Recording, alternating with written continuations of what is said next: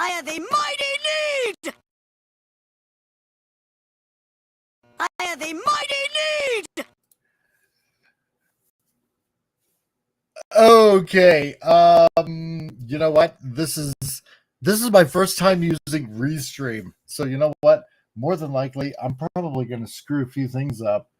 I have the faintest idea what might happen, what might be going on, but you know what? I gotta get back into streaming. I gotta get back into doing stuff.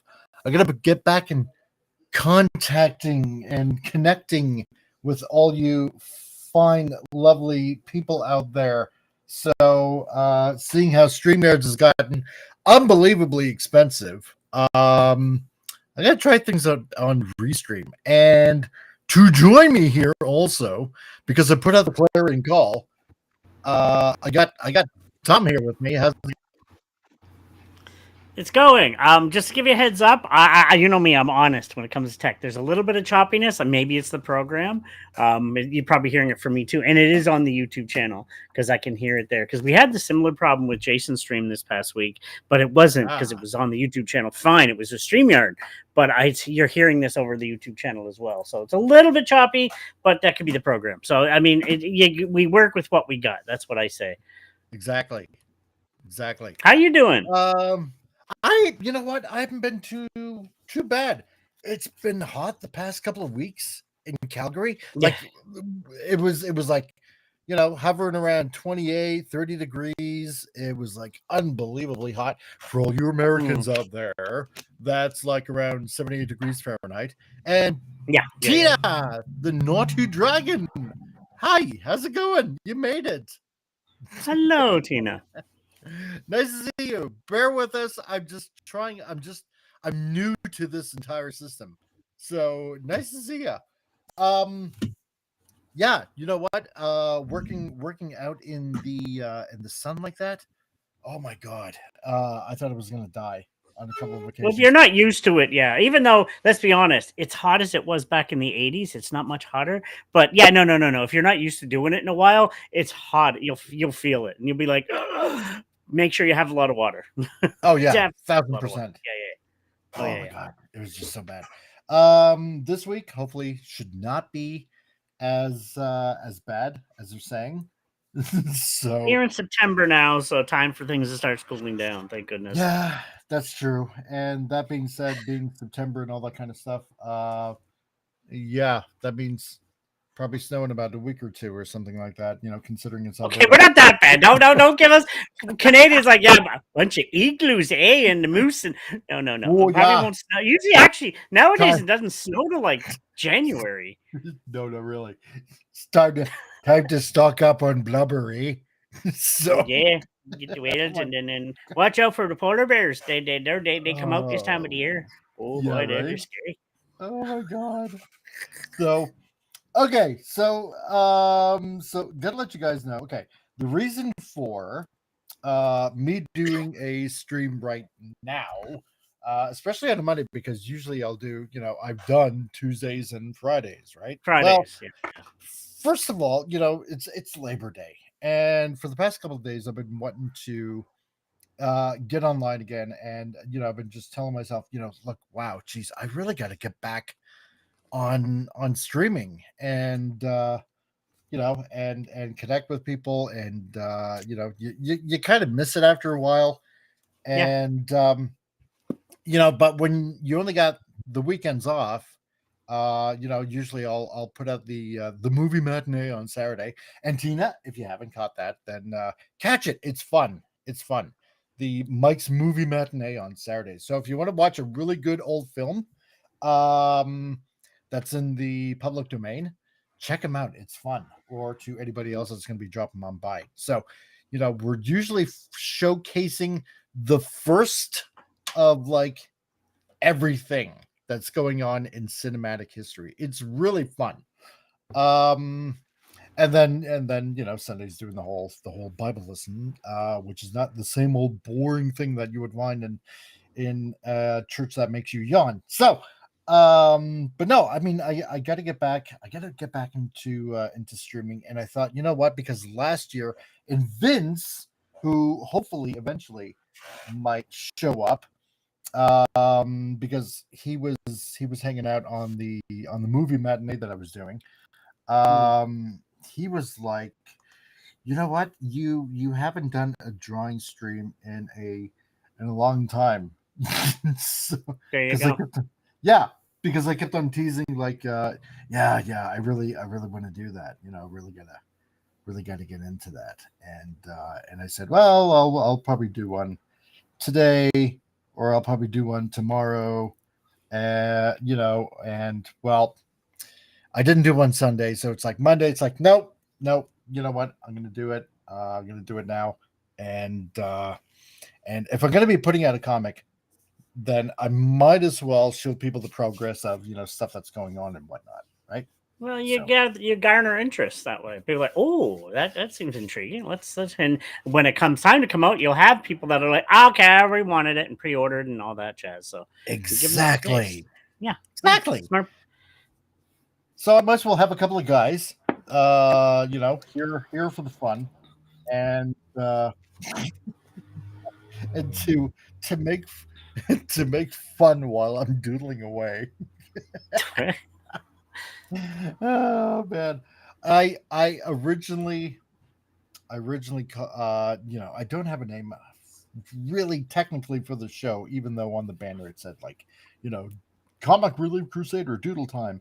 And no, but I took the cue from Raymond Feliciano over at King Dolphin TV, and because every time I show up, they keep on going huge circles, huge circles. You got huge circles going on, and because they're the kind of jokesters that they are, and Well, I remember taking drawing class. That's how you start a figure, with the circles. It always starts with the circles. well, they mean different kind of. Well, yeah, I mean those are nice circles. Don't get me wrong, very nice Well, circles. But anyway, yeah, exactly right. So, no, but my teacher slash mentor, I suppose you could say in this case, he's been on kind of a whole 1 year hiatus. So I hope he's doing well. Hungry Boy, if you ever happen to come across and listen to this, I really honestly hope, dude, that you are doing well over in Australia, and can't wait to get you back online again. So, and chat and okay, talk let me delve comics. into a couple questions while you're drawing. Let me ask Yes. you, as a person who's done drawing, are you using the mouse or do you have a drawing pad? Ooh, I got a drawing pad.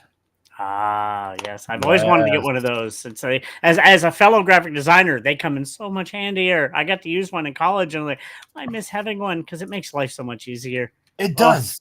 What I'm yes. using right now is the 15.5-inch XP pen drawing tablet, screen drawing tablet kind of thing. And I've always wanted one of these. Like, I really always wanted one of these. And I Yeah. got this a few years ago off of Amazon, and it was a Black Friday sale. Best And time to get them usually. Yeah, oh yeah, and I picked this up for like about $250. it's not bad. No, it's pretty good. So pretty good. So if you're looking for one, and I know the Wacom tablets, they're like super expensive. Oh yeah. I've looked at them myself before as a designer and stuff for projects. It would have been so much easier, but I'm like, okay, I got to concentrate on other things. But they are expensive. They can get really costly. Oh hell yeah. One of my daughters actually has one, and yeah, they do tend to be little expensive.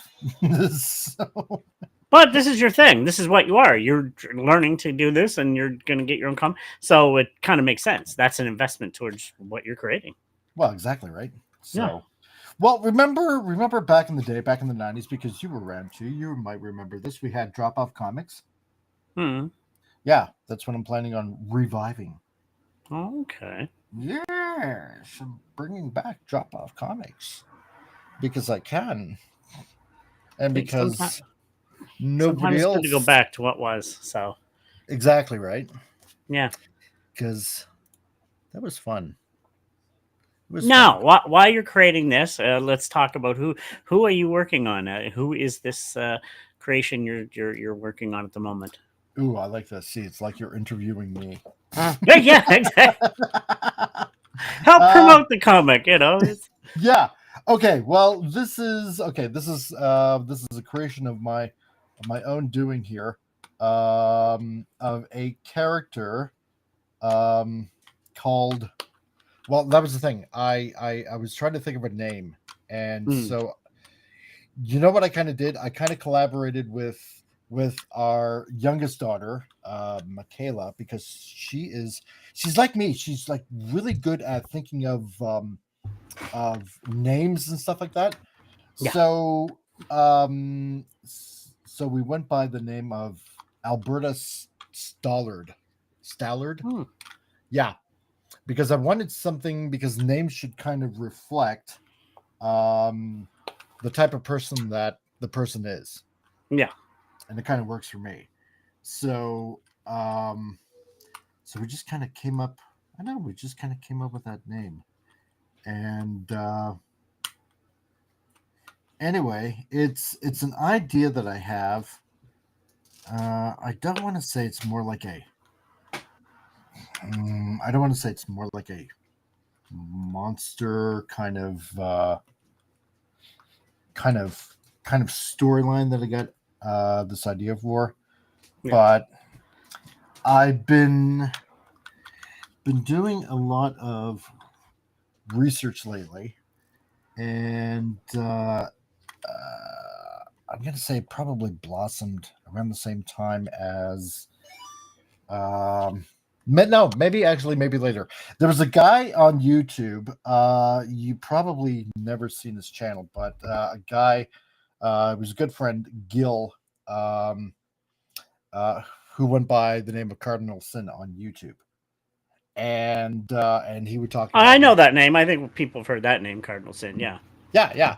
He would talk Yeah. about Yeah. like the supernatural and UFOs and stuff like Yeah. that. Yeah. Yeah. And he had some guys in the UFO community that would hang out and stuff like that. They'd be talking about all this kind of stuff, right? And so I talked to him a few years back before he passed away, and it's like hey, this is kind of the idea that I got, and but it's more based on um, Genesis 6, okay, actually in the Bible, where it talks about like this is like the time of Noah, when it would talk about the giants, right? The Nephilim. Yeah. And it's not talked about a lot in I suppose you could say in a Bible believing community, because what it is it's pretty freaky, and I guess you could say some Christians aren't exactly prepared to talk about it because it sounds so fantastical, right? Well, Like almost, Nephilim. I mean, I can. I mean, it's a lot of lore. I mean, delete Diablo. They're demons, is what they are, if I'm not yeah, mistaken. Yeah. Yeah. Yeah. yeah. So um in the Greek, here's the thing. Nephilim are the offspring, in case nobody knows out there, if you happen to be watching this on the rewind or something like that. Nephilim are the offspring of the, you could say, the daughters of Adam, okay? Hmm. Human females and fallen angels, Yeah. okay? And in the Greek, if you take the time to do a little bit of research, in the Greek, um, the name is Gigantos, right, for Nephilim. Hmm. So, but when it was translated into English, it was translated giants. They did happen to be giants, but Gigantos in the Greek translates into earthborn, Oh, okay. right? But they just, like I said, they just happen to be giants. So, there's a lot of stories popping up lately Like, if you've ever heard of the story of the Kandahar giant that was in Afghanistan, it's a pretty I've interesting story. heard of, yes. Yeah, it's a really fascinating story where these guys literally, as they were on patrol in a certain area in Afghanistan, they came across a 13 to 14-foot being that actually killed one of their men and was whisked away after they took it down literally and whisked away on a helicopter, never to be seen from again. And also, there was a show years ago on it on the History Channel about giants, and there were a lot of reports that the Smithsonian had been trying to cover up evidence. And who do we got here? Oh, we got Fez. Yo, Fez, what's up, dude? Nice seeing you, man. Fez forever.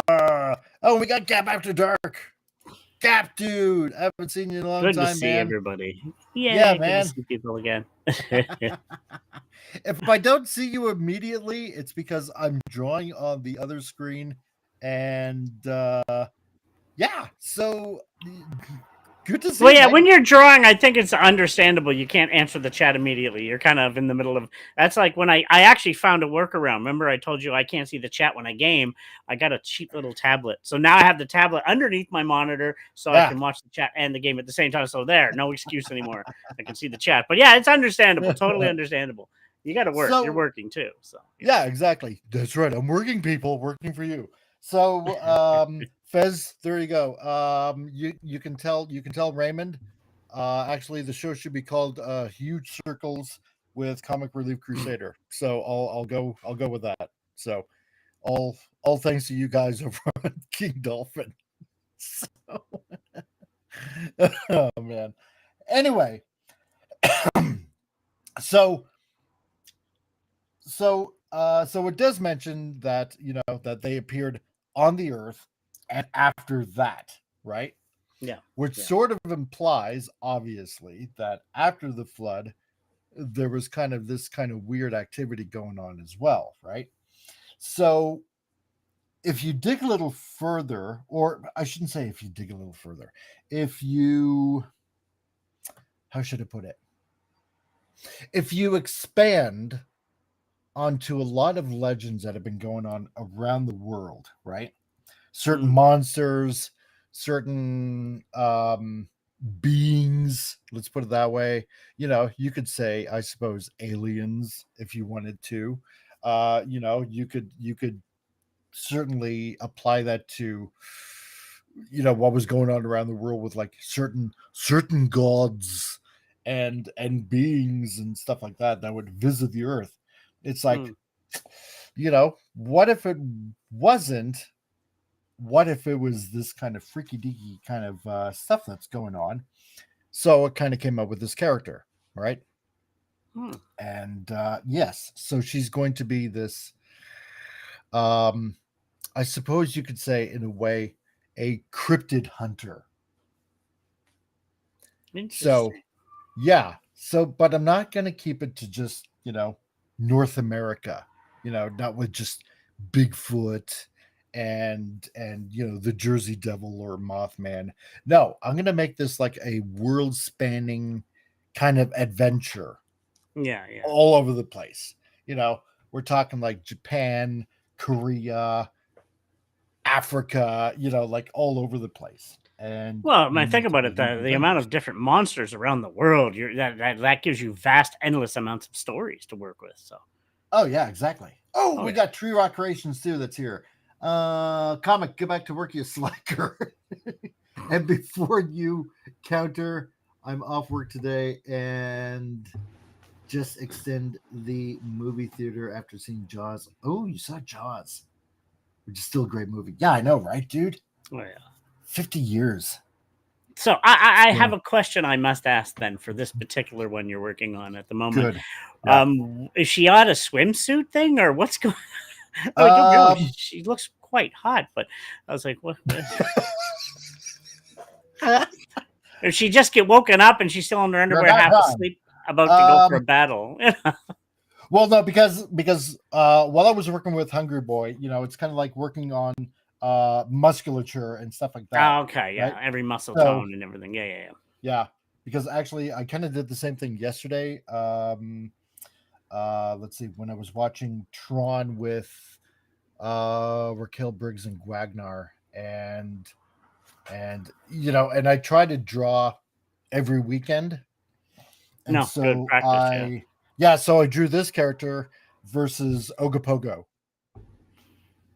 And I will BC. say, it's good to see hand and feet proportion very accurate. It's like a lot of times I've seen some drawings, you're like, what's going on? Yeah, But you don't normally see this. Yeah, So. it's the proportions are quite accurate. It's like, wow, so bravo. It's not too shabby. So, but I think maybe this time, no, you know what? This time, yeah, maybe we'll draw some clothes on her or not. Anyway, yeah, because this is a doodle stream. I'm supposed to be doodling here. Doodle away. Fez, she's due a beach blanket bingo twist off with Funicello. I look like she's about to kick somebody right upside the head for like making a bed. Just that foot looks like it's going to launch into somebody's face. It does look like that. Yeah, so, yeah, right. So yeah, I contacted some people like that I knew, or that I should say that I knew, that I know. Like one guy who totally works out all the time, Andy Masterson. And Andy, I miss Andy. I haven't seen him forever, but yeah, no, he's I know, right? Yeah, he works in the gym a lot, from what I know. So I know I haven't seen him around in. Anyway, like, so I asked him. I said, for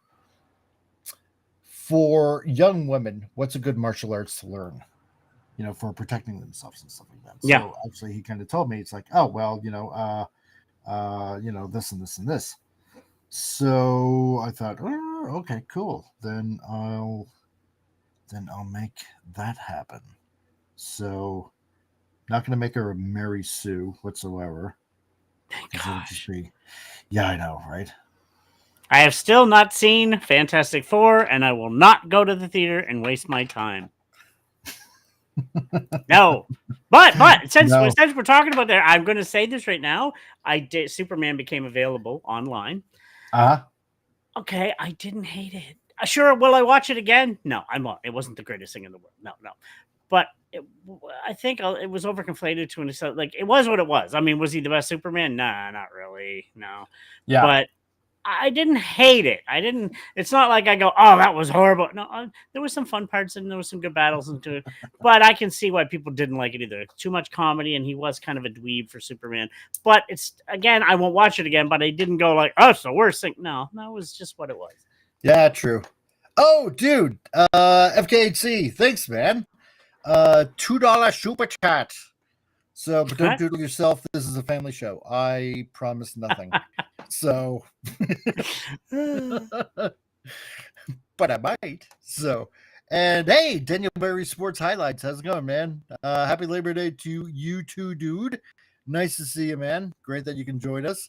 Yeah, I'm just doing something new here, dude, and just doing a drawing stream, trying to have some fun here.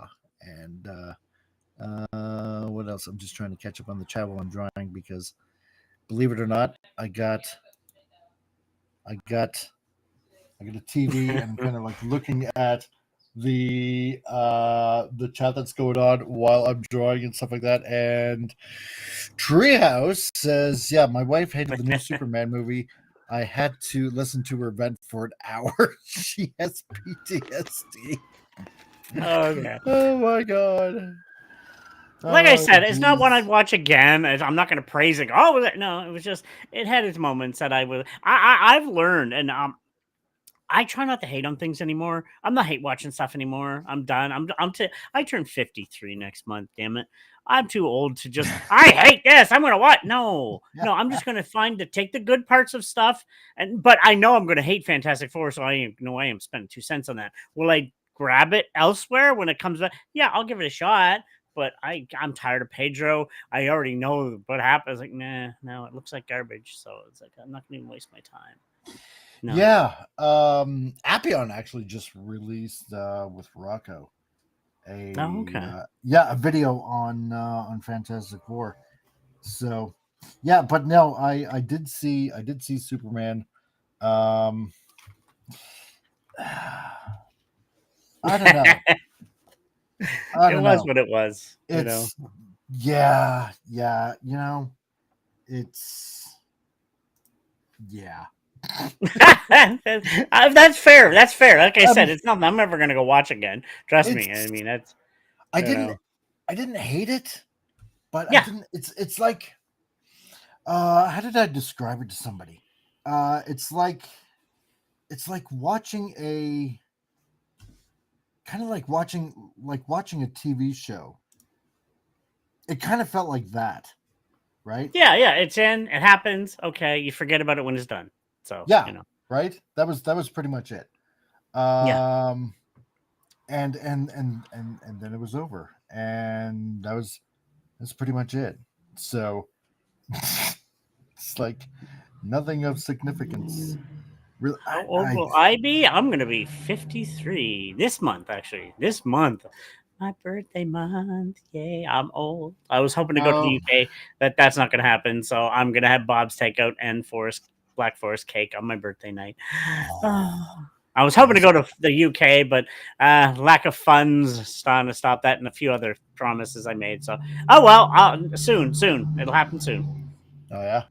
Oh, it looks like Tim sent me I'm something. not. Okay, comic. I sent you something. Crap. Here we go. Here comes something. Do I have to share it? Oh no! Wow. Now we're all curious. You mention that, everybody wants to see it now, whatever it is. Yeah, exactly right. Okay, so I'm gonna have to go open up my Facebook account and wait till it loads up. And if I go quiet for a couple minutes, somebody's picking something up. I'm actually selling my Death Note series, the Black Edition. Really? As a surviving artist, I'm able to buy my microphone, my gimbal, and I just upgraded my camera. A new phone. I can't get a camera yet till next year, but I got a brand new phone, the 9 Pro, as of yesterday. So I'm doing it. I'm sacrificing, but hey, that's the way you do it. So. Oh my God, this is true. Man, okay. Okay, hold on. I'm gonna have to buy your powers combined. Oh yeah, that's what I feel like on some days. Okay, let's see here. Can I incorporate this into Fez? Fez says 53. Tom, still young. I'm 60. And I don't feel. I mean, I got to get back into shape and eat better. But yeah. But as for the mouse thing, yeah, I hate drawing with a mouse. I was lucky enough to try it in college with it. That's why I said I'd like to get a pad. And I don't do much, but when I do stuff, it comes in handy. It's so much easier. The mouse is so limiting when I'm trying to do stuff with graphics. It's like I hate it. It's so cumbersome. Oh yeah, totally. Sore back, always tired. 40 is the new 30. What's the Riz? No idea why Gen Z have brought back low-rise jeans. By your powers combined, I am middle-aged. My God. Oh, jeez. I was going for a walk yesterday. I'm like, why do my hips hurt? Oh, I haven't walked in a week. If you don't go for a walk even for a week, your hips start hurting when you walk now. I'm like, okay, that's old age. Yep. I know, right? I'm old. I'm old. So I got to do that every day now. Actually, I promised myself September I'm going to change a new leaf. So turn a new leaf. I'm going to just exercise me better. Oh, God. All right. Let's see. So what am I doing here? Okay. Sort of kind of adding some clues of some sort. So gonna be It is. It is very much so. Very yeah. true. Yes. Uh it's funny because it's true. Yeah, it is. Yeah. Oh, Tim says, yeah, while Gap is laughing his ass off. Gap, how old are you? Because if you're younger than us,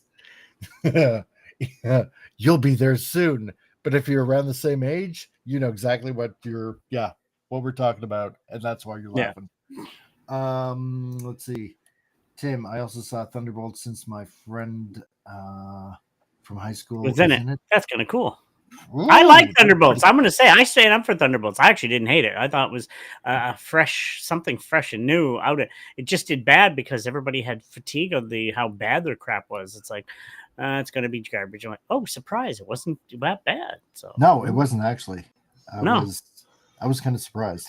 So I did rather like it. to turn around and give us Fantastic Four, Pedro Pascal mustache Oh God, yeah. man. It's like, why God? Damn, uh, freaking Pedro Pascal. No, I wanted to like Superman. To me, it wasn't bad, but I know what you're saying. I know what you're trying to say. I mean, I try to look at the good in it, and I enjoyed it. But would I see it again? Hell no, no, not at all. yeah, no, exactly. It's oh man, and then Peacemaker. Oh my lord! Last week I saw the first episode of that, and I'm like, holy jumping! No, thank you. And I like Cena, but no, I heard it's just one big gay fest. I'm like, Yeah, nope, nope. You can shove that up there. No, no. Actually, they might like that. Never mind. I don't want pretty nothing to do with it. much. I I'm actually like, enjoyed the first season. I thought it was funny, is it? But now they're going a total direction. It's like, no, James yeah, Gunn, you suck. Nope. pretty much. I'm like, what in the world is this? No, it's just Yeah, I'm like, James Gunn's universe is already tanking, and it's going to tank even worse. yeah, it is pretty much, Yeah. because I'm like, God, you might as well just make this softcore porn at this point, man. Well, I'm serious, but there are going to be people that are like, oh, it's not that bad. It's like, do do I need to watch this? No. No. Like I'm amazed that Warner Brothers let him get away with that. Well, Like, nowadays it's part of a and message, which is slowly dying, thank goodness. But it's part of a fake message out there that wants people to get angry and stuff. And I just don't care anymore. I just won't watch it. You just won't get my money. That's all. no, No. exactly. Let's see what else is going on in the chat. Uh, wait till the drunk Supergirl comes out. Oh God, yeah, that's right. It was Discount Superman on CW. No. No. Yeah, Ugh. yeah. True Rock, I already have Superman movie 1978. Just wait until a fan updates this movie with AI. Oh God, no, please, no. And Fez, yeah, it's time for common sense. James Gunn control. Yeah, oh, yeah, Now I'm exactly. gonna say I don't hate Henry as Superman. A lot of people that like Batman's first Superman was actually a fun movie. I enjoyed that a lot. Right. So that was really good and stuff. And I think he did a great Superman. He fit the role perfectly. But Mhm. yeah, and I don't even know this actor, so I can't judge him. But he was a whiny Superman. He couldn't even beat his clone. I was like, what the heck is going on? I was like, Yeah, right. See, that was another thing that I had a problem with. It's like, okay, Superman has X-ray vision, right? He couldn't even tell that it was a clone underneath the helmet.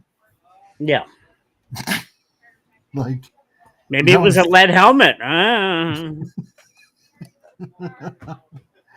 but that's just cheap, man. It's like, damn, dude, you couldn't even tell. You like really. He's right there. Yeah, but then again, yeah, you could be right. Yeah, could be a lead that helmet, but I don't know. I thought that's just lazy writing. Oh my god! It just quoted Deadpool. Well, that's just lazy writing. Um, yeah. So I sent. Oh, Tree Rock. What we need is more young Linda Carter. Yes. Wonder Woman movies bring on the AI. You imagine so many people could be going nuts on that. I guarantee people would be going gaga over that. Linda Carter. Let's see. Okay. What did I do here? All Okay. right, I am back. Sorry about that. You is back. I'm back. Yeah. Yeah. Just had that was so sad, but the way I look at it, when I become famous and popular, I'll rebuy everything again. That's right. I shall. I'm investing in myself. So that's what you have to do, and that's why I said, I mean, yeah, I'm a single guy. I don't have a family thing, so I can do this a little easier. I don't, if I don't eat, I don't eat. Sometimes I don't have to worry about anybody else, and I don't have animals anymore. So that's why it's a little easier with me, Yeah. But you know what? Screw it. I'm investing in myself. That's why I'm doing it this way. Is it hard? Yeah, I'm getting rid of everything. Mind you, sorry, I'm rambling on. No, I've that's fine. realized I had to sell on my PS1, 2, and 3 games, right? I've now found a PS3 in the bottom of a desk I didn't use. The disk drive was broken. I modded it. Now I can play PS1, 2, and 3 games that I used to own. It's amazing. Ooh. So and I will rebuy those down the road, but I had to sell Diablo. That was $100 though. A PS1 game for $100. Like, okay. So, but it was actually in condition. I took care of it, but I mean, it's just, I'm investing in my future. But anyway, so Yeah, sure. Sometimes you get to do that. You have to, and luckily, like I said, me being a single guy, it's a little easier. That's like when you're a married man with kids and stuff, so you have family and stuff. That's why in that way, it's a little easier for me because I don't know, I have nobody relying on me. You know what I mean? So it's like, yeah, it's a little easier for me because I'm like, I struggle, and some days I don't eat. Well, even my family helped me with that, but it's a little easier on my end. So, but hey, we're both all doing it. We're following our dreams, and we're both gonna get it there in the end. So, some days my dream will come true. Oh, this comic will be huge, and maybe it'll be an anime, and then I'm telling you, man, that's a thing. Just never know. I just have to. There is a manga school that is online. Really? Actually, they got a channel on YouTube. I was talking to them. What was it? Was it last year? I think it might have been last year.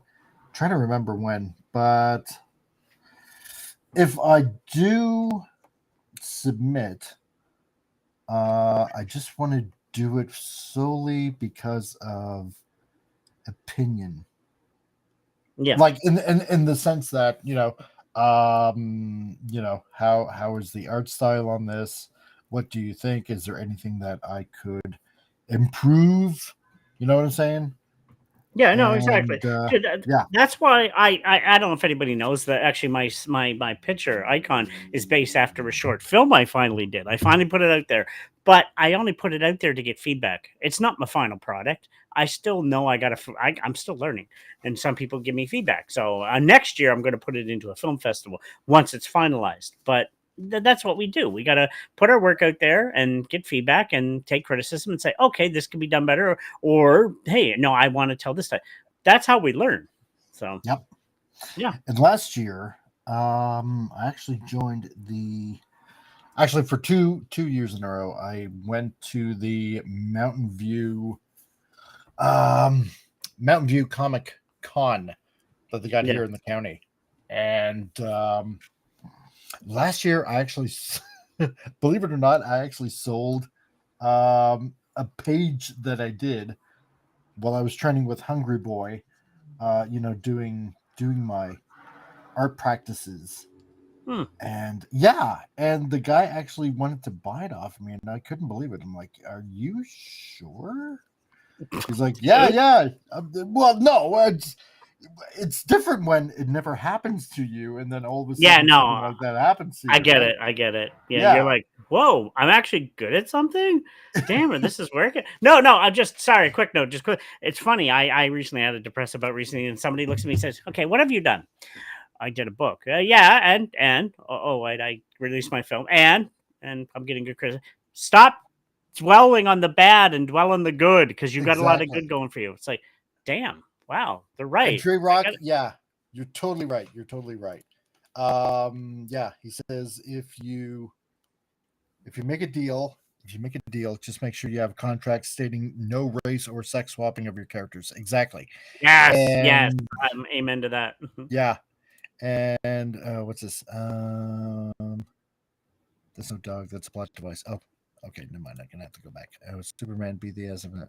Oh yeah, yeah, exactly. I didn't mind crypto in the movie. Yeah, I but the actually fact didn't that mind. Superman couldn't handle a dog, like, I used what? Like, Yeah, right. oh, that part was dumb. Like that part, I'm like, and then it turns out that it was Supergirl's dog, and she's an idiot. Yeah, I hated that right. Supergirl. Oh my gosh, give me Melissa. And I know people didn't like the series, but I thought she portrayed Supergirl perfectly. She did a good Supergirl.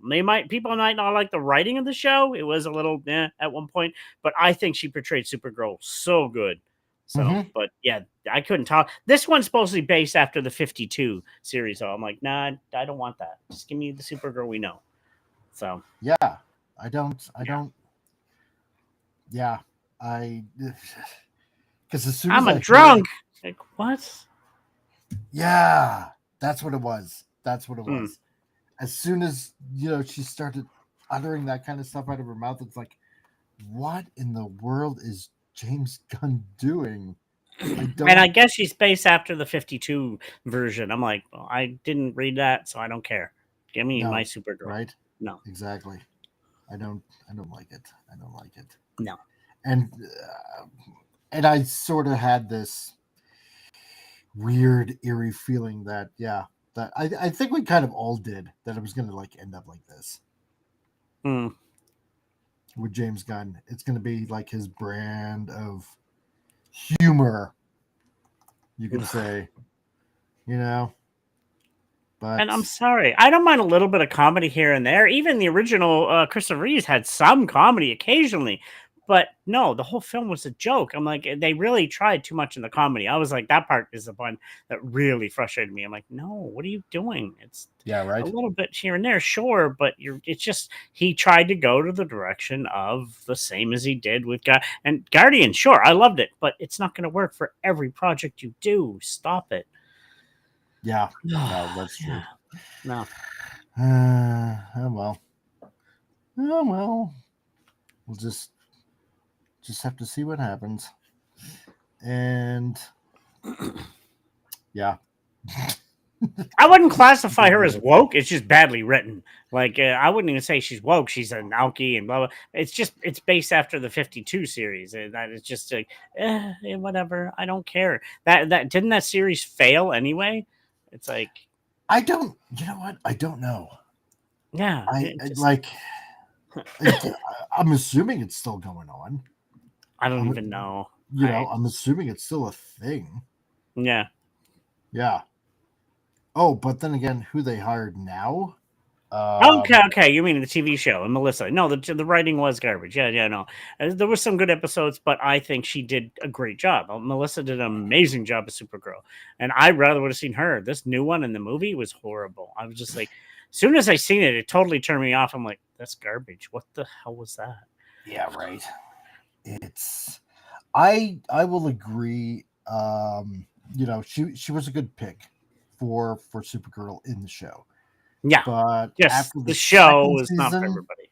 yeah, after Yeah, the second season, it's like when it started to get preachy and adding all this other kind of garbage into it. It's like, no. See, now you lost me. Now you yeah, yeah. lost me. I don't want a preachy Supergirl. No. Don't bring politics into it. It's supposed The to be a comic. CW got bad for that, though. Sadly, And I love the the Arrow series, and I think was it what was his name who played Flash again? That was Gustafson or whatever his name was. Oh yeah, that guy. He did a great Flash. I actually wish Mhm. he was in it. A lot of people wanted him in the movie more than Idiot Boy, but you know, but they're saying, then again, I don't want it now because I can't stand James Gunn's version. But they're saying he might come in for that version. I'm like, oh, I feel bad for him I because don't. No, just stop. yeah. Man. Yeah, it's I don't know. Whatever. All I know is what's going to be happening now. And what's happening now is everybody's moving towards video games. I think superheroes is kind of like getting out the door, and now everybody's making the move on video games. Let's see. Gap says after Supergirl TV got preachy, it was moved over to the CW. Yeah, true. Where all the preachy belongs. It's basically what it was. Oh man. You don't want a cheap preachy show? Head on over to CW. Where all the preachiness happens. Oh my god. Because you can't get enough of that. Oh, oddly enough, a lot of that was filmed in Canada, most of the CW stuff. That's out of true. Vancouver. Yeah, they were all filmed in Vancouver. So yeah, because we have really good scenery. Yeah. Well, we have good studios here in Canada. We do have some good filming studios. Vancouver being the number one, of course. Toronto has some, I know. The East Coast is slowly here, and even though I don't say Toronto's East Coast, but here in the East Coast, the Maritimes are slowly building. New Brunswick just got a tax credit this year or last year for filming here, and so that is going to bring a lot more filming here in the next few years, which is good. Okay, So, that's cool. Yeah, I like that. Yeah. Oh, yeah. So what was I going on about originally? That's right. Yeah, this. So yeah, with this comic, yeah. I mean, obviously, I'm going to be bringing in cryptids and creatures, and okay, yeah. True Rock first of all says, comic video games. Okay, where's my Half-Life movie? Yeah, dude, I want a Half-Life or Duke Nukem. That'd be awesome. They'd have to tone down Duke Nukem though. Do that. No, you do Duke Nukem. And actually, there was a rumor John Cena was supposed to play Duke Nukem, and I think you get an uncensored John, he'd do a great job at Duke. He would. Oh, but that was still a rumor. But oh yeah, no. Okay. So yeah, so like I said, this comic, it's going to be like around the world. To quote the Daft Punk song. So now it's in my head. Damn it! Yeah, I know, right? It's a good song. So I'm gonna be starting with like how should I put it? I suppose you could say kind of like low level mythological or cryptid kind of creatures. Let's say, for example, like chupacabra, or something like that, right? Something small, or you could probably even go maybe something smaller than that. I'm sure they're like smaller cryptids or something like that. I think so. I don't know. Around the world, there's millions of different creatures and lore around the world. So hell yeah, endless. So you kind of work through like the low level, creatures like that, right? And then maybe you move up to something, a little bit more challenging or something like that, like say Mothman, right? Or Jersey Devil, or maybe something like in Korea, like Dokkaebi, which is in Korea mythology. It's kind of like this, like a devil creature that carries a spiked club. And it robs you of your riches, and sometimes it can be nice, sometimes not, stuff like that. and then you move up to, like your upper class. So, I don't know, like your Loch Ness monster kind of thing, or in Australia it would be called the bunyip, or Bigfoot, or Yeti, stuff like that, right? Yeah. And but I don't want it to be all like kind of cryptid kind of stuff. I want to throw in some other interesting little tidbits, because like I mentioned, hey Penny and Joe Dog, what's up? You can have super level ones too, I would say. Maybe dragons and something, even the highest levels, the rare, monstrous ones. That's what I'm thinking of Yeah, including. yeah. Joe Dog, what's up? Watch Terminal List, Dark Wolf, loved it. Awesome. I do, yeah, because I finished season 1 of that. I knew season 2 was coming with Chris Pratt, so I definitely want to check that out. True Rock, comic around the world. Yeah, funny. My Penny. imagination went a little crazy. All I could think was anime characters beating the crap out of Western characters. Terminal List Dark Wolf. What is that? Now I'm curious. It's on Amazon, Oh, and Chris Pratt is in it, interesting. and yeah, apparently, what was it? He was in. I was almost going to say Cold War, but no, not Cold War. Afghanistan or something like that. He was like exposed to some sort of carcinogenic gas or something like that, and he found out that it was done on purpose by his superior officers. Oh, And he's pissed. that sounds almost, sorry, just a little bit of idea. That sounds similar to Al Simmons. Remember, a chap was sent to kill him by Wynn. Remember, exactly, right? Ah, so he's been finding out that his his friends that were in the same squad were targeted because they all know what's going on, and he's like the last on the quote unquote terminal list to be terminated, right?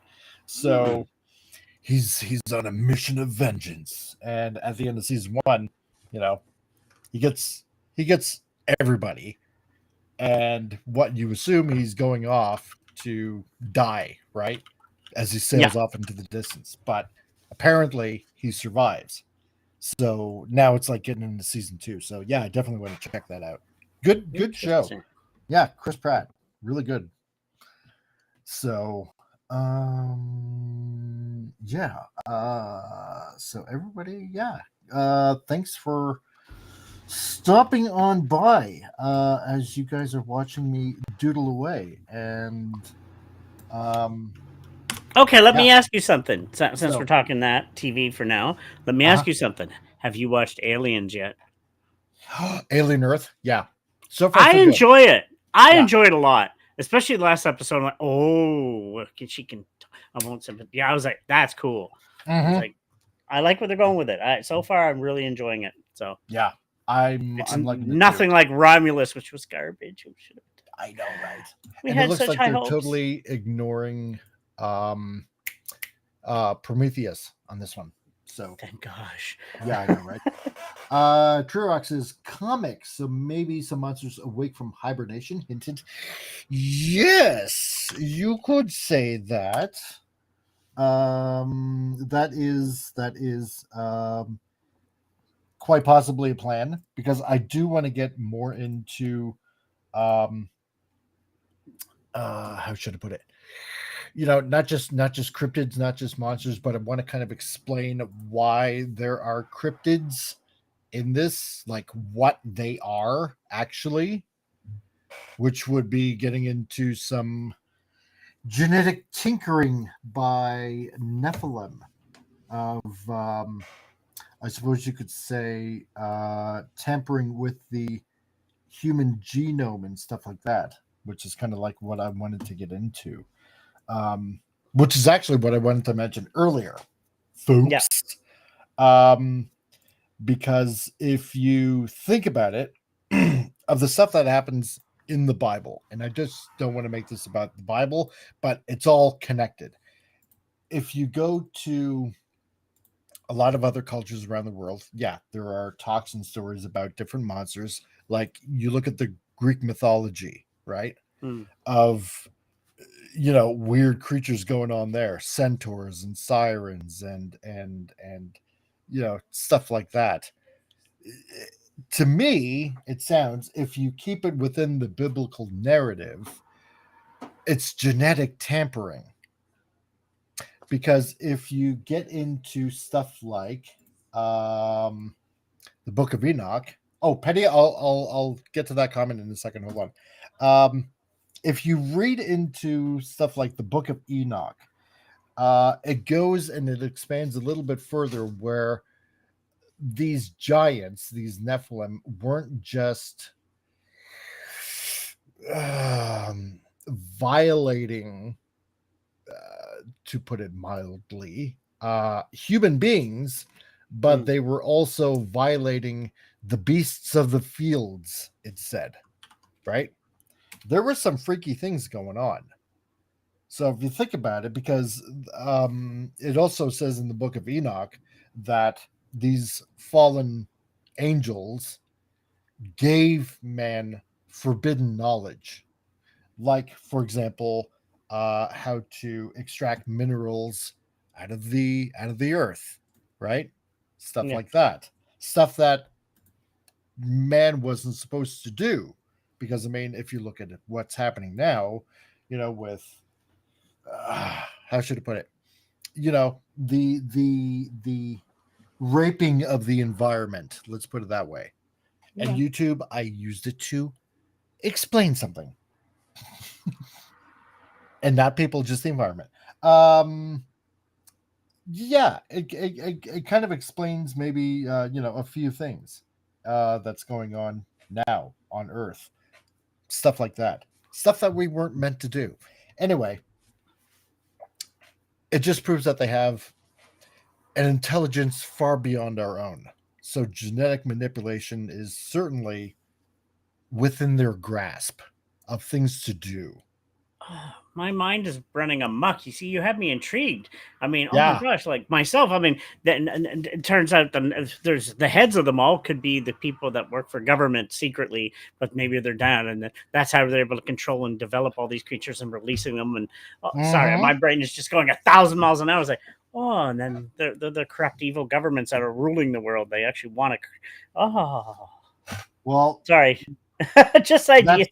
No, but that's the thing, right? Because it's the kind of thing that's always being talked about, right? It's like because we hear about things like, oh well, the government is in serious in secret talks with alien beings and stuff like that. It's like, dude, no. Think about it. If they break the conventional laws of physics, right? Yeah, yeah. Like, and why would an alien race, like, and several on top of that, if you really think about it, like they say there's these reptilians and these Nordic type of aliens that like apparently we're like some sort of central hub where every kind of alien race apparently comes and visits here. Like, give me a break, right? It's like like really all of a sudden. Well, I don't know if you've heard in the news. I think it's by November or October. An alien ship is supposed to visit planet that's big as like an island unto itself, supposedly. Oh yeah, that Atlas. Yeah. Yeah. It's not aliens. Anyway, no, they're being manipulated. You're being manipulated. Generals and the higher ups that think they have access to alien yada yada yada. Anyway, okay. So Penny, let's see. Penny CRC, you just received a membership gift to Stark's channel by Casey Creepy Creations. Oh, cool. That's nice. I'm gonna have to say thank you to Casey. So, or if you happen to be there also, then say thank you for me. And that's pretty cool. And Treebox says, Tom, you might want to change your opinion on Alien Earth. If you watched a recorded live stream of some professional writers, the characters are plot devices in that TV series, not very interesting characters. See, my personal opinion, I disagree. I enjoy it. See, I'm to the point. I find people break things down way too much nowadays, and which has ruined the enjoyment of what we used to love. You know what I mean? Like I seen Star Wars as a child. I was at the very first film back in this. I'm old. I used to enjoy things, and I didn't break it down. And I don't want to stop breaking down to me. I just want to go and enjoy it. You know what I mean? Like, switch your brain off. Yes, because that's nowadays we're so involved. We break everything down and da. No, I'm tired of that. I just want to go turn my brain. And so far, I'm enjoying it for what it is. I really am. I gotcha. I mean, yeah, it's just And Fez, my Fez bro, comic, the master manipulator of genetic sister, is a perfect description of Bill Gates. Yeah. Yes. Nudge, nudge, wink, wink. 100%. I totally agree with you on that. Yeah, I mean, this is stuff we're not supposed to be doing, stuff that we're not supposed to be knowing, because I'm just gonna say it plain and simple. As a race, we're like petulant children that should not be playing with things that we shouldn't be playing with this kind of stuff. We're going to go into the rumors then. Since we're talking about this, the next big thing that Gates was supposedly going to happen is we all probably heard of chemtrails, correct? No. Well, they're supposedly now they're going to be ejecting them with the next whatever the Moderna, whatever the stuff that was for the COVID stuff. They're going to put it in the air now. So for people who didn't decide to get injected, we're just going to put it in the air, so everybody's going to have their stuff in their system. Exactly. So because it was like in a TED Talks of his, he's like, one way or another, we're going to get you. Yeah. Yeah. It's like, are you really? I don't think so, but you can try. Where's Appion's Bane when I need it? Oh, you think you can do this now? Really? Try to stop me, Batman. Man, he had me laughing so hard. It was good to see him again on that last episode you did, and it was like, damn, he's back in form as always, and it was just good to see him back. And man, that man is funny as hell. Oh God, yeah. No, he just released another video on his YouTube channel. So nice. Headcanon, yeah. So got to love it. And if you haven't checked it out, if I got the time, then I will add the link to his YouTube channel as I am drawing away here. And multitasking. Exactly, right? So as I'm trying to watch the TV also, Joe Dog, I was listening to Rush 2112 last night. Love that album. Oh, okay. You brought that album. I have to bring this up. I was 5 years old when I first heard that up. My aunt and uncle used to babysit me, and they'd party. They were teenagers at the time, and they'd play that album over and over again. That is it's an art album now. To me, it's a beautiful piece of work. I mean, the song itself, 2112. It's just beautiful. It's cinematic. It's orchestrated, And I remember I grew up with that album, and now it's part of who I am as a. It's a brilliant piece of art, And Neil Peart's drumming and everything. It's just so good. That's a brilliant album. But I was raised on that album since I was like 4 or 5 years old. Oh, such a good album. You're gonna hate me. I'm not a Rush fan. Oh, you're not a Canadian. No, I'm just. My wife likes Rush. I'm sorry. It's okay.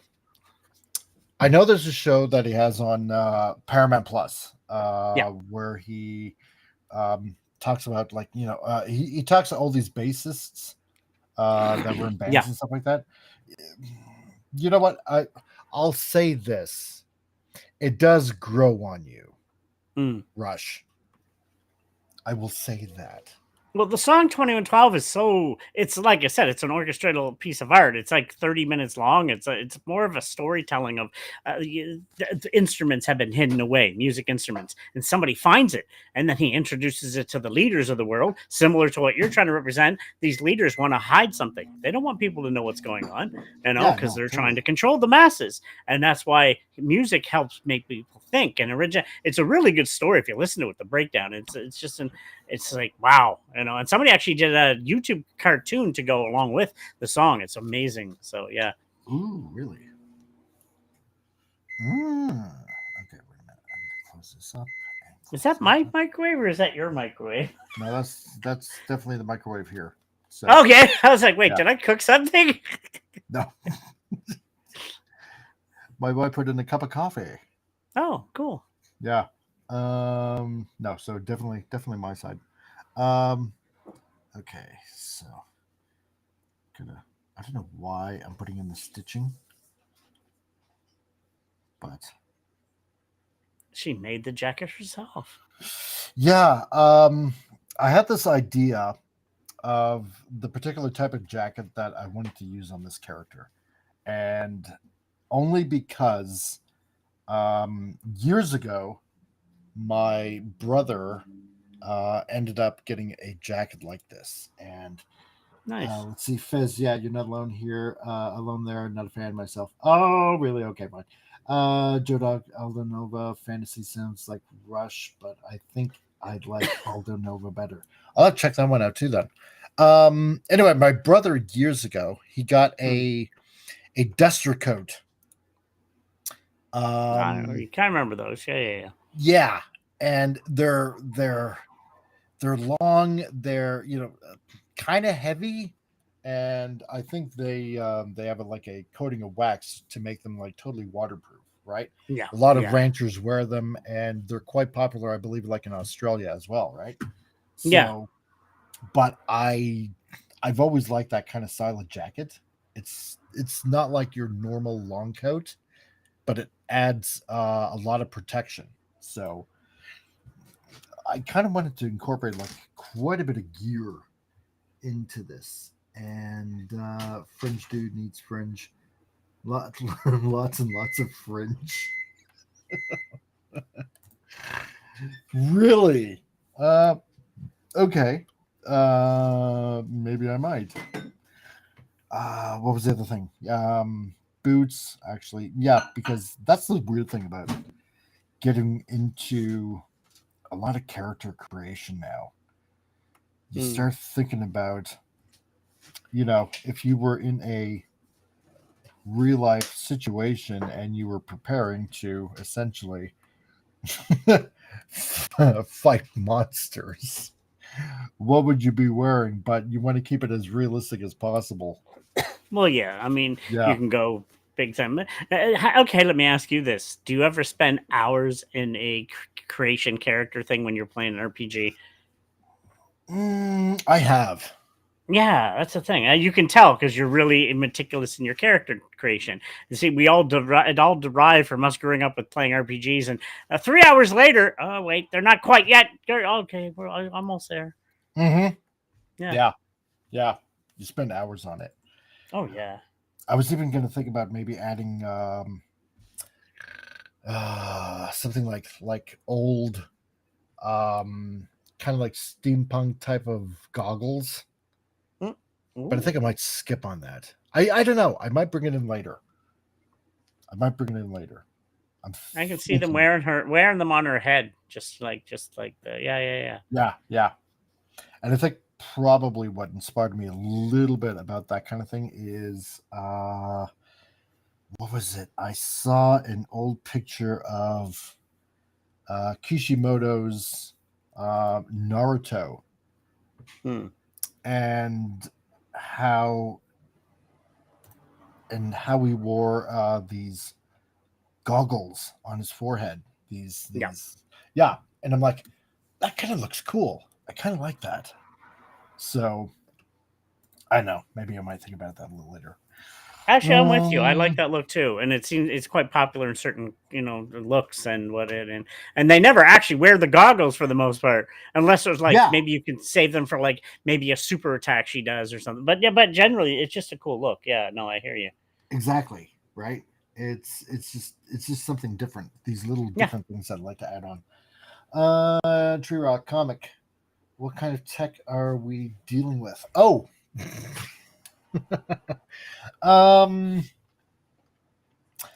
I think here's the thing. Here's the thing.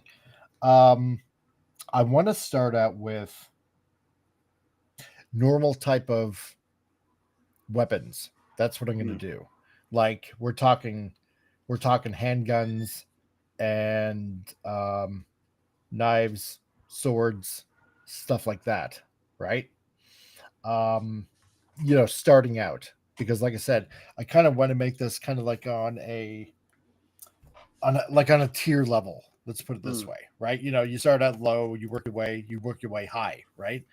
And also, let's see. Also, he asks, after dealing each after after defeating each monster, get a piece of monster power like scales from a dragon or something like that. See that's kind of along the same lines as the way I'm thinking, right? As Fez says, I dare you to put a Pez dispenser in your little jacket pocket. Oh, you know what? Oh, Fez, I like that idea. Oh, I should do something like that. Okay, cool. I like that. Okay, so here's the thing. Because yeah, I do want to start off with something simple like pistols, guns, and we're talking like like old guns like Wild Bill, guns with the belt and the holster, right? And I want to Yeah. do it in such a way. Um, what I wanted to do, and I brought it up with over on King Dolphin. I wanted her to hold her guns in an unusual way, like holster them in an unusual way. And if you look it up, you can either do there's several ways of doing it, right? So you got your hip holster, or you got a leg holster, you got a shoulder holster, you got a chest holster, and then there's something called like a cross draw, right? Where you reach over with your other hand to Mm. pull out, your pistol, or you got something that's called a cavalry draw, right? Where the pistol is actually backwards. It's not Huh. like normally drawn in. It's Yeah. backwards, right?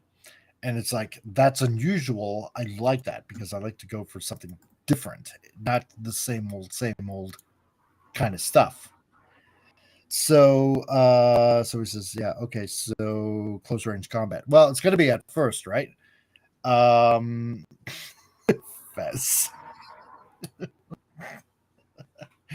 Really? Well, it would be chest holster, wouldn't it? So anyway, I like her. I like the hips. She's got nice hips. So I was like, yeah. But anyway, that's right. Um yeah. so as But I say something original is like what you're looking for, though. I like that well, idea. yeah, Yeah.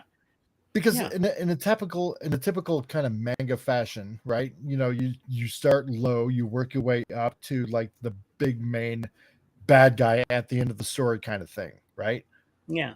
So um I don't know what cryptid or what Nephilim creature is going to be at the end. I haven't quite figured that out yet. I'm sort of kind of figuring it out. So um so so I'm gonna figure that out. But I want to do something also, something different with this that probably hasn't been done before. And as I'm saying it live on YouTube, it'll just prove to everybody that I had the idea first. So if anybody There you steals it, you're gonna know that I said it first. Okay, so there you go. Um, and Fez, I gotta be me. Yeah, I know, right? So, oh well. Before I say, okay, so True Rock says, comic. If you use a Pez dispenser, don't call it Pez because yeah, exactly because of trademark. You wouldn't You don't want to do that. Call it something else unless you have permission from Pez. Just a reminder. Yeah, that's true. Can't do that. You don't want to get sued. So my idea is, um, I was looking on YouTube and looking up some some myths, right? And something Mm. kind of intrigued me of something that I wanted to figure out. And I heard of stories like, for example, like with some of these East Indian, um, in their pantheon, and it goes the same thing with like a lot of Gaelic mythology and stuff like that. Some of Yeah. these quote unquote gods, right? And also you go to Marvel Comics, you got Thor, right? Some of these mythological um beings had items, had weapons of some sort, had staffs or hammers or, certain types of swords that did, something magical, right? Not just for battle, but it also Yeah. did other weird things, right?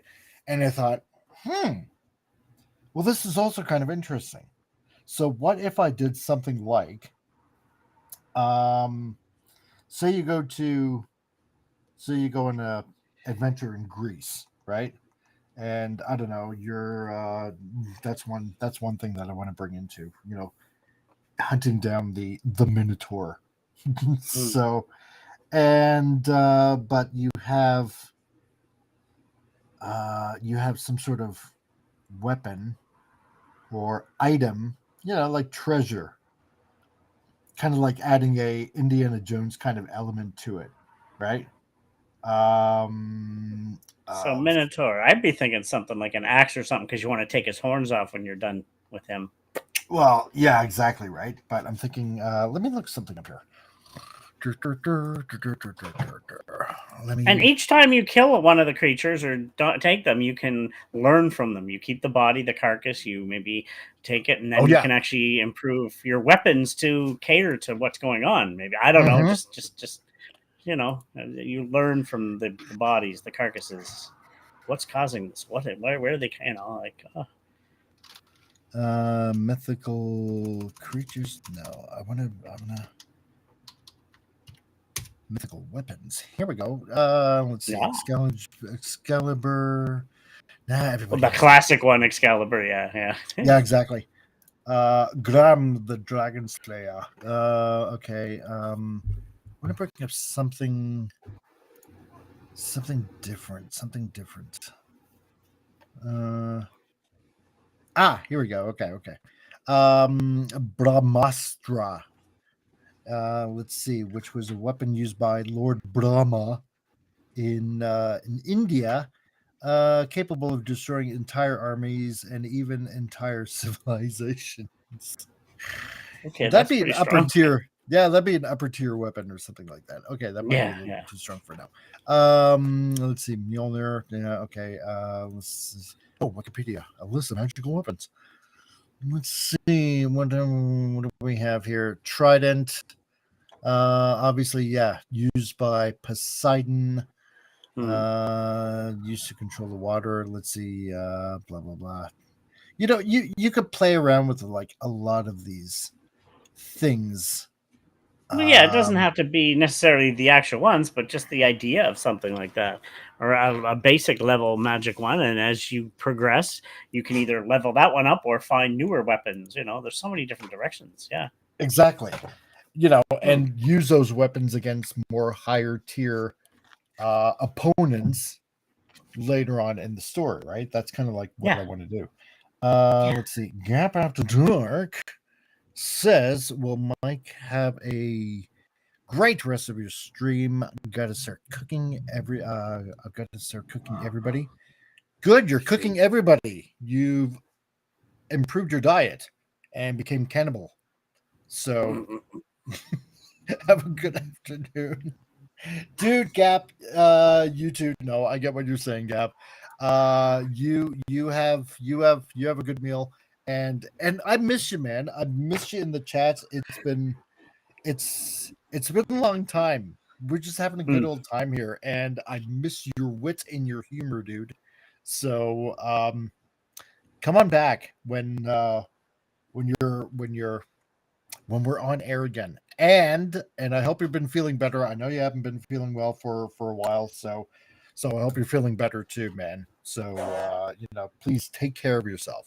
All right. So um but yeah, that's it's basically another idea of what I want to do. Where I kind of want to take this, kind of like using these legendary weapons against them, Yeah. which they've used to terrorize mankind for eons. So, Well, okay, I'll use that one. Have you ever seen the movie Rawhead Rex? no. Oh, brilliant! It's an '80s schlocky horror film, but I love the monster. It was really bad, but it looks cool. And Oh, the yeah. simple weapon to take him out was a tomb, just a tomb that has to be held aloft, and then the beam takes him from the church. And then he was supposedly along with. It's pretty good. It's really good, and it's violent and fun. But it's an '80s monster film. But it was just a simple tomb. But the power that would take him out it's the power of the church actually, and then takes him out, and then he gets buried again for however long. There was Mm, supposed to be more after that, but nothing was ever came up. But I loved it. It was really fun watch. So, I but yeah, like just that. any type of old weapon out of like it doesn't have to even be a blade or anything. So No, yeah, that's the thing, yeah, right?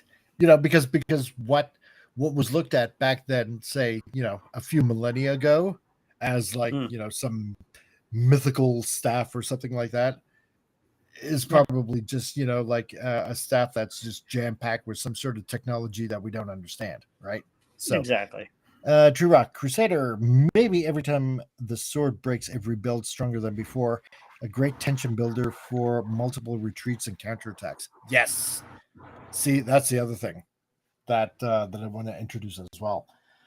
There is Look, that tells in the something. RPG elements because you're upgrading your weapons in some games. It's like yeah.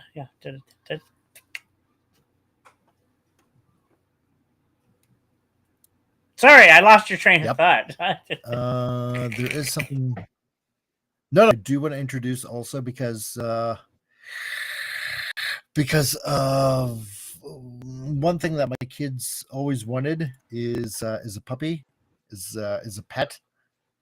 So Aw. I want to add on a companion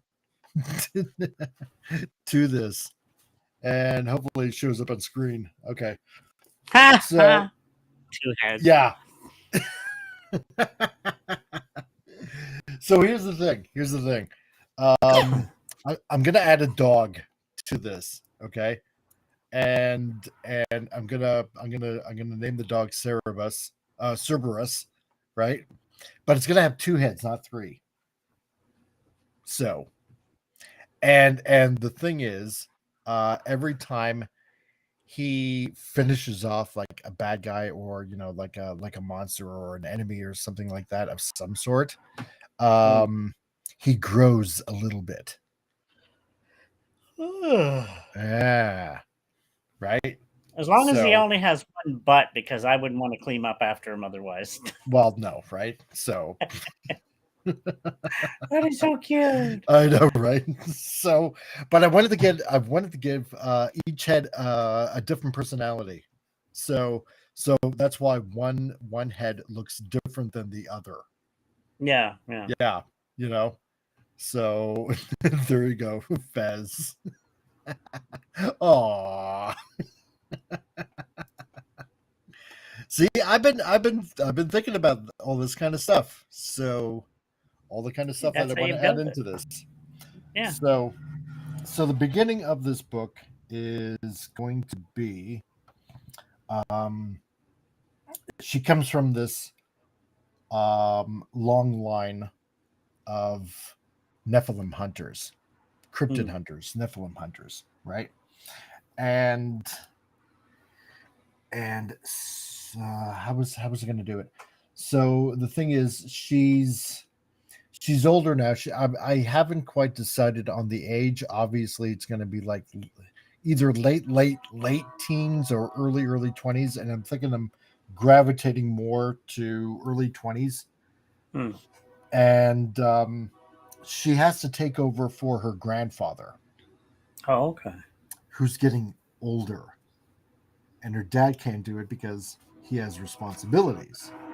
So I think that's kind of why I was asking Andy Masterson, what's some good martial arts for young women to learn and stuff like that. So he let me know a few, and I'm like, okay, I think I like this. So what was it? Krav Maga or God, Krav Maga, I've heard of that. Yes. I've heard of that. Krav Maga was a couple. What else? Yeah, Krav Maga, and there was a few others. I have it written down somewhere, but and Brazilian Jiu-Jitsu was another one. So let's see what else here. I have to bring up some gear, and I need a reference picture for some guns. And good old Desert Eagles or something. Yeah. I'm going old school. That's what I'm doing. I'm going old school. I'm going like Wyatt Earp kind of thing. Oh, you 6-shooter Batman. Yeah, right. So let's see. One head confused because he can't sniff the other one's butt. Yes, that's the way it works, Fez. So and True Rock. Let's see. Is the coach going to be wearing fireproof? Why the long coat? Coat could act like a parachute to slow down character after acceleration or something else. Well, okay, for the long coat, yeah, mainly because of protection. I haven't thought about maybe fireproof, probably fireproof, depending. But yeah, because the long coat offers quite a bit of protection. Especially in the leg area. And like I said, a duster jacket is a pretty heavy jacket because it is coated in a wax as well if you treat it well, and that way it also becomes resistant to to water when it rains. And like I said, these coats are used a lot in Australia, and in Australia everything wants to kill you, especially snakes. So, and I've seen a lot of farmers wear them too, and and stuff. So yeah, they're exactly popular around that type of thing. And hey, you can have a lot more pockets on the inside, so you can carry more Pez dispensers. She loves her kid. I don't know. I'm just guessing. That's right.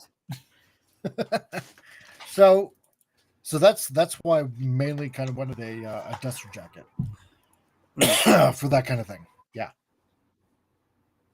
So purely functional. Let's put it that way. Yes. So okay, so let's see. Holster. Okay, so and again, the other reason why I want to do drawing streams like this is because, like I said, Vince the other day, he's like, hey, it's been a while since you've done a drawing stream. When are you? And because I know it was like a little over a year where I said I would keep everybody posted about what's going on with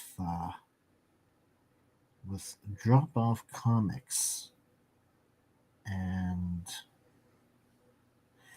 because things in life tend to get interrupted at times. Yeah, some stuff has been on a little bit of a delay, unfortunately. So it becomes a little bit of a pain in the ass when you fall behind. So It's life, though, man. That's what it's to be expected sometimes. So yeah. Hmm. So yeah, and like I said before, this way it brings people along with the journey. Well, that and it And also lets people know how you're doing. I guarantee people wonder making sure you're doing okay. We haven't heard from you in a while, so it's like people want to make sure you're doing well, and yeah. well, So it's good. that's the other reason too. Yeah, it's been like the whole summer. Yeah. Essentially, it's been the entire whole summer. I had to concentrate on work. It was like a 3 month. They give you the 3 month probationary period, Yeah. and so you got to work through that. You got to make sure you're paying attention while you're on the job, and sometimes by the end of the day, depending on how long your day's been, it's tiring, man. Yeah, especially when you're not used to it. You haven't done that in a while too, so you'll get back into the Yeah. swing of things once your body gets used to it. It's a little easier, but at first you're like for like first 4 or 5 months, like, gosh darn it, yeah, no, Oh, I know, it's man. just to be expected. So yeah, Let's see. Fez, yeah, knee spikes for deflating basketballs. Right. Yes, that's it. That's exactly it. So, beware, everyone. Oh man! So, Oh God! Oh man! let's Oh see. God! Oh man! Oh God! Oh man! Oh God! Oh man! Oh man. Okay. Yeah. True Rock. A three-headed animal would be nice if one of the heads was able to watch its own back, making it difficult to attack from behind. Yeah, that was the thing, right? I didn't want to do a normal Cerebus. Mm. I didn't want to. I there's going to be a little bit of a backstory to why, first of all, why a two-headed dog and not three, like in traditional Greek mythology. Because Cerebus was a three-headed dog that guarded Hades in Greek Yeah, mythology, right? So, if you know that story, you know what I'm talking about.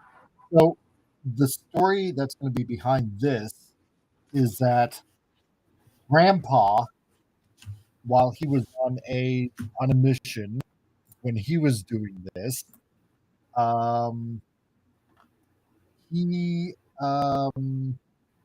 he came across or this was going to be the dog that he came across, and it was a reject. Like basically the dog that that should have been, having three heads, yeah.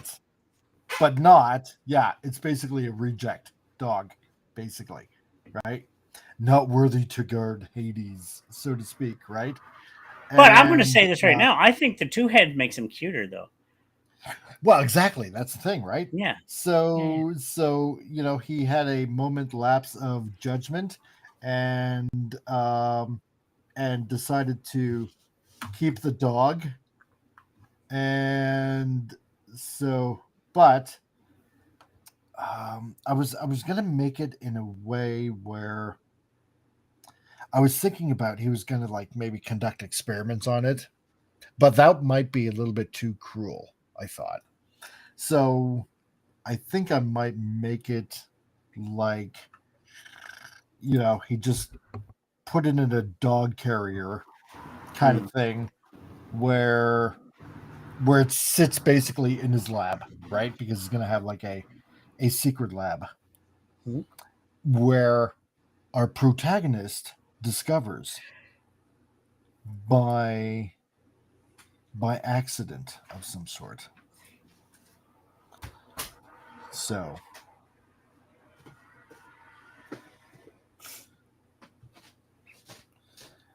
and eventually pokes around and finds the dog, to which obviously she falls in love with it.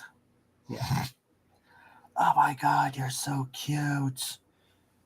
You're a freak. You know? One I head love- can be over affectionate, licks your face off. The other one just like kind of drag away. Yeah, right. Well, that's Yeah. that's the other thing that I'm thinking about, right? It's like, okay, well, they're gonna have. I want them to have like kind of like two distinct personalities, right? Yeah, yeah. And I kind of got a little bit inspired by what was that meme that was going around with King Ghidorah? You know, it's like two serious heads, but one of them looks like one of them looks kind of stupid and kind of goofy. Oh, that's been done, but first there's all three stupid. Sometimes you get two stupid. Sometimes, yeah. I know. Yeah. So I might make it like you know, I don't know, one serious, one not serious, or you know, something like that. I don't know. That should be perfect. I Yeah. like that idea. Yeah. that's the plan. So, but yeah, so you know, you're gonna have fun doing this kind of really goofy kind of stuff. Well, that's the thing. It's your creation. You make it what you want it. You know. Exactly. So, in case some of you don't know what I'm doing, and I'm sure that There's you no do. borders to be found. You create your own borders in your world for this creation. So Exactly. yeah. That's the fun part. And besides, you know, I'm kind of reminded of, you know, sometimes crazy works. It doesn't have to be, it doesn't have to be, you know, the same formula that everybody else uses that, you know, might. Well, that What? gets repetitive. Exactly. That gets repetitive. Yeah, right? Yeah. So, you know, you don't want to do that all the time. No. It's just boring. Let's see. So if my Fezbro is still watching, which I imagine he is, hopefully I am drawing a pistol correctly, pretty much, at this point. I just want to make sure. Let me zoom out a little bit. So.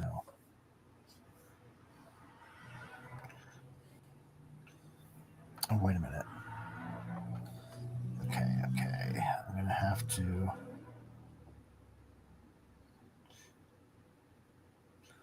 Because I know, obviously. Okay. And here. I almost forgot the trigger. It's like, wait a minute, I'm missing something here. Oh yeah, a trigger. That would help, wouldn't it? So, okay.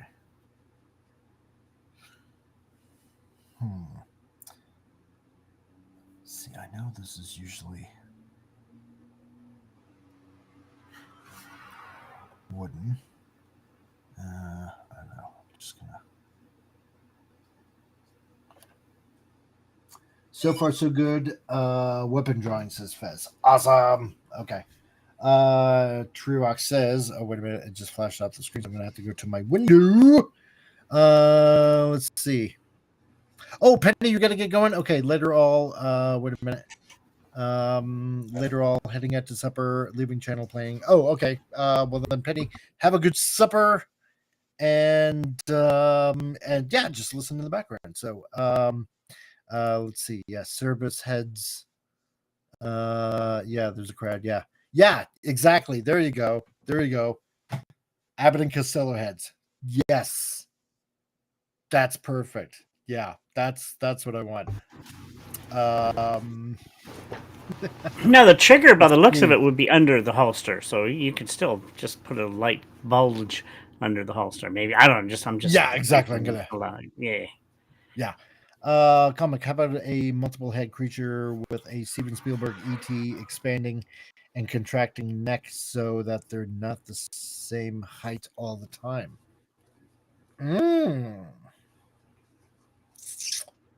I like the cuteness of their heads right next to each other.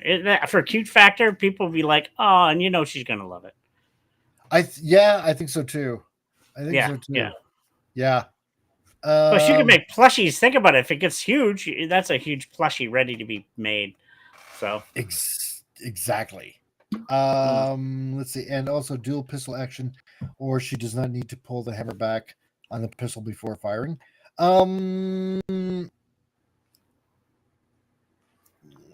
Either or. You know what? Because I haven't fired a pistol before. That's the thing. I've fired rifles. I mean, I know there's a little bit of cocking that you have to do. No pun intended. No.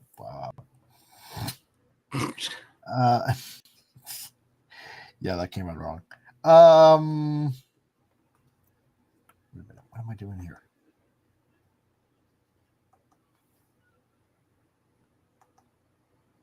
Undo? don't want to interrupt. You're in deep thought now. There we go. Okay. Yeah, no. I'm just gonna stick with the two ads. I'm not gonna do. Yeah, I don't think I'll do a extendable neck thingy. That might be a bit odd. I mean, maybe when their necks will grow bigger, maybe when they get older. Remember, they're going to get bigger each time they do the kills. But... Oh, yeah. No, exactly. No, I know, but yeah, now I get what you're saying. Yeah, because now they're kind of like cute and compact and puppy-like.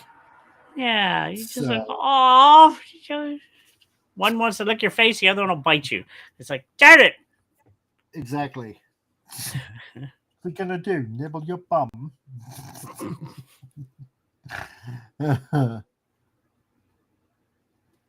And that's the other thing. Okay, I got to bring this up as a person of meticulous. The chamber does it extend all the way into the holster? It seems like the chamber is hanging out a little bit, if you know what I mean. The round chamber, the barrel. Yeah. Damn it. Dude. See that little empty spot where it goes into the holster? It seems like the chamber's not fully into it. The barrel. Yeah. It's kind of like that was just me, just like picking that. I was like, wait. Oh yeah. No, I get that. Okay. So this position right here is what you would call cavalier draw, right? So where it's backwards. So normally, because if you would have pistols on your hips, you naturally would grab them that way, and the butt of the pistol would just naturally already be in your hand. But this way, you would have to turn your hands around, grab them, and then you're whipping them out. It's just a different draw. And or she could cross strap, like cross her hands. Or you could do that, yes. Yeah. So because but it is different, yeah. It is, yeah. Yeah. Let's see. And dual pistol action, does that, or does she need to pull the hammer back? Okay, yeah, no, I already answered that. Okay. Let's see. Is the pistol reloaded from the side or from the top? And since it's a revolver, does she have speed loaders? Yes. That's good enough to go. Yes, exactly. That's what. See, all the pockets. They have the extra bullets with the speed loaders already preset. She pulls it out, puts it in, boom. All six go in immediately. Boom. There you go. Yeah. We'll go with that. Yeah. I know what he was saying. Speed loaders means instead of having to load individual bullet, that way all six are on a chamber, put it in, throw away the piece, and then you're loaded. Yeah. If there's something like that for pistol, like a Wild Bill type pistol, then fine. I'm going to defer to Fez's knowledge on this because he's knowledgeable in a whole crap load of stuff. Dude is a historian of stuff. So I will defer to his knowledge. It's a comic book, man. Jeez. Yeah, you see what I mean by the barrel? That I can't stop focusing on that. It's like the barrel's like it's just magically disappearing, but not fully into the holster. You know what I mean? Yeah, right? Yeah, I know. This is the other reason why I'm doing this stream. It's because I am while I'm doing this, improving, and again to kind of like hold myself accountable to like I said I was going to do this project, and I'm going to do this project, and the best way to just keep at it and to keep improving my artwork, as it were, is to keep doing stuff like this. So Exactly. yeah, and that way you guys have fun and throw multiple questions at me and stuff like that. Let's see. I'm a walking book of useless knowledge, says Fess. Yes, but it's useless knowledge that I can use. Which then in turn makes it useful knowledge. So give yourself credit. It actually is useful knowledge. It's being used. Exactly. That's right. Yeah, and hey, while you guys are here, if you want to go ahead, hit the like button and all that kind of subscribe fancy and schmancy share stuff. And let me see here. And hit the. That's right, because I'm still getting used to restream restream. There we go. See, now we can add a ticker bar. Nice. Yay! I know, right? So and spread it around, spread the show around, and as we're having fun doing this. So his characterization, this stuff matters. Yeah, no, True Rock, I totally get that. Why does a character prefer certain weapons over others, and so on? Keeps the reader interested. Okay, so that being the case, True Rock, I will totally answer that. Like, why is it this way? And not what did I just do? Okay, so why it's that way instead of like not a normal, a normal way. No. Here's what it was. There was a Clint Eastwood Western that I was watching, right? And I'm trying to remember which Western it was because he's done like so many of them. Like this is like younger Clint Eastwood, okay? And he did this cavalry draw.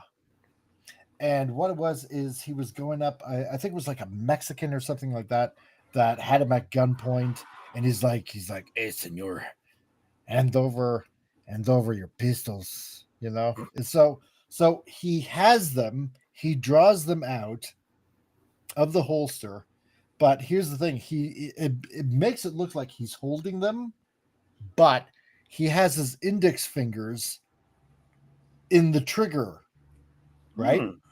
And you got to watch it really quick. He flips them around, and then bang, bang, bang, bang, bang, right? And he gets the bad guys, right? And it's like, that is so cool. And when I heard that he trained meticulously on how to do that trick, because apparently not a lot of people at that time could do that kind of shot. That alone was impressive for me.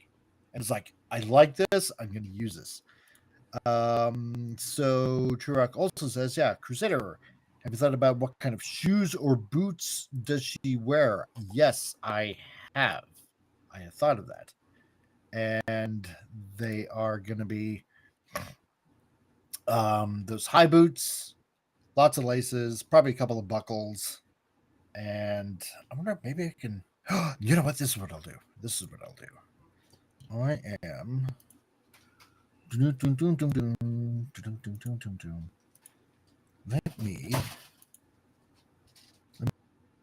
me do this.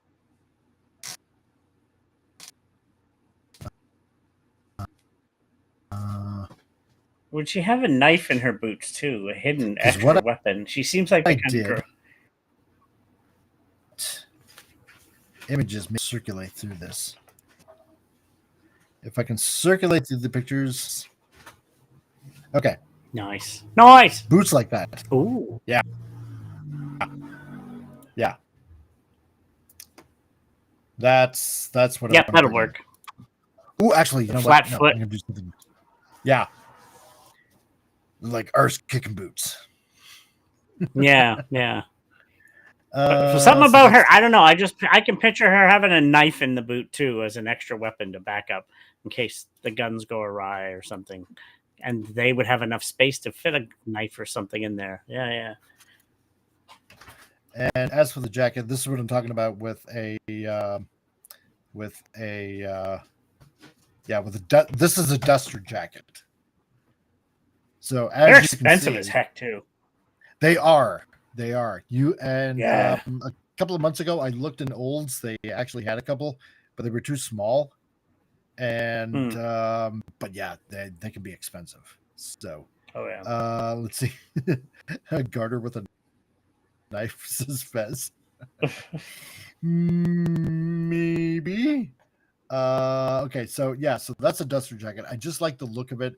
It offers quite a bit of protection, and it goes down low enough to cover especially the upper legs where a lot of major arteries are. So yeah, exactly. And the boots cover the rest of it. So there. That's yeah, when I was talking about this, it comes up, which I thought was kind of different. I'm not sure if I might do that. She could wear them on her head too sometimes. And most of the times you see them wearing them on their head just for that extra look sometimes. Yeah. And maybe she has a superpower that comes down later the road or something, a very gory scene that she has to put them on for occasionally. But generally they're on her head, like her hair and just, yeah.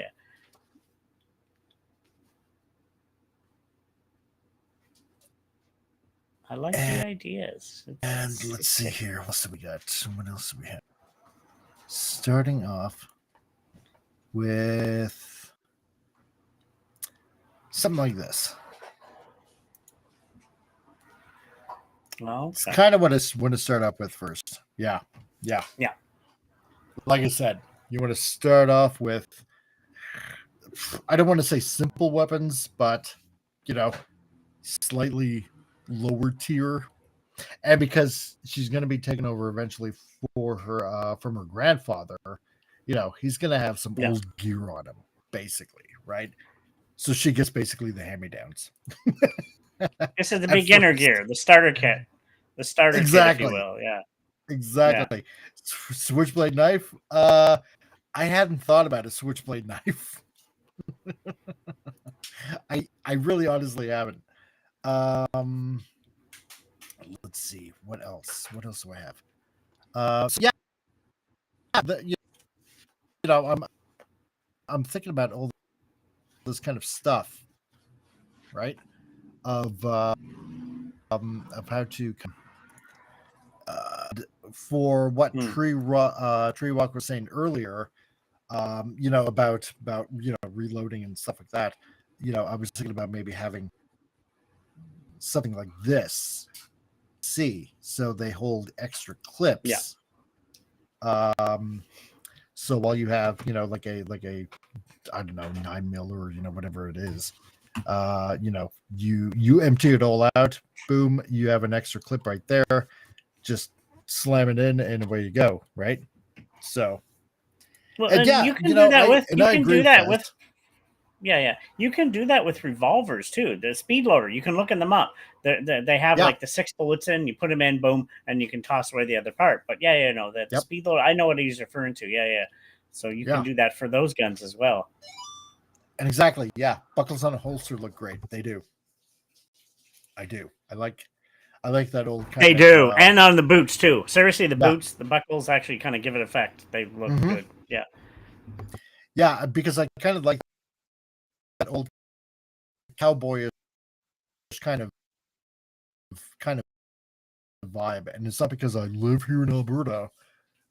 You know, it has that kind of, how should I put it, kind of look to it in a weird sort of way, right?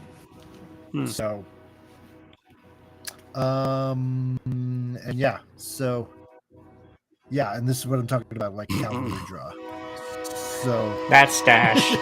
yeah, I know that stash. But yeah, where the pistols are on the outside, and you pull them out like that. So yeah, that's the whole thing with that. So and yeah, so let's see. So still drawing, and yeah, and if you guys can spread it around, spread the stream around, and Spread it like jam on a sandwich. exactly. Nice and Sorry about the sticky. train. Damn it. So many trains around here lately. Yeah, that's so annoying. And you know what? It'd be really nice if Al dropped by. That'd be pretty cool. Oh, wait a minute. You know what I'm going to do? Wait a minute. This is the one thing I like about this program. That, especially on the tablet, I can just pre-program the buttons and just, you know, undo. Nice. Oh, yeah. So this is actually my new favorite thing to do now, which is, yeah, I know that sounds really weird for me to say that, doing cross hatching, but I can't argue with the results.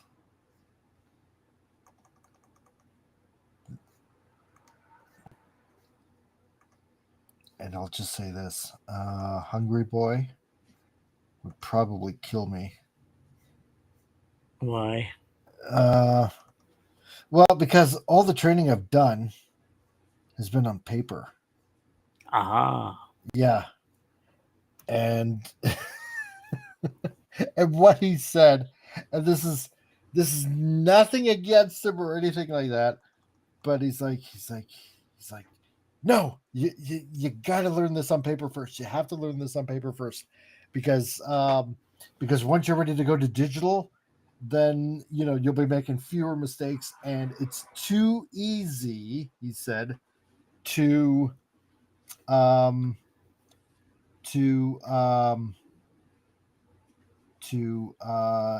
just hit the undo button, right? And I kind of had to agree with him on that. It's like, oh yeah, okay, I get what you're saying. And I have to agree. Let's see here. No, I'm going to go the other way. Well, it's the same. Just quickly on a side note on that. That's similar. There's been a lot of talk. Like as a photographer, I started on film, okay, and then but then it became DSLR, digital. A lot of people said, you're not going to learn. But now, mirrorless, it's so easy. It's actually, a lot of people are going from mirrorless back to DSLR because mirrorless is just, here's a camera, you pretty much automatic, even when you're not automatic. So it's sometimes good to go back to now they don't go back to film because of developing, blah, blah. But turns out DSLR, you learned more still than you do mirrorless. It's just, here's a camera and everybody's a photographer, you know? So, sometimes it's good to go back to use the older styles, but digital DSLR is still digital. Let's be honest. That's just modern tech. It's good to be able to use it, you know, and you're still learning. So yeah, exactly. Right. And I'm kind of surprised at so far. Damn it. So far. Yeah. As I just did it. So far, I really haven't been making. As a fellow graphic designer, I get that. I've done that so much as a designer when you're trying to, let's say, damn it, I erased it, and you can go back. I know, right? It's like, oh, God, I hate myself now. As I'm talking, it's like, hardly make any mistakes. Makes a mistake and feel like shooting myself in the That's why I face. never, I'll Damn it. stop, at least with graphic design programs, I do a little bit, I'll stop, okay, and then do some more, because that way you can go back one step and not have to lose so much. It's like, Yeah, right? yeah. Man. And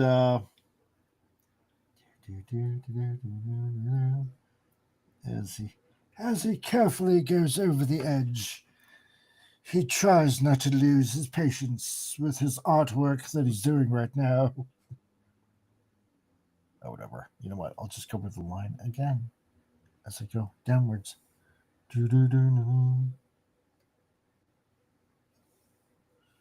Because I can cheat a little. No, not cheat. I'm not cheating. I'm trying to not lose patience. There we go. Ha ha. I did it. Oh, I see one sticking out at the top. Okay. Shut up. No, you didn't. Yeah. No, you didn't. you saw nothing. You didn't see I see anything. nothing. I see nothing. I said nothing. Oh man. Okay. So let's bring it up on screen so far. Yeah. So far so good. This is looking pretty kick-ass. So Now, can you do a before? Can you do a before and after, or at least? Ooh, I could. Okay. Yeah. Let me. Okay, so this is before. Yeah. Right, because I'm adding different layers on this, Yeah. and that's after. So what I did is, I took this, the initial drawing that I had first, and I made a duplicate. And so this is kind of like the reason why I draw it this way first, right? Yeah. Because first of all, I want to get good at anatomy, right? So Modeling body structure, yeah. Exactly, precisely, right? So that's why I do it this way first. And then what I do is kind of like, play dress up. Yeah. In a weird sort of way, right? You want to clothe it.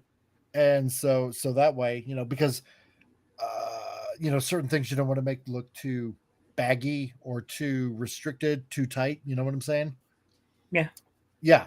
So that's kind of why I do it this way. It seems kind of weird and silly maybe to some people to do it that way, but whatever. Works for me. Let's see. And Fez says, Crusader, yeah, got to run out for mother. That sounds like a psycho movie. I had a great time. Good luck, and everybody have a great night. Hey, Fez, no problem, dude. It's all good. And Tree Rock, let's see. Am I giving you too many ideas or distracting you? No, actually, you're not. So don't worry about it, man. And it doesn't have to be the Saturday night special. Doesn't have to be a junk gun. It could be more enhanced, more accurate. I like that idea. I likes that. Oh yeah. Tom Cruise. Okay, this is what you said before. Okay. Could use an outlawed Sunday night special as a backup gun.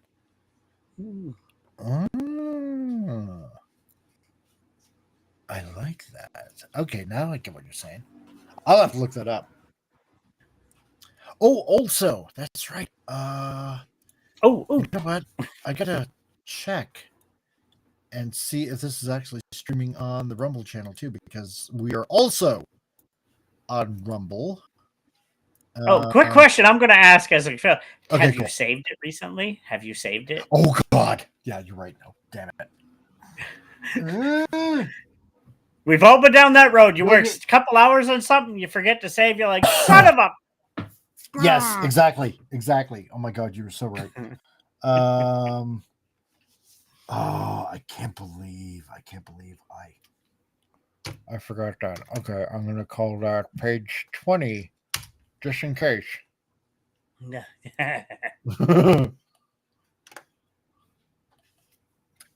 man, I almost panicked there for a second. It's like, oh my God, he's right. I didn't save As a shit. fellow graphic designer, I get that. I remember working on a project 4 hours later. My computer froze. No, I didn't. There have been so many times, oh my God, where I've like literally yelled, and Susan was like, "You didn't save it, did you?" It's like, no, Yeah, she knows. Yeah. Oh my God. Yeah, I've done that. Oh my God, and like that sinking feeling. Yeah. Yeah, that you get. It's like, oh God, There's certain things you got to learn. Like as a graphic designer, save regular, save often. Photographer, upload your photos to your computer after every shoot. There's certain things in the arts you just have to do, because if you don't, you'll learn the hard way. Let's see. Oh, that's kind of weird. I wonder why this isn't showing on Rumble. It should be showing on Rumble. Whatever. Okay, whatever. You haven't said any naughty things anyway, so you're safe on YouTube at the moment. Well, yeah, that's true too. So, yeah, you're right, True Rock. Yeah, save every 5 to 10 minutes. That's right. So, because what can happen after is just, yeah. Dude, I'll use the same premise when I'm playing video games. If you're doing an RPG like Bethesda or something, go in a cave. Okay, save it for the cave. And sometimes you're like, okay, just save it randomly because the games crash occasionally. So yeah, you learn to save often. But especially when you're working on projects, personal work. Oh yeah. Oh God, tell me about it. I know. I hate that so much. Okay, so I'm going to. I don't like that. Let me zoom in a bit more. Maybe I'll just go this way.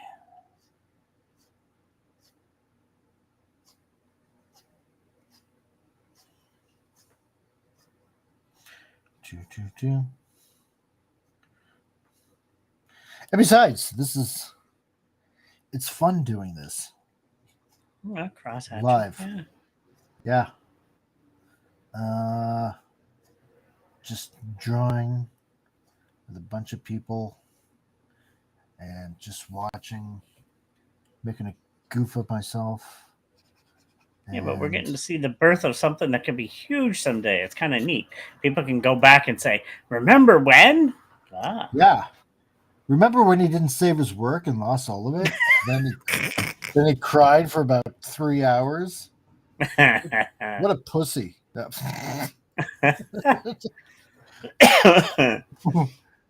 a hoser. Let's see. There is something that I did want to kind of try. Now, you know what? I'll do that later. Let's see here. Yeah, so far, this is looking pretty good. I think what I'm thinking about doing is the first cryptid that I want her to come across is the chupacabra. Yeah, that's what I'm thinking about. And I don't know why. It's just been weirdly stuck in my head. So it should be down in Mexico or somewhere around there then at those ones. Yeah, something like that. So, yeah. Because I was thinking, what would be something that's simple enough at first to get rid of? And I thought, well, maybe a dog. And then I thought, ooh, chupacabra. So, and oh, you know what I forgot to do? Yeah, okay, let me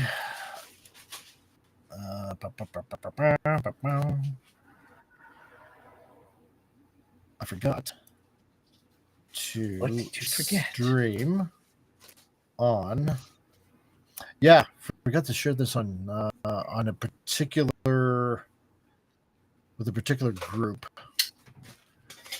Let's see.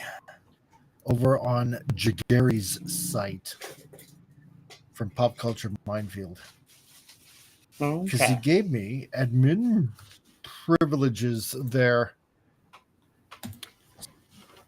So, Speaking of, let me ask while you're doing that. Has I'm anybody going heard to, from Pop in a while? I'm going to abuse them. Yeah, you know what? I actually dropped a message over at Pop, and he's sorting some things out right now Okay. in life, and but he's still alive, and yeah, and I told him, well, you know, as long as I know you're alive, and you know, miss you, and hope you come back.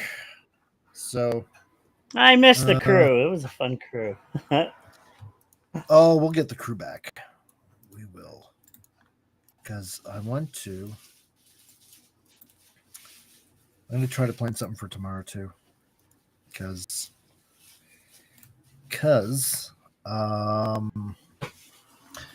yeah, because I gotta get back in the swing of things. I gotta make super chats happen, stuff like that.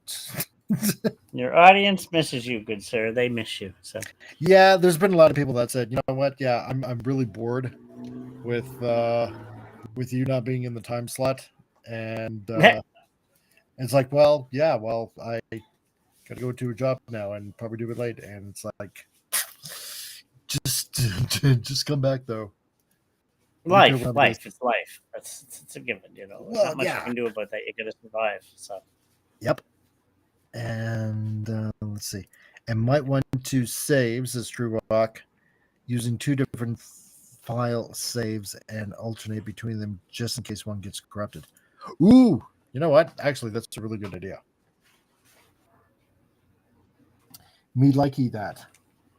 You people. that's why it's good to have a backup hard drive too. Always have a backup, so back up your backups. A NAS drive. Yep. That's as a person who does film and photography, I've learned that, like, back stuff up, because yeah, That's right. Big Well, time. Tree Rock is planning stuff himself, so we've been talking. Thanks. Yes, he's got plans. He's got plans.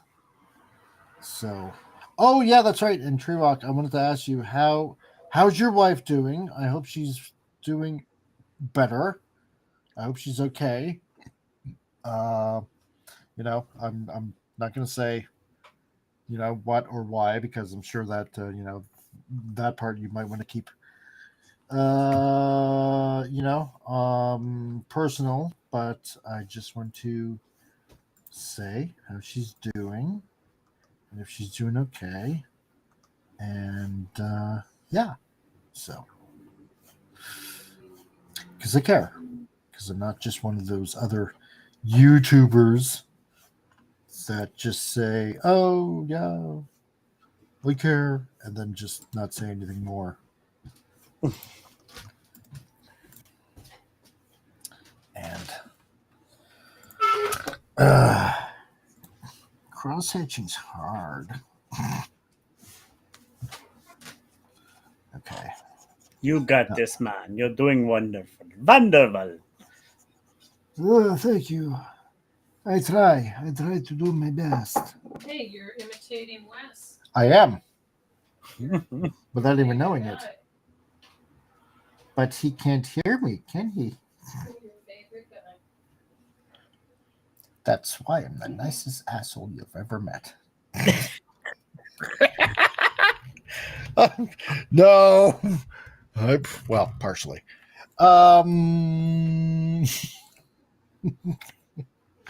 There's nothing wrong with assholery once in a while. Never. No. No. My wife is singing in there. Next session is next week. Awesome. Well, that's good. I'm glad to hear that, man. Really, honestly, truly. So, I'll be praying for her. So, because, yeah. So, let's see. I'm either a sucker to do it this way or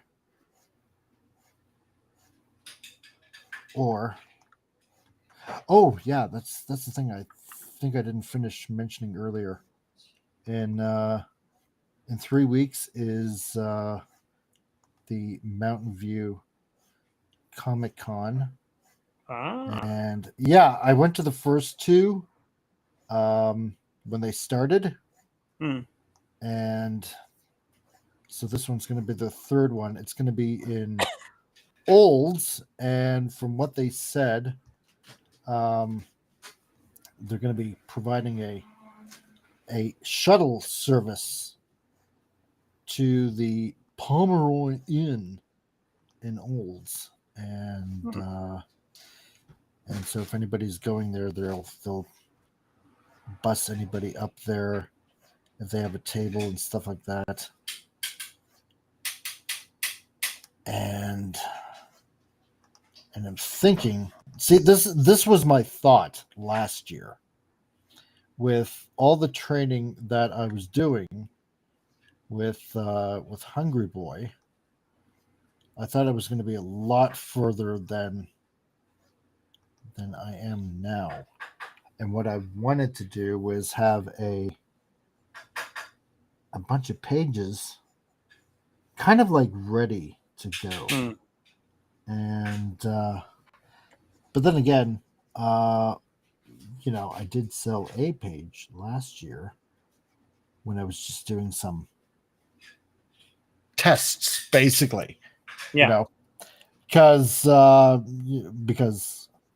I think I might have mentioned this to you. Hungry Boy, yeah, he's in Australia. He used to work at Marvel and DC and a few independent comic companies, and so I've been training under him.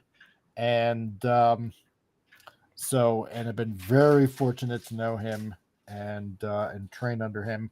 So, you know, it was just basically a test page. And I was just fortunate enough that some guy wanted to buy it. And I sold it for $20. Hey, dude, think about it though. If this takes off, which I believe it could, that 20 the thing could be worth a lot of money. So yeah, right. And I was kind of thinking that it's like, but part of me is like, I wanted to keep it, you know. Oh man. You know what? Why am I doing this like a sucker? Yeah, I know what I should be doing. Duh. what should you be doing? Tell us, good sir. Let's see. Right now, I just grabbed an envelope, potato, and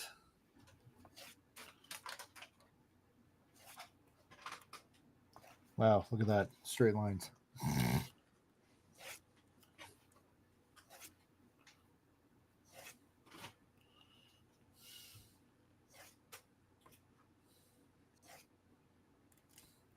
That one sucked.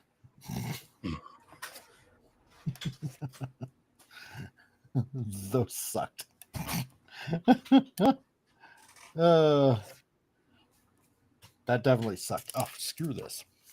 Wait a minute. Okay.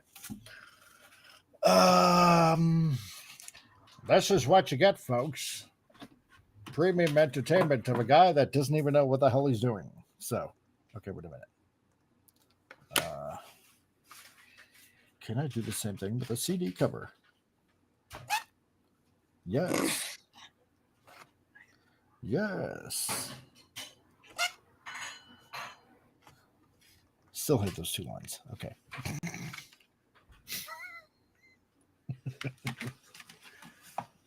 I think freehand looked more natural. I think your freehand, yeah, it did. Yeah, I know what you're doing, but I think your freehand seems more natural. I know.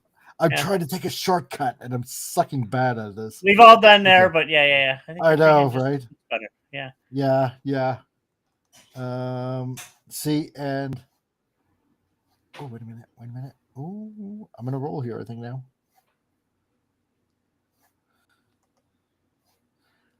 See, and this is what I'm talking about with it's so easy to hit the undo button, Hmm.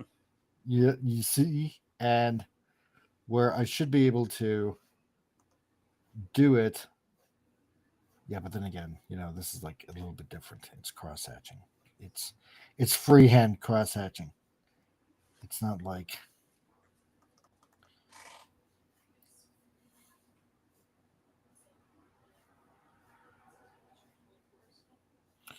and I'll do something here. Wait a minute. Yeah, okay. I think I know what I'm going to do. Now, is there any limit to how far you can go back? On Paint Studio Pro, no. I can go like really far back if I wanted to. That's good. Because I remember Oh, yeah. sometimes working with Adobe, you can only go back so far. Ah, son of a... I know, right? Yeah. And then you would have to go into your history and see if you Yes. can actually go back even further, and sometimes you even couldn't. And again, that's why you want to save. Yep. Because once you reach that point of no return on, especially in Adobe, that's why I hated it sometimes. Okay. Let's see here. So, folks, all right, Tim's back. Mesa back. Misa back. Misa called Jar Jar Binks. Misa most annoying being in the galaxy.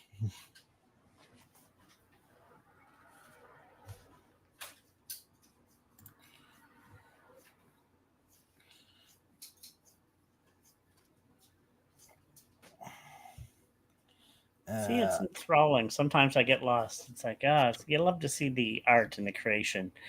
It rather is captivating. It is kind of. Yeah. Unless you're the one doing it, then it's like, Yeah. I want to get past this point. But no, it's more fun that way. Because I gotta admit, when Gary over at Pop Culture Minefield is finishing up his book, Vindicated, which is about the Seattle vigilante, which actually he should be done really, really soon, and because I donated, or I put in some for first Kickstarter, so I am guaranteed an issue when it finally comes out. Yeah, well, it was like my first thing that I wanted to back, and because I know Gary, and I know he used to work at IDW, and he's done a bunch of stuff in the comic industry, and he actually let me do some fun stuff with his channel. Like do some of the voice stuff for Saturday. Was it Saturday Fun Time or whatever it was? And so I feel a little indebted, I suppose you could say, but in a good way. Well, that's why this community, we help each other. That's kind of the way it goes, I find. Yeah. Yeah. So, oh yeah, that's right. Plug your GoFundMe thing, dude. I totally just remembered that. You got a thing going. Yeah, I didn't even set it up. My friend of mine set it up because I felt weird asking for. I'm not good at asking for help. I'm the one that likes helping others. But she said, Yeah. you know what, you didn't get your grant. Just ask. What is it going to hurt? Like I'm like, okay, So she set it up for me, and it's a GoFundMe, and it's small to begin with. But it's due to I'm getting an operation next year, but until then I have cataracts in my eyes. My vision's not the best. I mean, but I still survived because I spent the last 6 years retraining my vision, but I need the operation. So what they're trying to do is she said, just ask for help, just for now, to get new equipment. And I mean, you didn't get your grant 6 years going because of certain reasons. Not going to go into why. Being Canadian sucks, unless you're from elsewhere. But yeah, no. It's so how I've been able to buy my equipment now is I sold everything I own. I'm selling my stuff personally. Like I said, I sold the Death Note series today. I've been selling video games that I own. I've been selling movies, everything, my personal belongings that I don't want to. But hey, you got to, because I'm meant for this. I'm meant to be behind the lens of a camera. I'm meant for this, so I'm not letting nothing stop me. So, but she said, let's do this too. Okay. So she set up the GoFundMe, and I'm like, oh, wow, thank you. So I guess it works. I hope. There I you mean, go. she's the only one that donated so far, but shoot. Okay, what? Graham Greene just died. Why do I know that FKC. name? The native guy, Graham Greene. No. Yeah, I literally was looking at his picture today. And he was in Dances with Wolves. Oh, he's a brilliant Yeah. actor. Man, he was a legend. 73. Oh. Damn. Yeah. I loved his acting. Oh, he did great Canadian shows. He did great American. He was well known all around the world. Oh yeah, no. Jeez. Man, oh man. Yeah, passed away. Wow, on Labor Day too. Huh. Yeah. Jeepers. That's a shame. Wow. That's fantastic actor. huh. I'm gonna miss him. I liked his acting. He was awesome. Well, there's so many of our generation that is going now. It's just like we're getting older. When I mean, it's the last few months we've lost so many of our generation stars we grew up watching, and it's like, wow. We are totally losing our legends. But to do a quick by repairing, by erasing, progress is important for the brain. Yeah, no, it is, and you got to keep on doing it because you don't want to end up dulling your skills. And you just want to keep on progressing, and the more that you do it, the better it is. And one of the things I've been doing is trying to speed up my editing process. Yeah. And that's the thing. It doesn't matter if it's a plain old simple job or anything like that. The more you do it, the faster you get at it all the time. And that's another reason why I want to do these these drawing streams on, hopefully, if I can keep up the schedule, I got to get back into it, but on Mondays, right? And just doodle along with you guys. And so there it is, right there. There's the GoFundMe. So if you guys want to give an assist to Tom and help him out, and so he can do what he needs to get done. Well, I'm doing a job right now where I'm getting paid not a lot, but I mean, I'm doing some B-roll for somebody. I'm going to be creating a commercial for somebody. I released my film, but I don't get paid for that. That's just my own project outwork. But so it's starting. I'm starting to make money slowly, but hey, you got to start somewhere. Exactly right. So, yeah. And that's the thing with the economy, the way it is right here. Every little bit helps. It's getting harder in Canada right now. It's really bad here right now. And people say we're one of the worst of the G7s. We really are, with our taxation and it's horrible. It's really horrible right now. Yeah, because probably some of you guys might have heard about all the problems we've been having with not just you guys down in the States, but all the East Indian drivers here. Oy. Oh yeah. My God. It is so, dude, you would not believe actually you would believe, but in Calgary, I have actually gotten used to watching truck drivers and happen to be looking in their windows to see what ethnicity they are. Really? Yes, and I know that sounds awful to do it because it makes you look like a racist if you're just checking on it. But you know what? I don't care. It's about safety at this point. Yeah, it is. And it is. And I swear to God, almost every one of them East Indian. Almost every one of them, East Indian drivers, and a couple. No, what was it? It wasn't a couple of weeks ago. It was actually, I believe it was last week. Because now my son works with me at the same place that I do. Okay. And one morning we were just driving to work, and we were actually not that far from where we live, just going up the number 2 highway, the QE2 highway, and there was this transport truck, and just going down the highway, going up this one hill, and and it was swerving a little bit back and forth on the highway.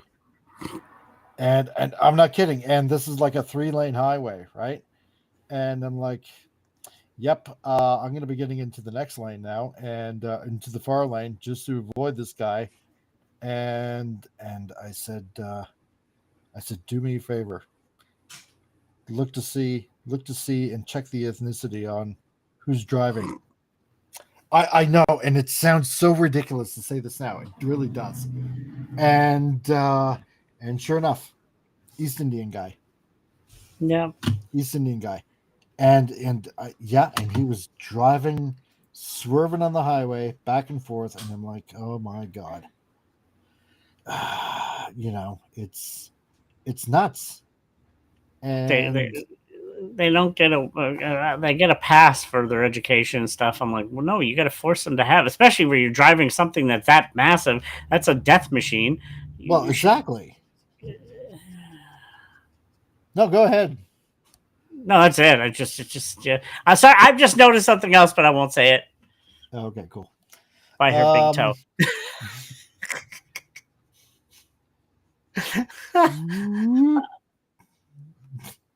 But yeah, no. I'm sorry. You're driving a death machine. It's like, no, you should have a backing. You should. If you're not, then what the hell? Like, no. And they let them get away with way too much now. Well, yeah, that's the thing, right? Because I seen a recent report where it was like 2.3% of drivers, of transport truck drivers are East Indian, but they are causing 70% of the accidents going on in Canada right now. Yep, doesn't surprise me. Yep. And I'm like, great. What if there's one day I don't return home? But there you go. You got it. I was looking at that part. Like, but no, I mean, I could break it down, and I'm not hating on Indian people. No, I'm not either. Some of them are nice, but no, the treatment is ridiculous. Our government treats them way too. No, that's did you see the one where they were robbing that liquor store? I think so. Yeah, in Ontario. Oh my God. And I speak from a guy. I work for a guy from Iran. Amazing guy. He actually bought a store here. He was here legally. He left. He went back out to India. He's like, your country's really going. He would never hire. He's like, they're letting too many illegals in, and they make it impossible for him to stay. It was like, no. And he was such a nice guy. I get to work for him and stuff. No, he was like, no, I don't want to be here. Your country's kind of going down. I was like, yeah, it is. That's which is sad. He was such a good guy. Successful businessman and everything. But yeah. Trurox says, Tom, I haven't researched this, but since you were here, I was thinking about using a 45 caliber automatic pistol for one of my character's weapons, and using a 22 caliber conversion device to use for using enemy ammo found after running out of 45 ammo. Mm-hmm. Okay, video game logic comes in my head. Just grab the enemy's gun and then steal their ammo. Seriously, I'm like, damn it, I'm running out of my ammo. Oh, there's the enemy's gun. I take their gun and then the unlimited ammo then. Yay. That's video game logic. Oh, jeez. Okay. Hold on here. I'm going to do it like this. Okay. Let's see. Let's move this more over here. And right on. How's that looking so far? Good. Good. Yep. Cool. Cool. What say you, chat? How's it looking so far? So, yeah, that's the other thing that I gotta do now that I'm using Restream. Yeah, because I have to upload all the transition videos that I had and all that kind of stuff. I've uploaded all the sounds that I was using. And yeah, right. And but I forgot to play this when I put you back on. If you're blue and you don't So- know where to go to, why don't you go where fashion sits? Are you officially done with StreamYard completely now? I wouldn't say completely. I'm probably going to use it for when I'm going to be doing my Saturday movie matinee thing. Oh, okay. Because what I do is I pre-record the movie, little factoids about the movie and stuff like that, and then I'll just put it all together, and I'll use StreamYard for that. But as for paying their plans, they've gotten stupid expensive. So with this, like I used to pay $20 on StreamYards a month. Yeah.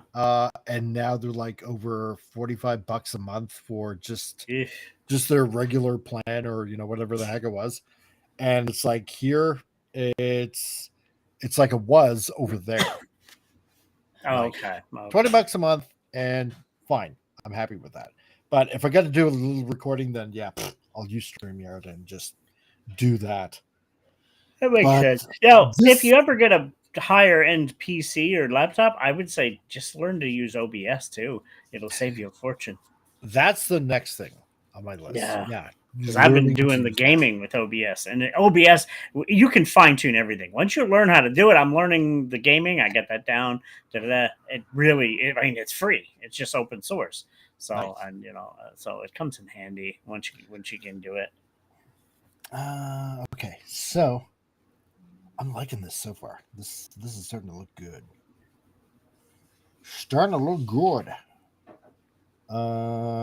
What color is her hair, or do you know, or have you? That's it. Okay, this is a good question. All right, because I've been thinking about this. Because my first inclination was to go blonde. Yeah. Right? Maybe it's just because I was, when I was a kid, just blonde kid, and that's the other reason why I want her to be a girl, because first of all, obviously no surprise, 3 daughters. So, and I think the other main reason was because when it comes to, I don't know, this certain kind of, I don't want to say genre that I want to kind of put out, with like monsters and blah, blah, blah. It's usually a dude, but usually, but I think in this case, because like I said, because we got daughters, I wanted to make the protagonist a girl or young. Nothing wrong with that. You can have that. See, you're like me. You can be a strong woman and not be woke. That's exactly. That was the other reason why too, right? So, so yeah, I wanted to write and develop a strong female type, and because because I got nice, strong, beautiful daughters as well. So this is kind of like a nod for them as well, and but yeah, I was thinking first blonde because I am, they are. And then I was almost thinking, because we've talked about it, on the show so many times. You Blue. know, ginger. No, ginger. The Oh. ginger side that was going on in Poor media. gingers just aren't Yeah, left anymore. Yeah. no, right? About about how redheads are getting the short end of the stick on like everything, Yes. right?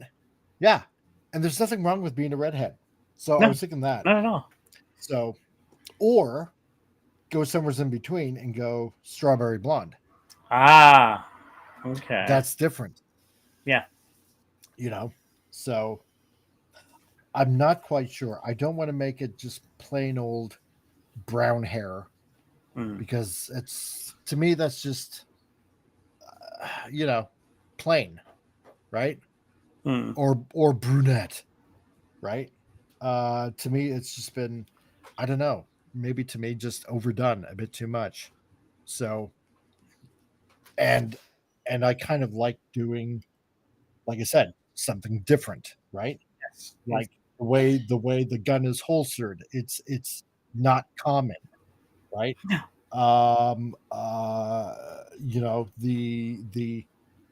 The name is different. I mean, have you ever heard of a girl or a young woman ever named Alberta before? Because that's actually a woman's name. I've heard it many years ago. Yeah, I've heard it. Yeah, but it's not common.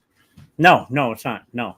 So, it's stuff very like old that. school. It's very old. It is. School. It is. So that's kind of the direction why I want to take it. It's keeping it different, and that way it looks unique. It stands out. Which it's hard to do nowadays, but if you can stand out, that makes you more noticeable. I always find that, oh, that's something new, Well, yeah, exactly, right? So, got me crazy, but it might work. So, okay, I've got another question. How about her eye color? Have you figured that one out? I was thinking blue. Actually, perfect. I don't know why I'm thinking it's a Sydney Sweeney type look. Oh wait, the world hates her right now. Oh no, it's just the not so attractive people that hate her. But anyway, yeah, exactly right.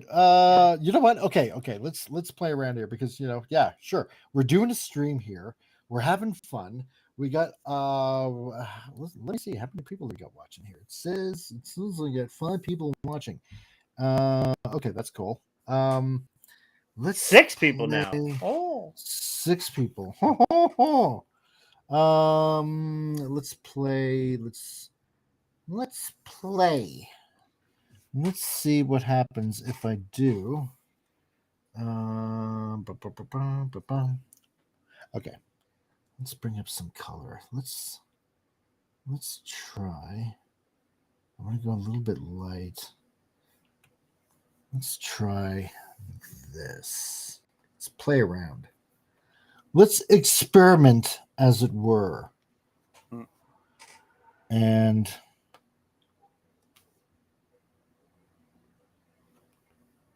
is there some reason why it's not showing through? What the fudge? Okay, wait. I know, right? It's like, what the hell did I do wrong? Is there some reason why this is in black and white?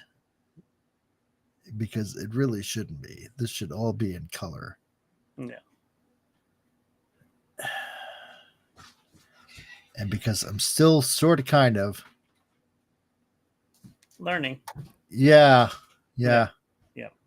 Colorize. Is it colorize all? God help me. It better be colorize all. I hope I can undo this. And fingers crossed. Okay. Fine. So far so good. Okay.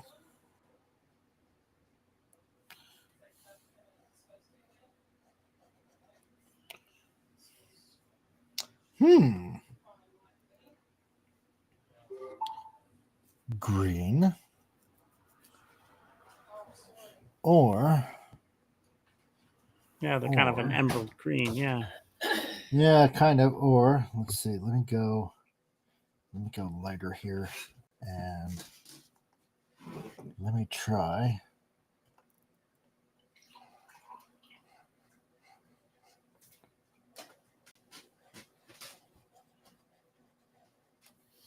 Hmm.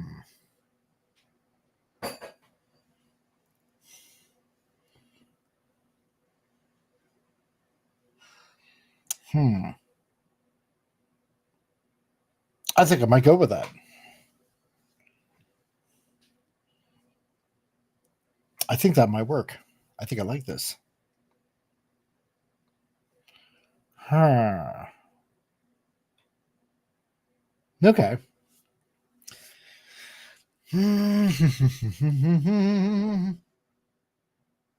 Now, how would you do the hair? Can you do autofill, or are you drawing it in individually? Let's see. I'm drawing it in individually, but Oh, okay. that should be. Let me see here. Okay.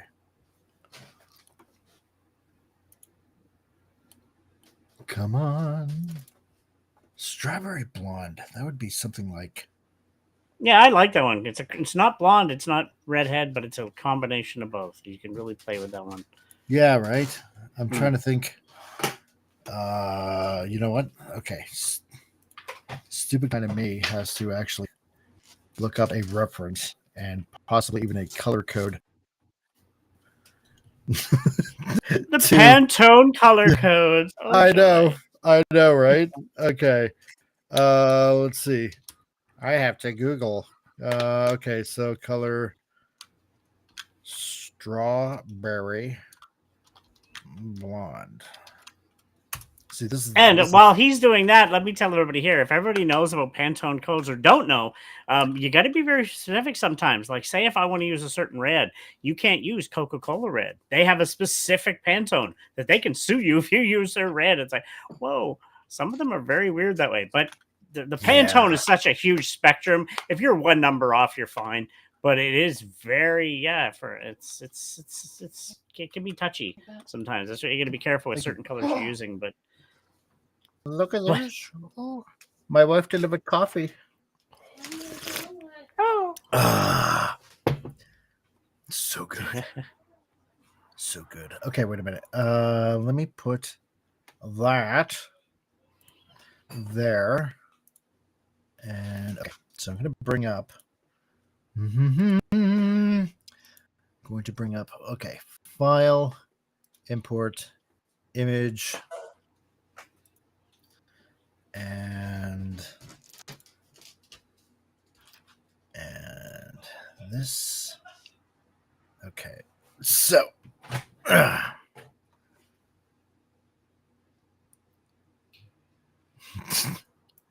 Where did it go? Okay, right there. Okay. So I'm gonna do this. So right here, we got because I Googled it. And so what we got here is kind of like colors for a strawberry colors, blonde. Color swatch of the different strawberry blondes. Yeah. Yeah. So let me think here. What suits the personality? Because here's the thing. In character creating, you kind of want to yes. One thing I learned, yeah, I know, right? It's how do you describe it all when you're character creating. That's the thing. One thing I learned from Barry Goldyear, who wrote the book which became a movie, Enemy Mine. Okay. Yeah. You remember that movie? Yeah. Yeah, Dennis Quaid and all that. Yeah, good movie. Because remember the first Comic-Con that St. John had, and it was in Brunswick Square, and it was on the top floor. I don't know if vaguely you do, but I think I know which one you're talking about. Yeah. It was like a long time ago. Anyway, Barry Goldyear was there, and so he told me how to come up with a character. And he's like, you have to, first of all, you kind of build on the psychology of the character, and then pretty much everything comes around it, right? So So you kind of want to know how your character is. Like, to me, knowing what the person is like, everything to me kind of fits around it. Hmm. So to the point where this person looks like that based on what you already know about the person. I don't know if that makes a lot of sense. No, I mean, I get what you're talking about. Yeah. Yeah, it's kind of odd that way. So now I'm thinking about what hair color actually suits. Trying to think here. I'm gonna do this. I'm gonna turn it.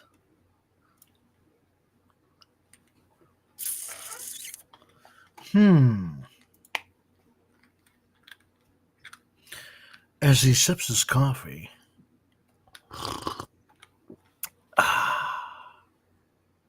I personally, I don't know the characters deep backstory. I like 2 and 3 myself.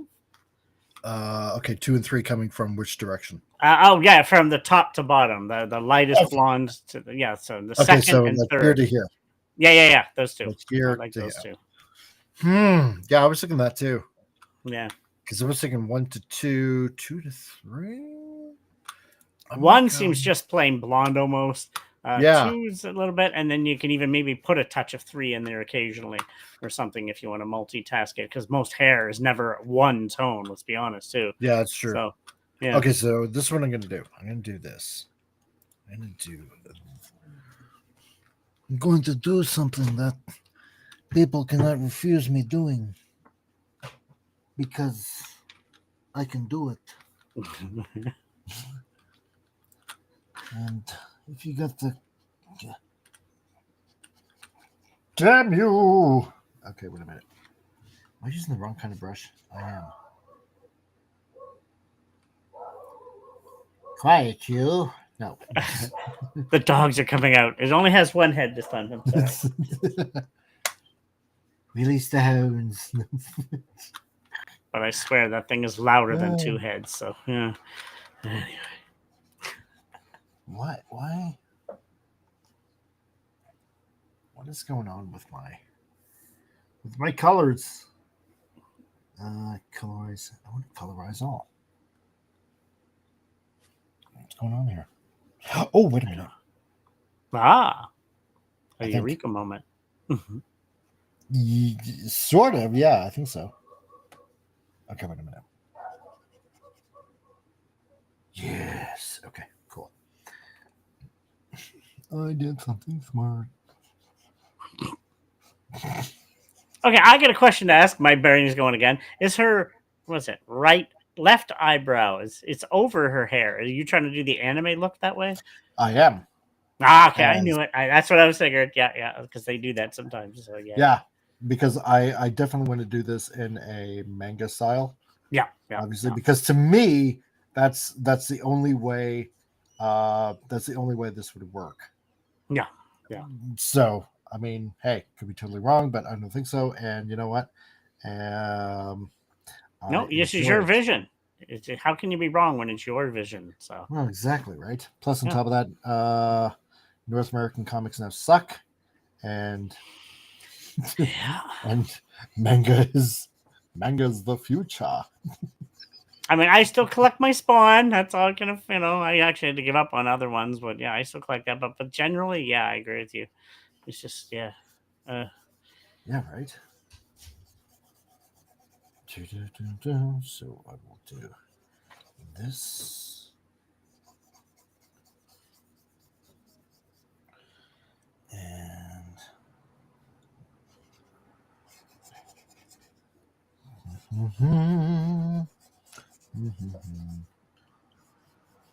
so I'm going to do it.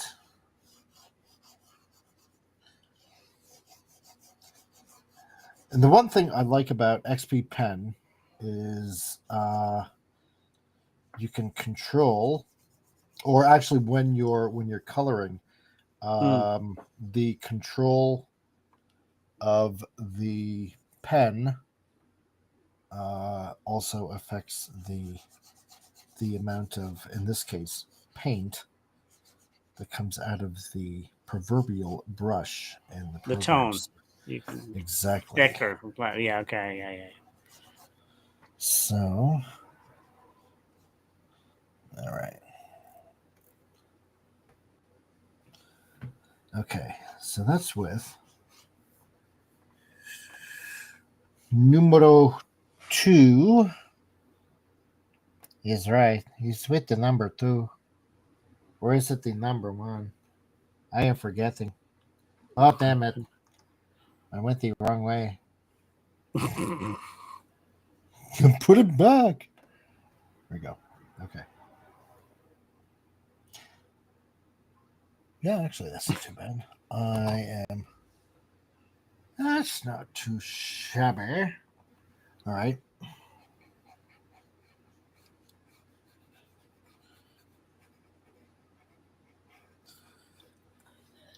Darken up.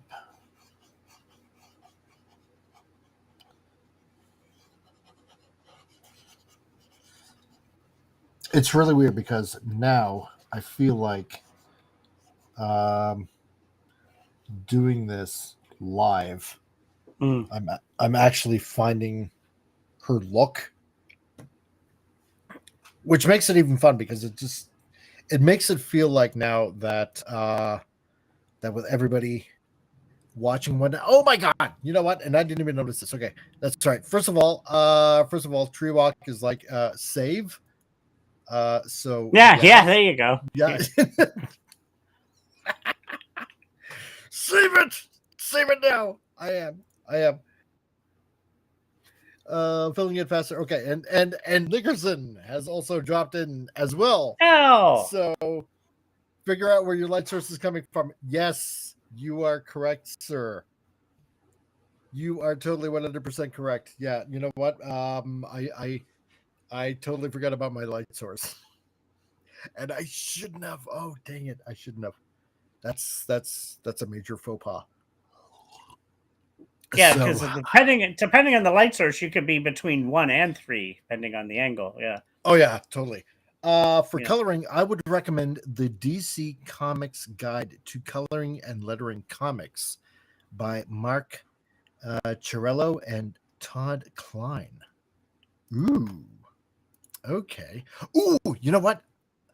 I think hold on. I think did somebody give me that book as a PDF? I'm gonna look. Wait a minute, because I know there was a DC book that somebody gave me. Was it art books in the art book section? Wait a minute. DC, maybe not. No, maybe not. Comics Illustrated, Comics Digital Art Skills. That's my entire Fantastic Four collection. Instruction books. Maybe it's in instruction books. It could have been. DC Comics Guide to Digitally Drawing Comics. Oh, okay. So it's slightly different. Okay. Yeah. Okay. So I guess not. Okay. So I will totally look that up. So can I get that like at Amazon or something like that, Al? I'm not sure. I'm sure I probably can. Everything's on Amazon. What was Okay. it called again? Right here. The DC Comics Guide to Coloring and Lettering Comics.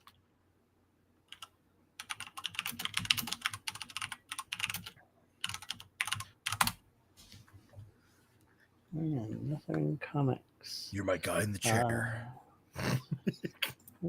Lettering Comics. Yes, they have it there. 2004 paperback, $40.29 for Amazon. Todd Klein and Mark Cello. Yeah. Okay. Cool. So it's like $5 US, $40 Canadian. Yeah. Oh yeah. Al. I should ask Al. Al, you wanna come on board too? Have some fun? So if you want, I can send you a link. Because because we're just doing some fun stuff here. Just doing a drawing stream and figuring out. I don't know, just doing some fun comic stuff as I'm figuring out my character here live on the YouTubes. Okay, so I'm gonna erase this. So because I got my backup right here, and then we'll do number 3. A lot of great reviews on this book. It seems very, very liked. So yeah. Oh, really?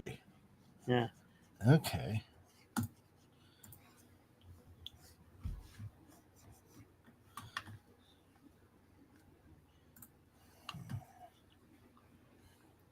Look at it. It's an educational investment. That's what I would say. Exactly. I did get a book from Japan over the weekend. Nice. Yeah. So it's pretty much like I don't want to say it's like a how to draw book, but it's more along the lines of at least more like reference books of sorts. Yeah. Right? Because they always have a section in there where it's like how to draw it, but how to draw it according to them properly, right? Or at least how it should be done in manga, which is cool. I like that. So I'll tell you right now, a little secret I've learned. Like I'll use photography as a reference. As a photographer, I go back and read basic books of how to do photography from the beginning. And sometimes a different author will have a tip that you might have missed from another one. Even though you already know almost everything in there, there's always something small you might pick up. It's like, so I read the basic books still, like the triangle exposure triangle. That's a big thing as a photographer, and so many other things. It's always good to go back and read even the basic books, because sometimes one author might have a tip that another one didn't. So I find no, that's totally true. All right, Al, I will send you a link. Right on. Look, people, I'm having a professional on the show. Yay! So he can tell me everything I'm doing wrong. That is not.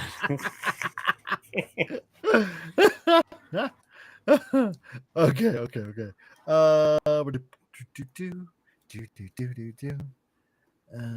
Al Nickerson. Where's Dagnabbit? I know he's here somewhere. Okay, wait a minute. See, because now I gotta get my Facebook up and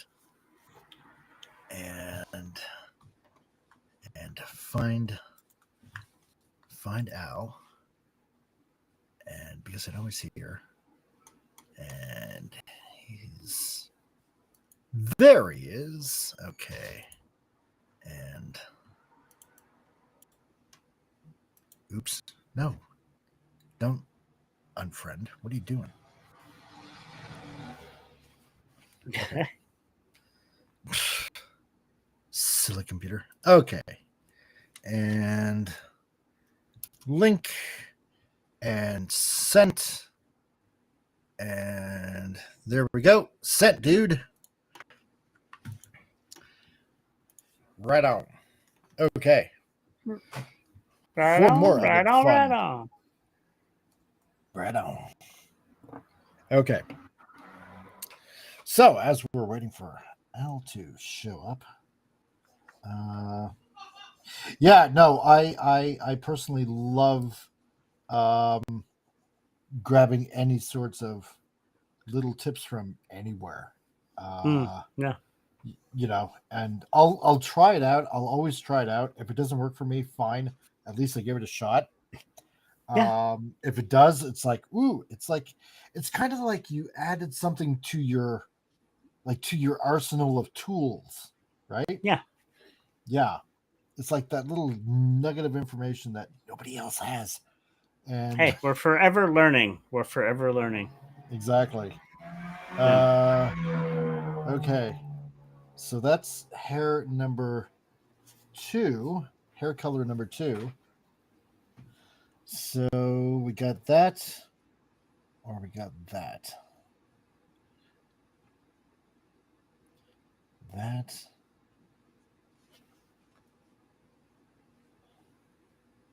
Or that. Or let me combine the two. I'm not sure. Jeez, let me think. I know it's a hard one. It's a hard one. It is a I hard mean, one. that's more the representation of the actual blonde, but maybe you could throw in streaks of the darker one. Yeah, I probably don't could. just not. Oh, you noticed that too. I wasn't gonna say anything. It's like, wait. Yeah, I know. No, I noticed that when I started the other one, it's like, oh wait, I didn't color that section. Damn it. Yeah. Okay. Oh, yeah, this is a hard one. It is. I know. Yeah. Because it's like, to me, in my head, I don't know if Al has gone through this. Maybe I should like ask him when he gets on here. But it's like you feel like that one decision will affect everything about the character from here on out. Well, especially as weird At as least it in my sounds, head. hair color is a big thing. It's because it represents who the character is. It is. Yeah. I mean, if you think of it this way, think of Anna Green Gables, right? Yeah, but yeah, exactly. Yeah, if she didn't have red hair, she wouldn't have that fiery, persistent attitude. She wouldn't. To me, at least in my head, it's the red hair that caused her to, come up against a lot of adversity, right? Yeah. So it was integral to the character, and I feel like, at least with character creating, it's kind of the same thing. I think.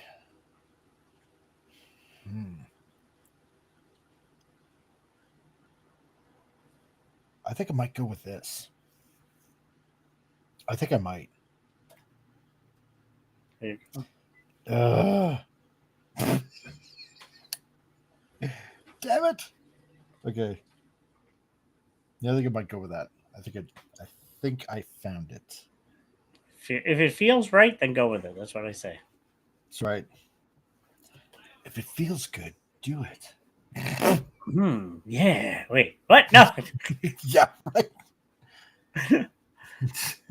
I can just hear the knight from Indiana Jones and the Last Crusade. You've chosen poorly.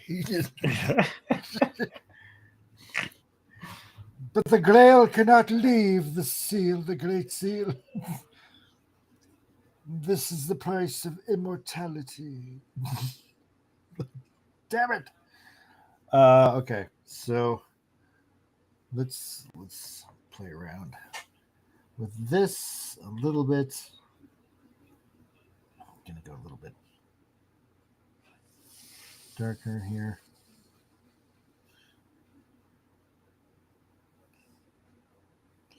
Yeah, I think that's just play around with it a little bit. And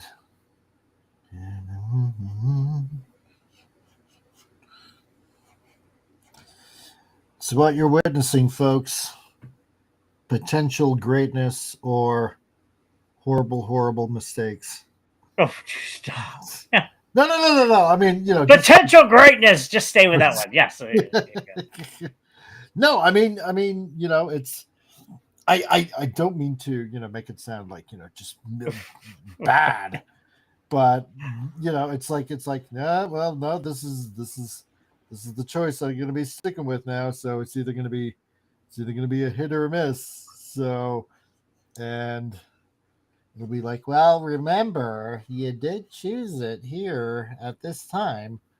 So it's like, yeah, I did. So I don't know. It's plus on top of that, it all depends on how good the story is. Well, exactly.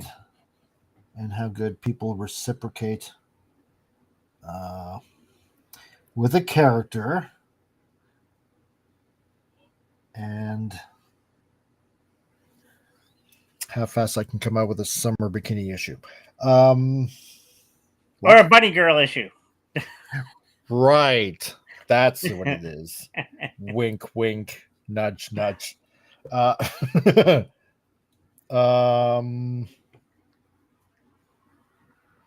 no, I think that might work. Yeah. I think that just might work. I'm liking this. Let's see. Send me link. White hair? You know what? True Rock, that's interesting though. Because there are some people with white hair. And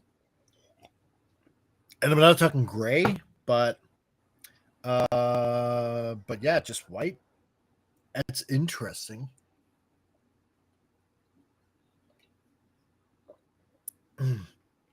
As I just down that coffee.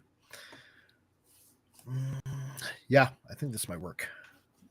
Yeah, this is good. Don't forget to save it. Save it. Oh yeah, you're right. Yeah. Save. Did it save? God, you better have saved. Okay. If you don't, I'm gonna be so pissed. End up losing everything. Okay. So pretty sure. Let me double check my phone. Make sure Al definitely got that link. Oh yay! I got Pokemon Go notifications.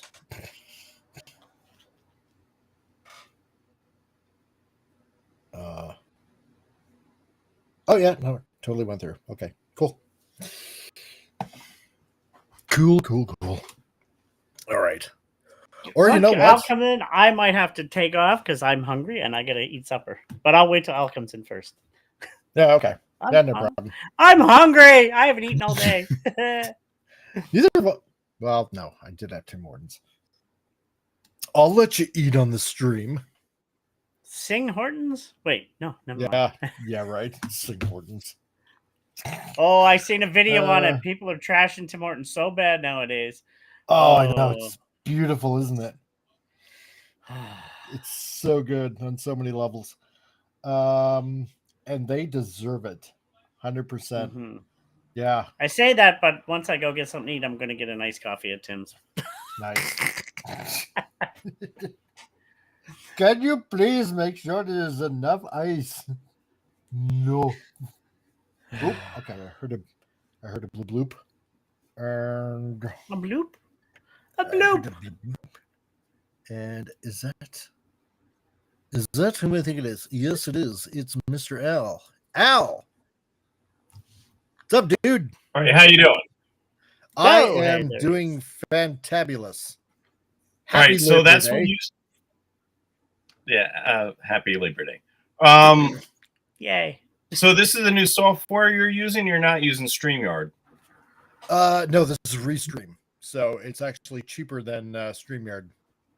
All right. So the only thing you can see, the only thing you can see of me from my camera is the AN. You don't. My camera's not on. Nope. You're good. That's the only thing I see. Okay, good. All right. Yeah. So, and also, you're not using Photoshop. So what is this? This is Clip Studio Paint Pro. So it's a program that's out of Japan. You can get it like, anywhere in the world, obviously. And a lot of manga creators out of Japan are starting to use this program. It's specifically used to make comics and even animation as well. So really? Huh. Yeah. Oh yeah, you can download like hundreds of assets. And yeah, a lot of people use it to make web comics, some animation, manga, It's a pretty cool tool. I've been using it for a couple of years on and off, but yeah, that's what she be. And you drew this traditionally, or did you draw this digitally? The line art digitally. Oh, really? Okay, all right, interesting. Yeah, it was weird because I was watching you color the hair in. So I do all my coloring in Photoshop. Yeah, and in Photoshop you can just use the bucket and just click on the area you want to color, and then it just fills in that color. Oh yeah, no, totally. That's what I was going to tell him. I was like, wait, why don't you fill it in? But I like the fact that you did it. Yeah, okay, yeah. See, because I'll show you an example. Let's see here. If I picked a color here, let me pick a color, and then I'll go to paint bucket. So let's say I wanted to do the leg. Wait a minute here. See, then this would end up happening once this loads. Yeah, it would do something like that. Right? So, because it'd be like on a separate layer. Now, wait a minute here. If I went to, yeah, let's say if I did this. If I went to this layer, see, I would have to make a separate layer and fill that in. It's a little different. It's a pretty good program though. If you want to go ahead and use it, I would kind of recommend it if you want to start fiddling around with it.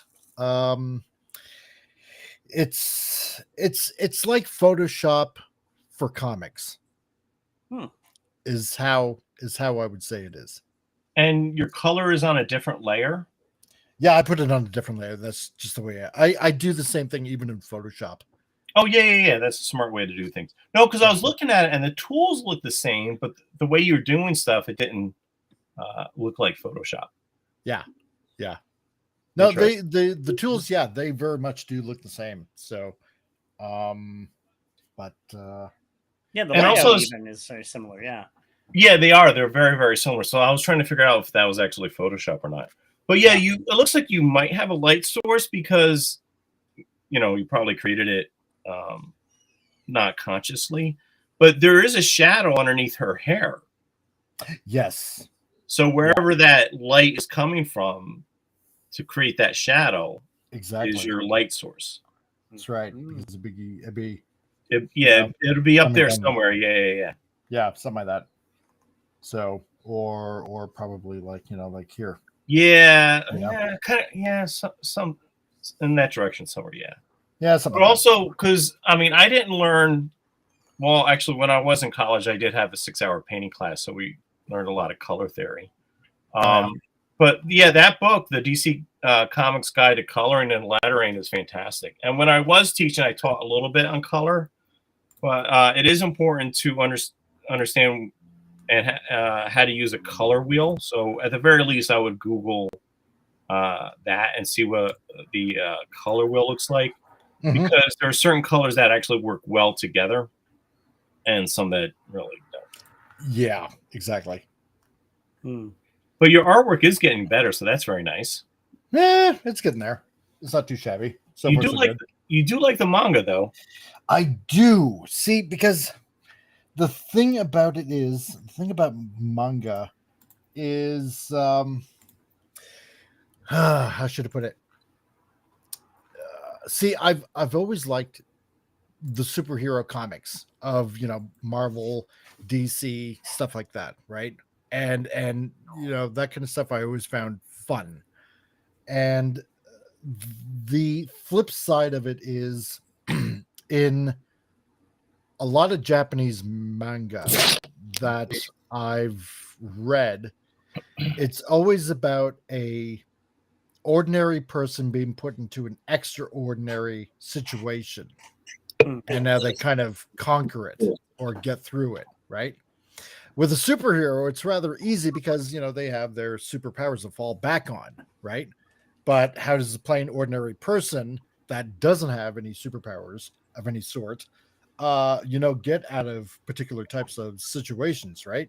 Because they don't have those powers to fall back on. And that always kind of intrigued me about Japanese manga. So because there's that that conquering storyline that goes along with, you know, whatever adventure they happen to be going on or something like that. And I've kind of always liked that aspect, and always you know, and on top of that, the artwork always kind of grabbed me as well. So and this is kind of like, you know, that in a nutshell. It's a plain ordinary person that, you know, yeah, she has some skills, but she's being put in a extraordinary situation that the normal person wouldn't be in. And you know, how you're going to use your wits and your skills to get out of it. And you know, that's kind of part of why I wanted to choose a manga art style as opposed to a quote unquote contemporary North American comic look. So Racist. I know. No, so, it's weird, man, because you know, You're well, racist. when I was teaching, a lot of my students really liked manga. They really liked manga. They liked YouTube. They liked anime, and it seemed, and I always kind of, and they weren't reading newspaper comic strips. They really weren't reading any of the regular monthly Marvel or DC stuff. Right. What I found is that they gravitated towards entertainment where it didn't cost them any money. I mean, they're college students, so they didn't have the funds to, you know, buy a whole lot of comics each month or whatever. So they got all this free stuff online. Yeah. The manga thing, because I am not a big fan of manga. And some of my students tried to get me into it, and it was just, you know, kind of weird. And I had this one student that liked manga so much, because manga nowadays, when it's translated into English, is not the way it was back like in the 80s. So when they were translating manga into English, like in the 80s, what they would do is like they would just flip the artwork. So now you're reading from left to right. But they don't do that anymore. So when you read a manga that's in English, you still have to read from right to left.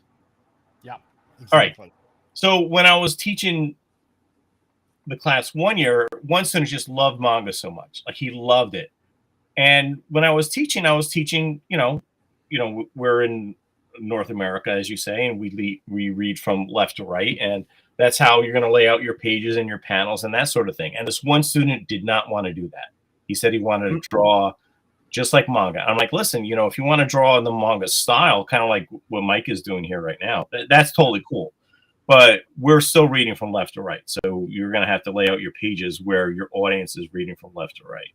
Yep. And at the end of the semester, he's like, Mr. Nickerson, do you really hate manga? And I'm like, listen, man, it's just like, I don't hate manga. It's like, I don't read manga. And I understand how like a lot of young people love manga. And I don't have a problem with that. Because what I found is, especially with young artists, is that they absorb various different styles of art where their own style comes into being. So if these young artists like manga and they're influenced by other stuff, and I just imagine that their style is going to change eventually anyway. So I wasn't exactly right. And I just never got into, the only time I ever got into manga is like when I was in college, and I think it was Viz Publishing. Yeah. They were publishing a manga called Xenon, and I absolutely remember that. Dude, I'm telling you, I loved it. So I still have extra copies of it. I still flip through it every once in a while. It's got the traditional sort of manga tropes, you know. Yep. Did Tom just leave? No, I'm here. Okay. No, I heard the motorcycle. So it was like this young kid. He was kind of a cyborg. When he got all upset, his skin would turn to metal, and he had to wear a helmet because that wasn't cybernetic. And you got the young girls and stuff in there too. And it was all like really action, and the inking was so great. The inking was just gorgeous. But yeah, I still like that book. For me, that Xenon still holds up. Oh yeah, totally.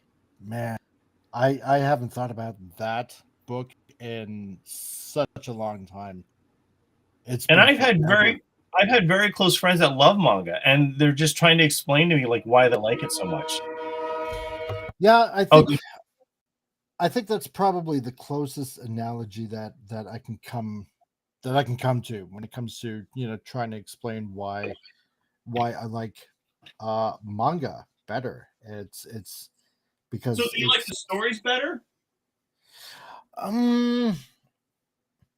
Yeah, because I do like the culture and their approach to telling a story, as like don't get me wrong, I how should I best explain this? Depending on maybe it's more like depending on the art. The art obviously grabs me first, and then I'll read it to see if I enjoy the story. If I enjoy the story, then both those elements kind of just do it for me, basically, right? Um like, say, for example, Mobius. I love Mobius's art. Loved it. I've loved it for a long time. And any of the stuff that he came up with, like, what was it? Was it Sergeant Blueberry or something Blueberry? The cowboy. Yeah. Yeah, you know exactly which one I'm meaning. It's just, normally I wouldn't read like a Western type of like comic, but for some odd reason, just the way he just told the story, I just got a kick out of it. I just liked it, right? So I don't know. For me, it's a 2-for-1 kind of deal. So if I like the artwork, if the story grabs me enough, then I'll enjoy it.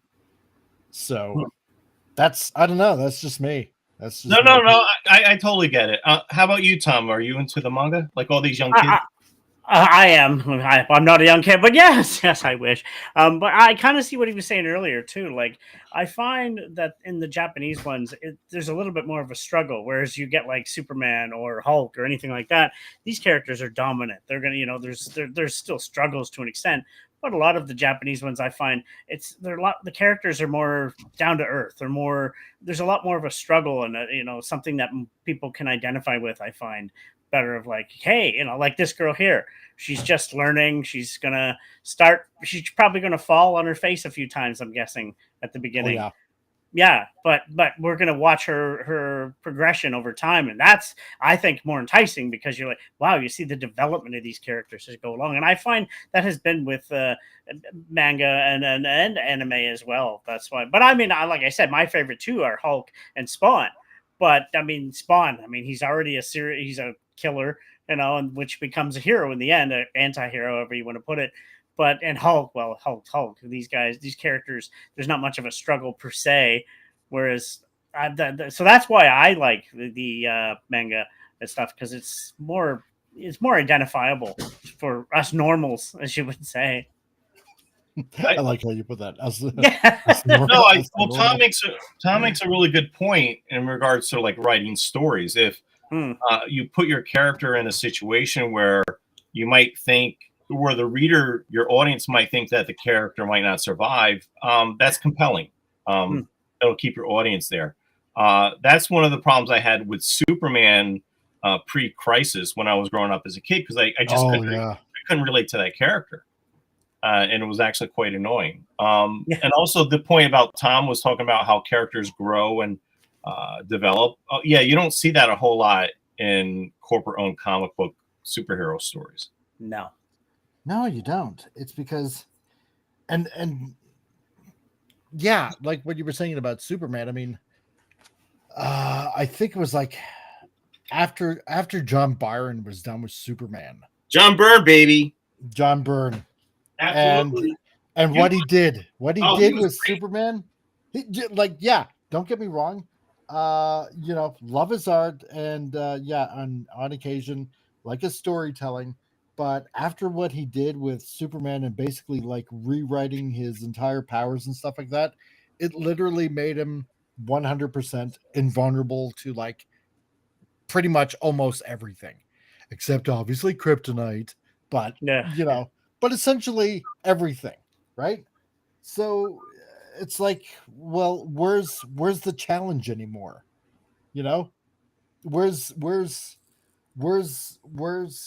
you going to go with the growth of character development? Sure, maybe relationships and and other stuff, but I mean, you've literally made the Man of Steel into the man of invulnerability. Yeah. Oh, so you think Byrne was a little bit excessive? Yeah, I think so. That's just me, right? No, you make a very good point. At the time, because I was a Marvel fan, so I grew up just loving all the Marvel stuff, X-Men, anything Byrne did, at Marvel. And I really didn't like DC much. But when George Perez and Marv Wolfman were, when they created the new Teen Titans over at DC, it felt like a Marvel book. And then Frank Miller went over to DC. Yep. John Byrne went over to DC, and I love that stuff. I really did. But all those changes that those guys had made, starting with Crisis on Infinite Earths, all that stuff was undone, quite soon after. Yeah. 100%. But nowadays, I mean, you know me, so I can't even read any of the Marvel or DC stuff for many, many reasons. So that stuff doesn't interest me. I still like superheroes. But like one of my favorite books is Cerebus, and another book, my favorite book is The Max, and they're not the same, No, they're not. They're not. No. It's and yeah, I mean, don't get me wrong. I mean, I'm not bagging on, I don't like superheroes that are made in North America now anymore. And it's not that. It's just I just like it when a plain ordinary person can overcome adversity. Sure. Over something that seems too big for themselves. That something that's too big than what they see themselves as. Right. I used to be a huge fan, and I'm a little ashamed to say this. I used to be a huge fan of Buffy the Vampire Slayer, the TV show. Oh yeah. No, that's fine. Josh Whedon was doing an interview, and he was saying how the ratings for Buffy would actually drop when Buffy's life was fine and everything was cool and her relationships were good and everything was rocking and rolling, because the fans, the audience wasn't really interested anymore. But when she broke up, when she was dating the vampire and the vampire wanted to kill her and like all this terrible stuff was happening in her life, the audience kept coming back because they wanted to see what happened with this character that they cared about so much. So I think there's a lot of truth in regards to what both you men are saying in regards to character development and story. Here's something interesting, because I know Tree Rock, he's been doing a lot of character and story development on his own. Does your character read from bottom to top, or in other words, does she read words and sentences parallel left to right, or right to left, or vertical top to down, or down to top?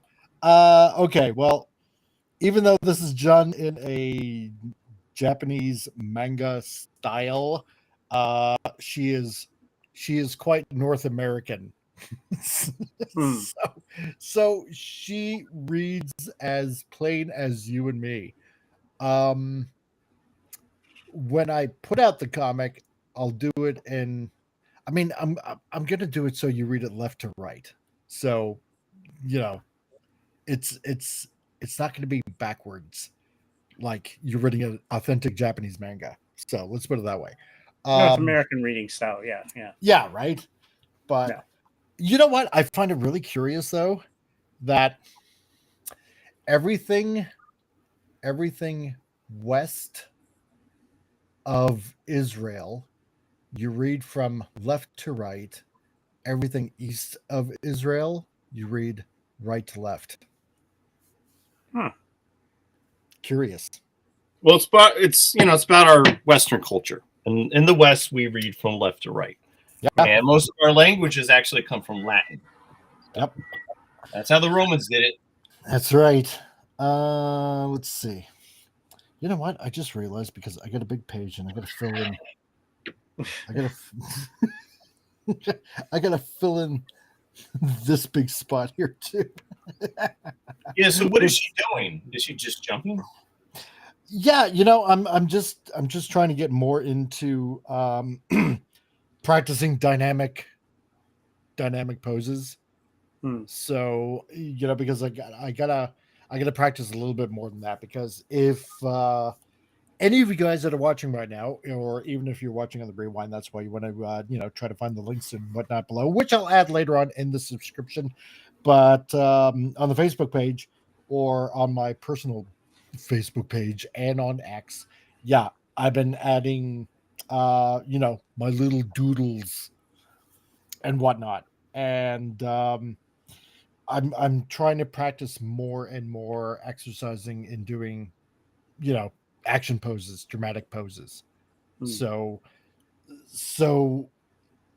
when I end up finally putting a book out, it doesn't look stiff. You know what I mean? It has to look more like fluent.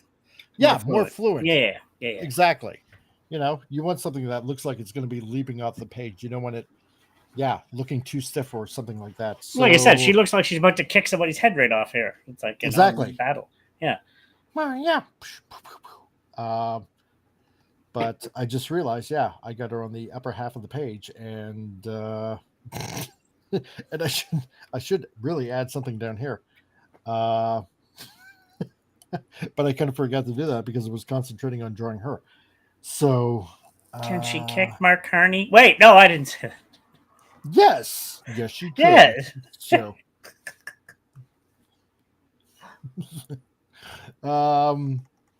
let's see. I'm just trying to think what else I can probably add onto this. Thinking. But no, I've been doing quite a bit of research and exploring a lot of cultures around the world on various type of mythos that they have. And then about how to incorporate that into a story that involves Nephilim and cryptids and whatnot, and it's gonna be pretty interesting. So I've sort of kind of laid out kind of roughly the first 4 pages, so just penciling away. Did you see that TV show House of David? No, I've heard about it though. Oh, you didn't watch it? Oh, yeah, because I don't watch a whole lot of television. But I figured Amazon was putting it out, and I thought, how good could it possibly be? Oh, it was actually pretty good. Really? I can't remember the guy's name. Jonathan Irwin. There was a movie, a Christian movie based on the band who did a song called "I Can Only Imagine." And I think he directed that, and he also he directed and created, and I think he was a showrunner for House of David, which I actually enjoyed. Yeah, it was all about King David as a kid. Yeah, and, it was pretty good, and I don't like anything, but I did enjoy that. But the only reason I brought that up is because you mentioned the Nephilim. So they had a little bit of like the Nephilim from Genesis chapter 6, mentioned in the House of David. And it was interesting because in an interview, John, I think this is his name, John Irwin, was saying how like that scene where they sort of mentioned the Nephilim a little bit, it was all AI created. And it looked, but it didn't look bad. It was actually pretty good. Oh, interesting. Okay, so it didn't look too shabby. Yeah, because that's what I shouldn't say that's what I worry about sometimes, but sometimes I think about that. It's like, because obviously most Christian productions do not have very big budgets to work with, so Not that I'm going to nitpick them on, if they have a low budget and something looks kind of, quote unquote crappy. But Oh yeah, it if was. it looks decent, then fine. Oh yeah, it was. House of David was really good. They had a lot of finances from Amazon. I actually contacted them around the time the show was coming out, and okay. yeah, they got a huge budget. They have plans all the way up to 2028. Wow. So on different sort of Christian content. That's not bad. Yeah. That's pretty surprising. Yeah, because I was trying to work a way into trying to get them to develop a animated series based on the Sword of Eden graphic novel series. Nice. But yeah, they said we're all booked up until 2028. If things change, we'll let you know. And I was like, all right. Yeah. You should go to Angel Productions. Well, they put out Sound of Freedom and stuff like that. Oh, I know. I'm very familiar with. I'm sorry, I'm eating pizza. Oh, okay. I'm very familiar with Angel Studios. Yeah. I'm not a huge fan. It was funny. I posted this on Facebook a few days ago. There's a Christian marketing group called Parable Group. Yeah. So I reached out to them, and we were just talking about Christian publishing, and was working in comics, secular comics, since 1994, and working on a Christian graphic novel series and trying to get that into Christian bookstores. It's not that easy. So they connected. They connected me with a new book publisher that actually focuses on Christian books. So we're supposed to set up a meeting for that, so I can get the Sword of Eden into Christian bookstores, because most Christian bookstores really don't. They don't want to deal with publishers. They just want to deal with distributors, and it puts me in a kind of a bad situation. Now, as far as the mainstream comic book market, Filbo Distribution is distributing the Sword of Eden graphic novel to comic book stores again, which is nice. Right. But getting into the Christian bookstore market, it's kind of tough. Anyway, the reason why I brought that up is because when I was talking to the Parable Group, we were talking about the same sort of thing, and they mentioned the Angel Studios, and I sort of grumbled a little bit, but. Yeah, if you're anybody out there who's creating Christian content, yeah, I would contact the Parable Group. They're really great. They focus a lot on Christian music too. So I'm on the phone with this guy, and we're just talking about marketing and distribution and Christian bookstores and Christian film studios and stuff. And then the conversation is going on for 10, 15, 20 minutes, and he's connecting me with all these different people that I haven't yet. And I'm giving him my backstory about all the stuff that has worked for me and what hasn't. And then I stopped after 15 minutes. I'm like, listen, are you working pro bono? Because you're giving me all this advice and he connected me to this new distributor. And he's like, yeah. He's like, no, this is we're just talking and we're talking shop. And I was like, that's great, man. So yeah, so the Parable Group, they're really great. It was a really wonderful conversation. Sweet. Yeah. Al is getting the hookups. Well, it's the Christian book market, which seems to be kind of difficult right now. And a lot of these stores are going out of business, but they don't want to deal with publishers. They just want to work directly with distributors to, order books. Oh yeah, no, for sure. Anyway, gentlemen, I am going to depart because I'm hungry and the store's only open for another half hour, so I'm going to run to the store. I got to eat, especially after Taco Pizza. But yeah, no problem, dude. Listen, you guys take care of yourselves, and man, you got to do more of these. You got to start doing more of these. Yeah, I know. I gotta get back into the swing of things. And, exactly. And terrorize people. It was nice hearing from you, Tom. I hope everything's going well. Well, it's going on. I appreciate it. I hope things are going good for you, and you guys take care of yourselves. All right, later. Peace. All right, see you, dude. Have fun, munch away, and all right. So that was Tom, folks. There we go, all the way out in New Brunswick. So hope he's doing well. Hope he does well. And yeah, so you finally made it on the King Dolphin TV a few weeks ago.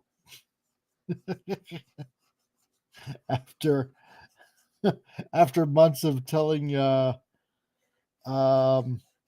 Raymond to get you on there, finally happened. Yeah, I'm sorry, I'm still eating. Yeah, the interview with Dolphin TV was actually, yeah, that was a lot of fun. So thank you for that. Thank you very much. Yeah. I appreciate your help with that. It was interesting, man, because you were asking me about one of my characters, and I really didn't want to spoil anything because you were asking about Professor Jack, and if anything was ever going to be done with him again. And I had ideas, but I was fumbling on how to answer your question because I'm like, how much do I say? Do I not say anything? So yeah. So so I'm working on volume 3, and there will be a mention about Professor Jack at the end of that graphic novel. Okay. And it was just Jack Kirby's birthday a couple days ago. Yes, that's right. The king of comics himself. Yeah, great stuff. Yeah. Yeah, well, I wasn't sure because I was thinking about it, and I'm like, man, because I really like the homage to Jack, and I was just thinking in my head, it's just really kind of sucks to just kind of let him go like that in the first graphic novel. I'd love to see him come back, and I didn't know you had, that you had plans, and I I certainly didn't want to create any spoilers or anything like that. Oh no, not at all. Yeah, so I have an idea. So we'll see how that works out. Okay, cool. Not gonna say anything more. No, it's totally fine. Let's see. So right now, yeah, just fooling around with colors just to see how things look. And this is kind of like where I have a bit of fun with everything. Just kind of loosely figuring out what certain colors will end up working, at least for me. So you haven't decided what color is her outfit yet? Not really. I mean, I think the first one I did a dark military green, and I thought, it doesn't really. It sort of works, but not really. I thought maybe it might be a bit too green, because when I was in cadets years ago, we had these dark green overcoats, kind of like this one, not quite like a duster jacket, but wool, and I really like those jackets. They were really nice. What's cadets? Like Sea Cadets, Army Cadets, Air Cadets. Think of it like Boy Scouts, but I don't want to say militarized, but sort of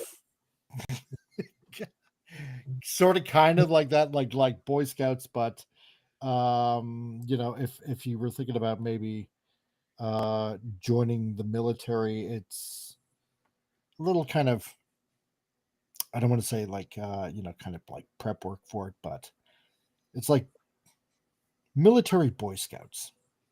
Right. Like in the States, there's something similar. It's ROCT, I think it's called. Yeah. So if you're in high school, you could join that, and like if you want to join the Marine Corps, or the Army, or whatever. Yeah, it's kind of like that, exactly like that. So, you had the uniform and all that kind of stuff. I was in Sea Cadets and made it all the way up to petty officer, chief petty officer, first class. And had I stuck with it, I could have legitimately gotten my officer. I could have done my officer training. So what happened? But, well, turned 19. It was the end of that, and I decided I didn't want to do the military thing. Yeah. Kind of enjoyed doing what I was doing, I suppose you could say at the time. Yeah. But you and I have the similar taste in comics in regards to like the stuff we were reading like in the 80s and 90s. Oh yeah. Totally. I was a huge Silver Surfer fan. Actually, kind of still am. Especially with Jack's I got Jack's first introduction, first appearance. The classic Fantastic Four, 48, 49, 50. So, and even though they were like in, pretty crappy condition, didn't matter. I treasured it. Mm-hmm. And then I got the 12 issues by Sal Buscema. Had to get all of those. And man, I got every appearance that I could. So volume 1, 2, and then at the time volume 3, and crossovers, man, and yeah, everything. It's weird because because I think we're about the same age. I think I'm a little bit older than you. Yeah, but maybe. When growing up, if you read comics, that was not a cool thing. No. But now it's all cool. It's like comics are cool, which is nice. Yeah. Heroes are cool, which is nice. And if it gets more people to read comics in general, I think that's fantastic. It was weird because I think like 2009, we had an at-home Bible study, and it was just, I think, like 8 of us, and there was like 2 married couples there, and the wife, who was not into comics and stuff, like based on the X-Men movies and stuff, she just mentions adamantium, and she mentions Wolverine, and it hit me like this stuff that I liked when I was a kid is part of pop culture nowadays, where like it's all the stuff is like a household name, like the X-Men and Wolverine, that sort of stuff. Yeah, I don't know how. Well, how do you feel about that? It seems weird. It does. It's like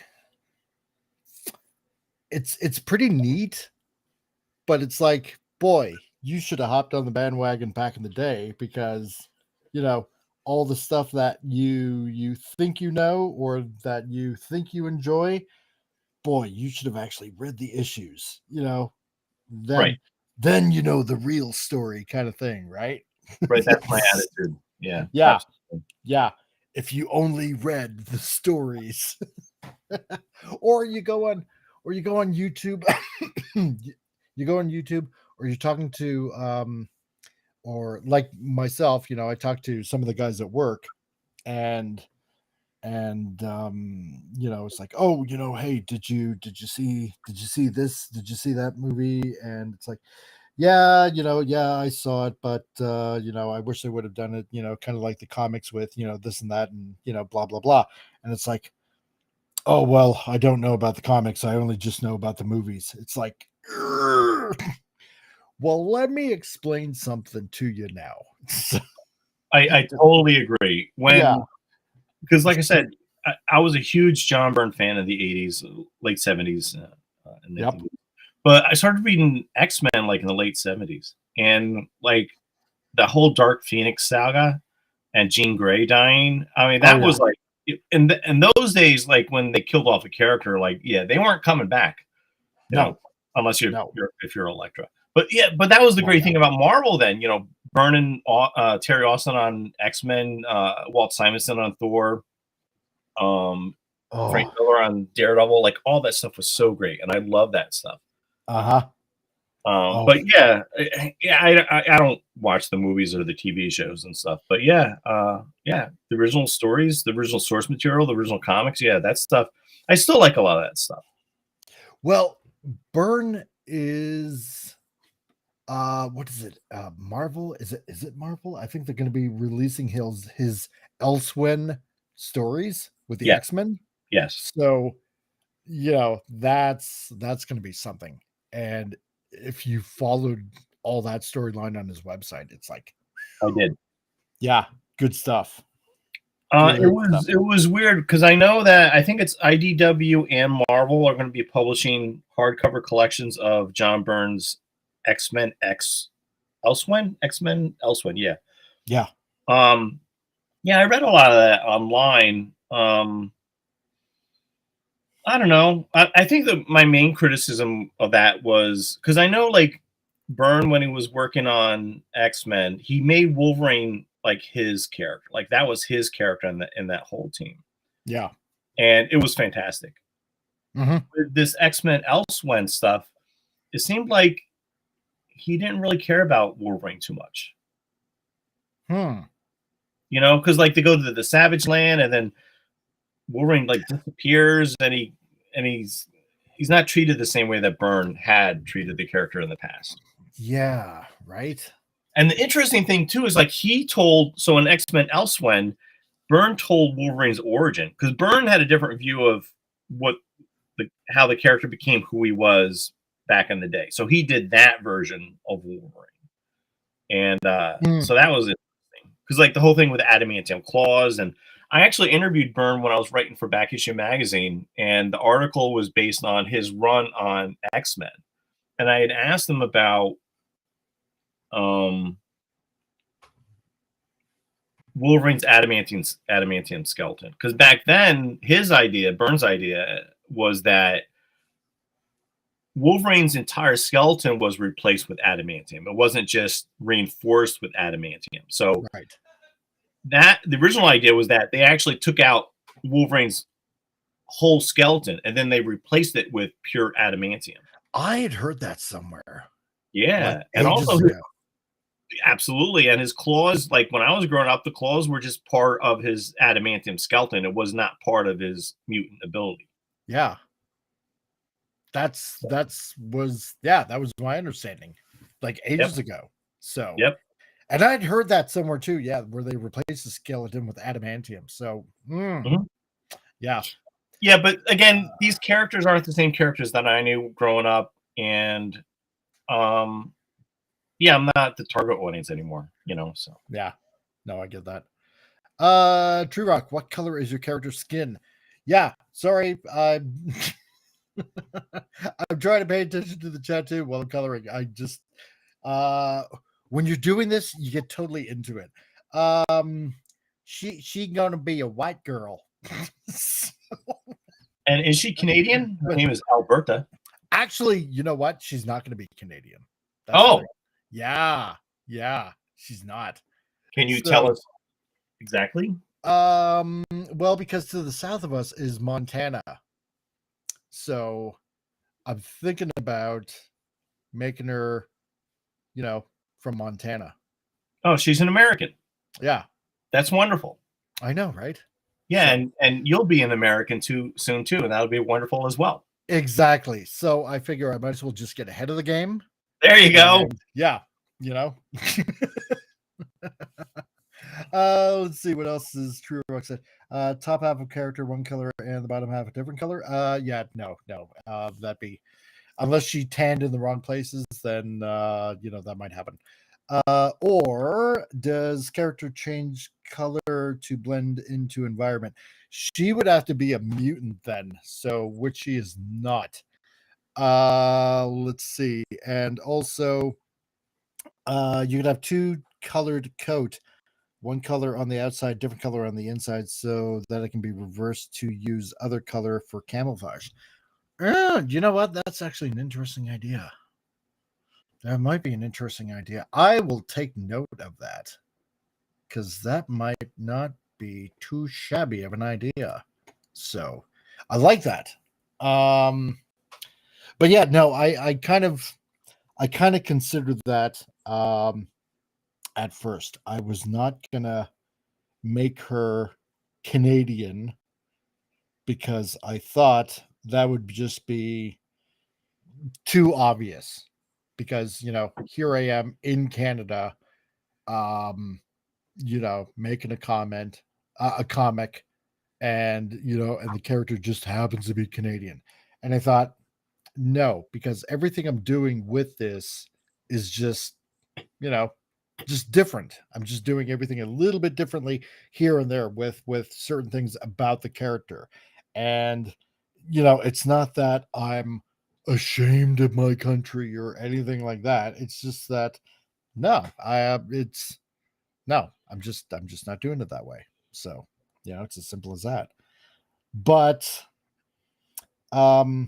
with the story, what I do have planned is let me think here. One sec.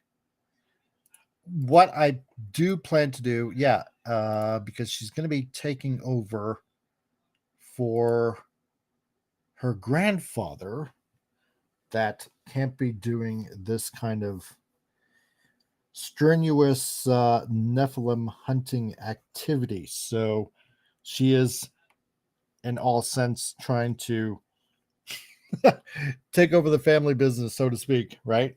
Because this is like a long line in this family that's been going on for a long time. So so I'm gonna make it in such a way where the grandfather, basically, the central base, so to speak, is in the mountains of Montana, right? And he has a place that's that's in the mountains, kind of like Bruce Wayne, in the Batcave kind of thing. It's like outside of civilization, so to speak. It's not quite near Gotham City. If you follow my meaning, it's kind of like out of the way. So it's what's going to look like on the outside. Just say a nice house, or a really nice cabin, or something like that.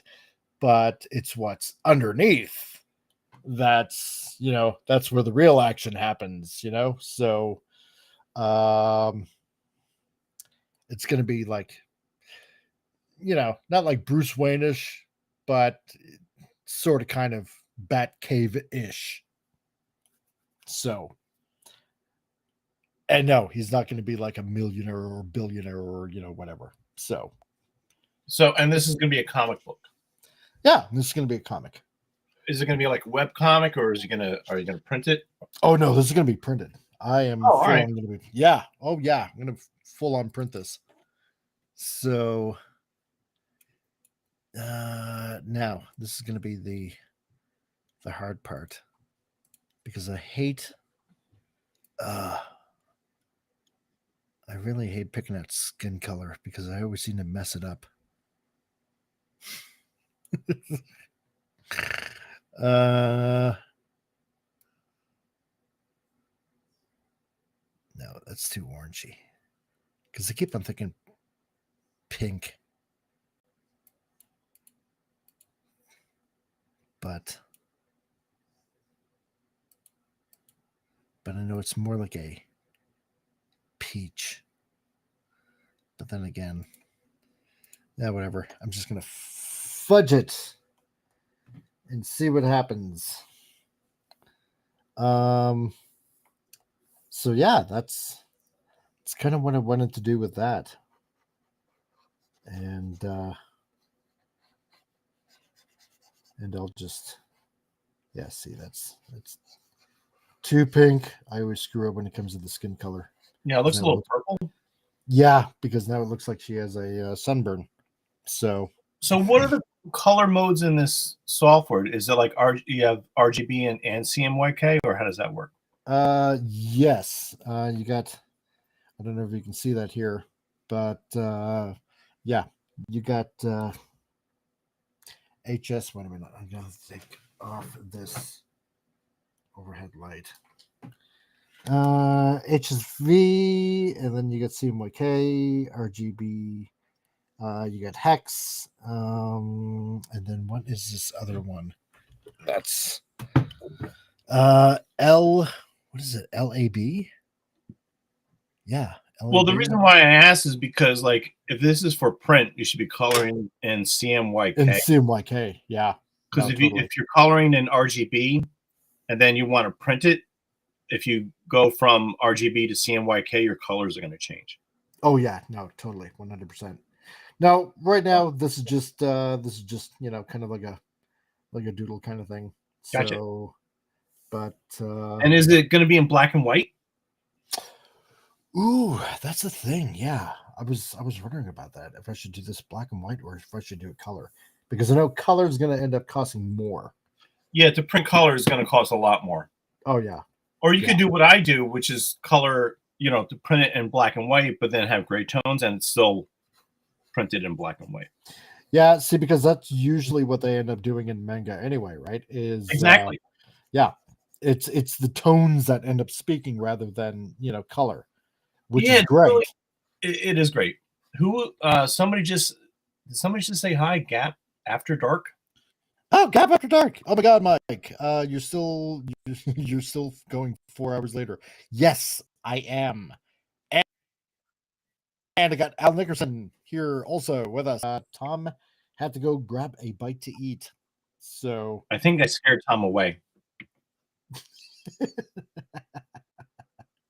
Nah. No, I like Tom.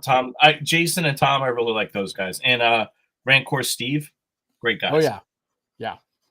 No, they're pretty cool guys. So and also kudos to Jason, because what was it, a couple of months ago? He gave his heart to Christ. So good for him. Good on him.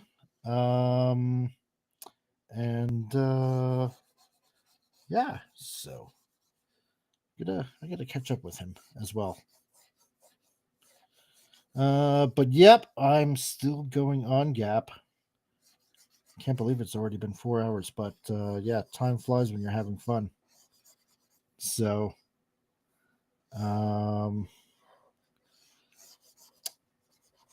and yeah, I'm probably gonna change the color on that anyway, but I'm just experimenting as it goes.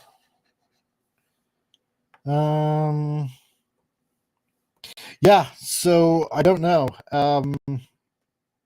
I'd like to be able to do it in color. However, right now, I don't think coloring is really my strong suit. But unless I end up finding a decent colorist.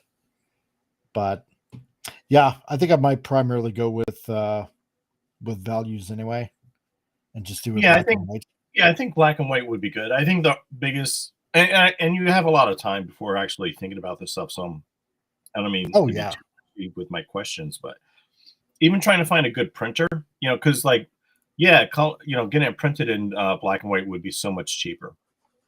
Oh, for sure. And coloring it yourself is so time consuming. So, and also it's manga. So, I mean, that's another weird thing about manga. It's just like, it's such a popular genre. Mm-hmm. And yet it doesn't have this, but it's still black and white. So it doesn't seem like manga readers really care so much about color. Yeah. You don't even think about that there is no color when you're reading it. You start to notice that that you're really not thinking about, hey, there's no color. It's just, it's the value substitute the color, and that's I find that in black and white, yeah, you end up getting a lot more a lot more punch than you would normally in color. I mean, don't get me wrong, when, like, for example, when Image came out 30 years ago, some of the colors that they were putting out in some of their books, like Jim Lee with his Wildcats and Mark Silvestri with Cyberforce, and Los Protasio, when Wetworks finally came out, some of the colors that they were putting out was just phenomenal. Like, just phenomenal.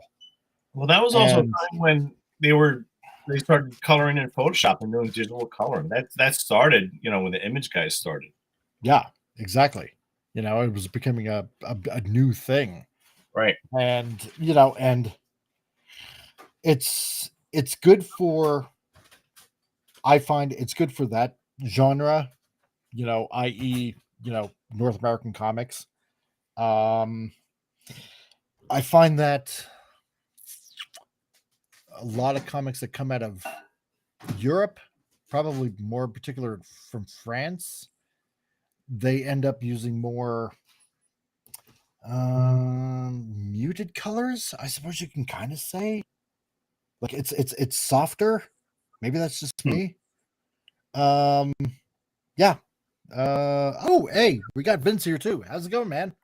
Nice to see you, dude. You finally showed up. I mean, I knew you were gonna eventually anyway. So yeah, hey Vince. Well, you had mentioned Mobius before. Yes. But yeah, like, in Europe has had a long history of actually respecting comics. And, you had the heavy metal type stuff, you had the Mobius stuff. Yeah. Yeah, they showed a lot more respect towards the medium. They showed a lot more respect towards the printing process. Because like heavy metal, when like I was not a huge fan of heavy metal, but I could tell the difference at the time, late 70s, early 80s. Yeah. That the quality of the printing of heavy metal was so much better than any of the stuff that Marvel and DC were printing at the time, because American superhero comics then, like, they didn't really care so much about the printing. So it was like on cheap newsprint. The coloring process prior to digital coloring was not all that great. Mm-hmm. I like to color, and when I get the opportunity to color my covers or back covers or inside front covers or inside back covers, I enjoy coloring. But I actually enjoy black and white books better. And when I started college, yeah, I was introduced to a lot of black and white books. Cerebus, and then Strangers in Paradise. I had mentioned Xenon earlier on. Yeah. So yeah, I love the black and white books, and whatever Will Eisner was doing at the time too. His graphic novels, yeah, that was all in black and white. And that was great. Yeah, there's definitely something about black and white that that I don't know. I just feel that it just adds to, instead of taking away. Like at first, I thought, this is just black and white. It's like it's probably just cheap, but it wasn't.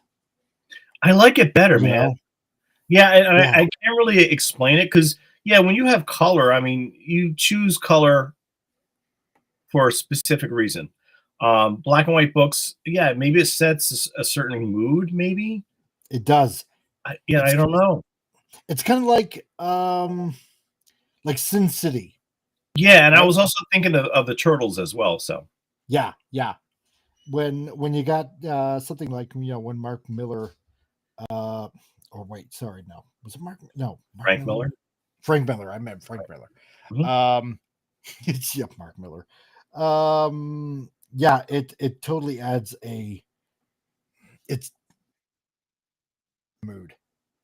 Right, Everything and about especially it. the way that Frank Miller And then- actually draws, it suits him a lot better. Yes. And then they translated that perfectly on screen, which is great. It was weird. I am not. I mean, I love Frank Miller's Daredevil, like I said, and I loved his Dark Knight Returns. I remember getting his Ronin book when it was coming out. Excuse me, when it was coming out. I could not get into Ronin. It was just too weird for me. You know what? I still haven't read Ronin. It was weird because at the time, like, that's when Frank Miller was really getting into manga, Japanese comics. That's when Yes. Frank Miller was really exposed to Mobius. And you could see those influences on Miller's work in Ronin. It was just a little bit weird for me at the time. I was still a young kid. That's what I heard. So his manga phase. Well, he really was really influenced by those guys at that time, because Lone Wolf and Cult was coming out. Mobius was getting big. Manga was really starting up here in the States. Yeah. But the Sin City stuff, yeah, that's when he lost me. It's just not my thing. No. Let's see here.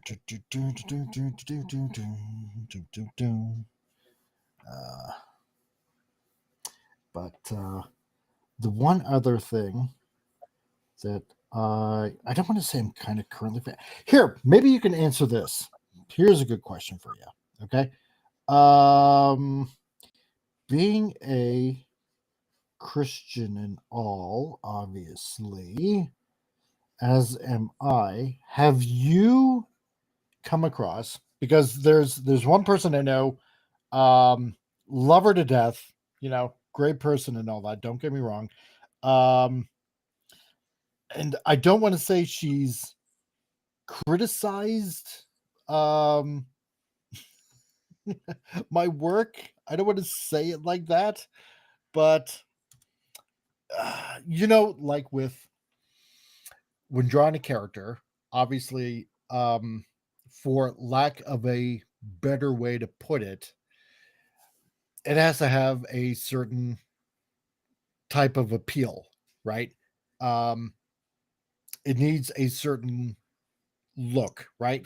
Your heroes and heroines, they have to look more than ordinary, right? You don't see, like, for example, a fat superhero, or just a plain looking heroine or anything like that, right? And one of the things that was mentioned, and like I said, don't get me wrong, love this person to death, she's a great person. She thinks that how I'm drawing my protagonist looks a little bit too sexy, let's put it that way, right? Mm-hmm. And so I've explained to her, like, look, this is kind of the way, in a sense, this is the way kind of like comics are done. You can't have your hero looking like your plain ordinary guy. They have to look heroic, the big muscles and stuff like that.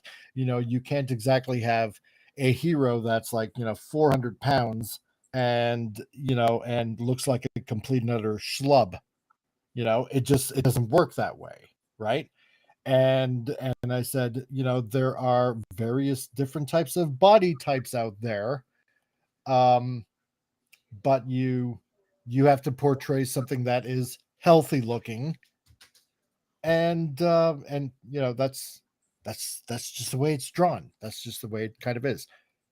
Have you faced anything like that? I have. Yeah. Okay. I'm a little different, I guess. Right. I draw and write the kind of graphic novels and comics that I myself would like to read. Right. I like superheroes. The Sword of Eden graphic novel series has a very strong Christian themes. They are Christian graphic novels. Mm-hmm. I don't let anybody. There's a couple of weird stories. I don't let anybody tell me how to write and draw stuff. I mean, I've had enough of that when I was working at Marvel and DC and Archie. I don't need an editor. I don't want an editor. I want to tell the stories that I want to tell. I want to draw the characters that I want to draw. But you can't make everybody happy. And I think when you're creating art, whether it's a painting or comics or graphic novels or music or, whatever, film or television, I don't know how much. I think you should know what your audience is, like who your audience is and who your target audience is. But I don't think you should let them tell you how to create art or how to write stories. Exactly. And I had a couple things happen to me in my career. The first thing I'll mention is, like, when I started working at Archie Comics, the first thing I did, because I was working on Sabrina the Teenage Witch for like 2 years, I think. And the first story I did, and it was the way I was inking at the time.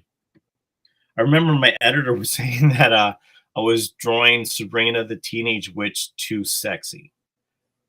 It wasn't a conscious effort on my part. Right. I think it was just the way, I was using a brush and it was like very fluid. So yeah, I sort of had to keep that in mind. When I'm doing my own stuff, I just want to do the stuff that I want to do. And I've had a couple of people grumble. recently I got an email. There's an organization, I think, where are they? California or Florida? They're the I'm gonna say California. All right. Well, I haven't told you this story yet. Okay. It's called the Christian Book Fair, and I think it's kind of like a mobile Christian book fair where they're selling and promoting Christian books. And I remember, so I got an email from them the other day because several years ago I had contacted them. I'm like wondering if they would carry the Sword of Eden graphic novel series. They passed on it. And the reason why they passed on it is because one of their rules is that they're not going to sell or support or distribute any book that criticizes any other religion. So in the Sword of Eden graphic novel, it's a little weird. So in the Sword of Eden graphic novel, the characters travel through Hades. Right. So instead of creating a Hades of my own, I just use Dante's Inferno. Yeah. So they go through the different levels of Dante's Inferno, and one of the levels has a city called the City of Dis. And as the story in Dante's Inferno explains, the City of Dis, I'm sorry, it's got these huge metal walls around it, and it's got all these fallen angels around the metal walls outside the city. Yeah. And within the city, they have burning mosques. So I drew that. Oh, yeah. Right. And then I even put in Arabic because I had a friend of mine who is a Christian, and he actually, I shouldn't say who he works for, but he translates Arabic into English, and he actually evangelizes to the Muslim community. So he helped me create or find this symbol which mentions Allah, and I stuck that on a building. Unless you read Arabic, you probably can't really understand it. Right. But the Christian Book Fair, they passed on the Sword of Eden just because of that. Oh, that I was criticizing in one panel Islam, which I think is we ought to be criticizing Islam. Well, so to answer your question, yeah, I come across this stuff, and also the reason why I bring it up now is like a week ago they reached out to me and they asked me about if I wanted them to carry the Sword of Eden graphic novels. And I'm like, but you guys passed on it. And I show them a screenshot of their email they sent me, as well as the image that I just explained from the graphic novel with the City of Dis. And they're like, oh, we were hoping that you may have edited your book. Oh, wow. Yeah, there you go. Yeah, that wasn't going to happen. There's no way I was going to do that. Jeez. Yeah, I know. Yeah. We were hoping that you've capitulated because if you really want to sell with us, then you have to change your creation. So we're happy. It's like, okay, so then why are you calling yourself Christian in the first place? Right. Everybody is in need of the Savior. It doesn't matter whether you're Jew or Gentile or following a false and dead religion. Yeah. Right. So anyway, so there's no way that was going to happen. And another thing happened with a couple years ago when Volume 1 of the Sword of Eden came out. I sent a copy to Baker Bookhouse. They're out somewhere in the Midwest.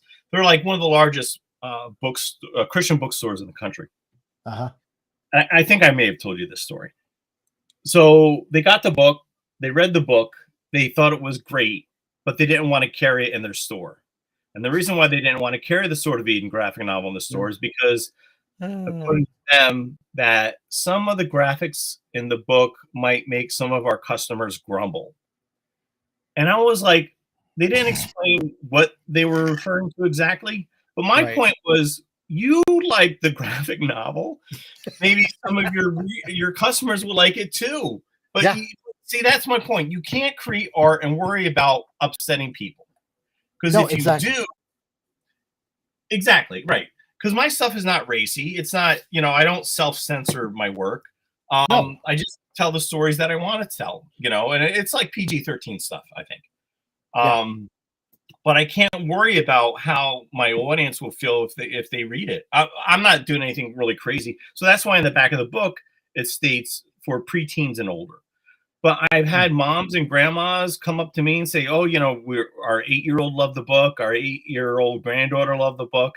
And I'm like, "Okay, that's fine." And I'll have other, adults ask me, "It's like, is this, for a younger reader?" I'm like, if their kid seems kind of on the young age, I'm like, you could read it to your child if you want, but read it with them, because there's a couple of things in there which might not be suitable for like an 8-year-old. But my point is, tell the stories you want to tell. Don't worry about upsetting people, because then you're going to really start self-censoring your work. Well, exactly, because if you're first of all, a retailer shouldn't have to babysit their customers in thinking that, oh my God, they might get offended if they read this. It's like, you first of all, it's not up to you to make up the customer's mind on what they might find offensive or what they might not find offensive, because you don't know what's going on in your customer's head at any moment in time whatsoever. You don't know their likes, their dislikes, blah blah blah, right? So there's no point in even thinking that whatsoever. Second of all, you'd be probably doing yourself a great favor if you actually maybe stood up and took a chance and saying, no, this is what we're going to be selling on behalf of this artist, and if you don't like it, well, then that's too bad. You don't have to buy it. Right. And I think bookstores and librarians used to be like that. Yeah. But I don't think they are anymore. And I think that's probably one of the reasons why a lot of these, comic book stores, Christian bookstores, mainstream bookstores, they're all going out of business. They are. We're actually going through something a little similar here in Alberta, where, thank God, our premier, which is kind of like, your governor kind of thing, is telling, look, certain types of books are going to be out of school libraries, books of certain questionable ideologies, let's put it that way. And however, the Edmonton school board is unfortunately taking it a little bit further than it should, because they want to end up taking up books like George Orwell's 1984 and stuff like that. It's like you're taking it a little bit too far, right? Because these are the books that you want to keep in school libraries, books such as that, so because on top of that, Edmonton is quite the liberal, I don't want to say hellhole, but if the shoe fits, then sure, but no, take a stand. Don't make up the customer's mind for them. Just sell the book. If somebody likes it, I'm sure they can return it, or they'll give it to somebody else that they think might like it, or whatever, right? Tree Rock says exactly this. Free will is the whole reason we are in this fallen world. Yep. God wants us to freely choose him. Forced love is no love at all. Darn tootin' right there. Otherwise, we're just mindless, soulless robots. Unless you're a Calvinist. Unless you're a Calvinist, yes. So right. I am not a Calvinist. One of my best friends is now a Calvinist, so we do debate the topic of election quite often. And we actually started a Bible study a few weeks ago. So oh yeah. Yeah, but the weird thing is, like, I'm drawing a blank, but there was oh man, I can't remember the name of the book. The character's name was something Crawford, and it was kind of like a really dark book. Oh, and for the life of me, I can't. And I read it too, like when I was in college. I can't remember. It's like a really famous sort of dark novel. God, kind of racy stuff had to deal with like suicide and such. Oh, I can't remember if I'm drawing a total blank, and I don't remember. Anyway, my point is that I like to think that I am Holden. Maybe I like to think that I support free speech. I do live in America, but there are certain things like I see that a lot of these libraries and bookstores and stuff, selling certain content which I don't support, and I don't want to say that I'm compromising my principles, but like some of that stuff I really don't like to see sold. No, exactly. No. I struggle with this because I'm like, I support the First Amendment, freedom of speech, freedom of religion, freedom of the press. Mm-hmm. But I don't like these books. So where do I stand on that? So maybe I might not be as much of a free speech person as I initially thought. I don't know. I think it comes to a point where, how should I put it? I think it's more along the lines like this. God is a gentleman, and he will not force you to choose between the world and him, right? And I think it's more like we can advise people not to do certain things on account that this and this and this may happen to you or will happen to you. But you have bodily autonomy to do what you want. Right. So I am not a Calvinist. I'm not really an Arminian. I'm kind of like, there's this terminology which I did not make up this term, and whenever I mention it to my Calvinist friend, he gets very upset with me. So I consider myself a Calvinian. So there are certain things about the Calvinists I don't like. There are certain things that the Arminians do or promote that I don't like. I just like what the Bible says, and whatever the Bible says, that's God's word, and that's true. So we should just go by what the Bible says. So yeah, well, I think that's as far as I'll get with that. So I think a lot of these disagreements, I was thinking about this for a couple of weeks now, and then I was talking to my friend about this, and I know that we have different denominations within Christendom because people have different views on things, right? And I think it actually goes a little bit more deeper than that. In that, I think there are certain people within the church, they actually really don't like some of the things that the Bible does say. So then they promote these other ideas which are not biblical, and that's what really gets people upset. Oh yeah. Yep. I think it's weird. It's like, what was it? My wife put on a particular YouTube video today, and there was something this guy said.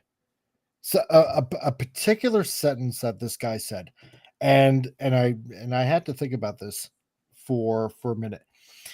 It's like some people, because I believe he was talking about, forgive me if I'm wrong, but so like about date setters and stuff like that, right? Mm-hmm. And he was saying something along the lines of, they'll take a particular part of scripture and make an entire new doctrine out of it. Mm-hmm. Right? Mm-hmm. And totally taking something like maybe something that is in the Bible, like totally out of context and stuff like that. So, and it's quite the thing, when that kind of stuff happens. Oh my gosh, it's like, yeah, wait, there's more. What's this, Tree Rock? I don't like the fact that some books hide or sneak certain stuff in teen books, even though it is classified as a teen book. It is not. Yeah, no, that's true. Oh my god, some of the books that are out now. Well, see, the thing is, and this is the kind of stuff that sort of gets me kind of cranky. I do think, as far as the West is concerned, I think, because I tend to be, well, I'll just say, I think there are a group of people that control a lot of the Western nations, and I think my eyes have been open after the 2020 presidential election in the U.S., where they stole an election, and they also created a disease to keep people at home, so they didn't vote, so they could steal an election through mail-in balloting, and where they can create vaccines to make people sick and dead and then replace us. So I think this is a conscious effort on those that actually are part of the club, so to speak, as George Carlin would say. And we are not part of the club. And this club are just evil, evil, evil people. And they promote all this crazy nonsense and all the crazy woke stuff, and they're trying to destroy Western culture. And they hate Christians. They hate the God of the Bible. And I think that particularly they hate the United States because we were founded as a Christian. We were founded on Christian principles, I'll say. And look what's going on in Europe. I mean, Europe, like the UK is like that whole country is boiling. Austria is like Austria is a small country, for example. So Austria is 1/10 Muslim now. It's like they're all immigrants, and they have they created their own Sharia courts there. Yeah. So 70 years. I posted this on Facebook today. Like 70 years. Europe is going to turn totally Muslim, and then as Islam goes, you either convert or you get your head chopped off. So they don't tolerate non-Muslims in their society. No, that's pretty much it. Like my aunt said a few years back, like 20, 30 years ago, you might have seen one Middle Eastern man on the train going to work, and she's in Germany. And she said, now I'm like the only white woman on the train. It's all done intentionally too, like I said. It's all part of the plan. Yeah. It is. It is. And like the 4 years under the Biden administration, even though Biden's brain is a bowl of soup and he really wasn't in control, they had an agenda. And thank God that, President Trump, who is not beholden to any person. Oh, well, thank you. True Rock Creations, you're a very smart person. Thank you. President Trump is not beholden to these people. He's not part of the club. Like, I don't think, like, despite how much I like Trump and I voted for him 3 times and I think he won 3 times, he's not the conservative darling that I would like him to be, but he's probably my favorite president of my lifetime. Yeah. Definitely. And it was funny, man, because I'm sorry, go ahead. Definitely quite the character. Oh, he's great. He's changed things so much that it makes me very, very happy. Oh yeah. Anyway, Britain is going crazy, man. Austria, yep. They're just wiping out Western culture. Yep, they are. They really are. It's like that story in Scotland. Was it last week with the 2 girls, and they were accosted by this illegal alien, and then they had to pull out an axe and a knife just to defend themselves, and that child was actually arrested for carrying a weapon. Yeah, exactly. It's disgusting.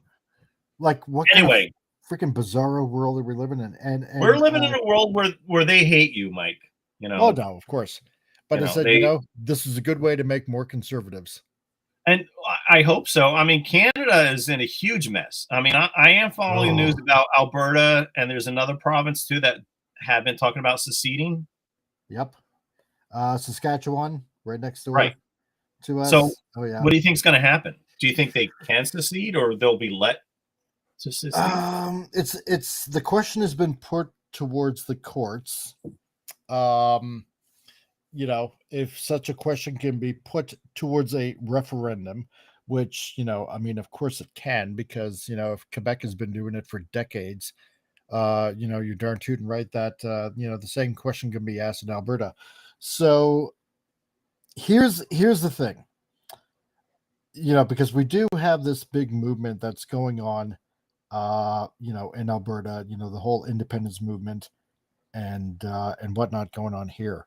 And one of the things that obviously was proposed is, first of all, our own Second Amendment, as it were. The other thing was doing the same thing like what Switzerland does. And, we're at the age of, 17 or something like that, that they train, like military style, like they do in Switzerland. So everybody goes home basically with, with their own firearm. Oh, wow. Yeah. So that was also proposed.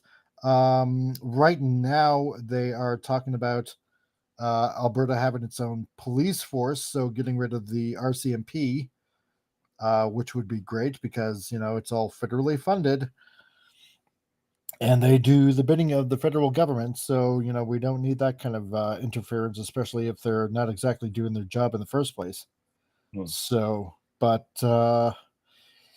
yep, our referendum takes place next year, and seeing how it is now September 1st, it's going to be like a few months away, and yeah, we're gonna see what happens. So if you guys do vote to secede, will Canada let that happen?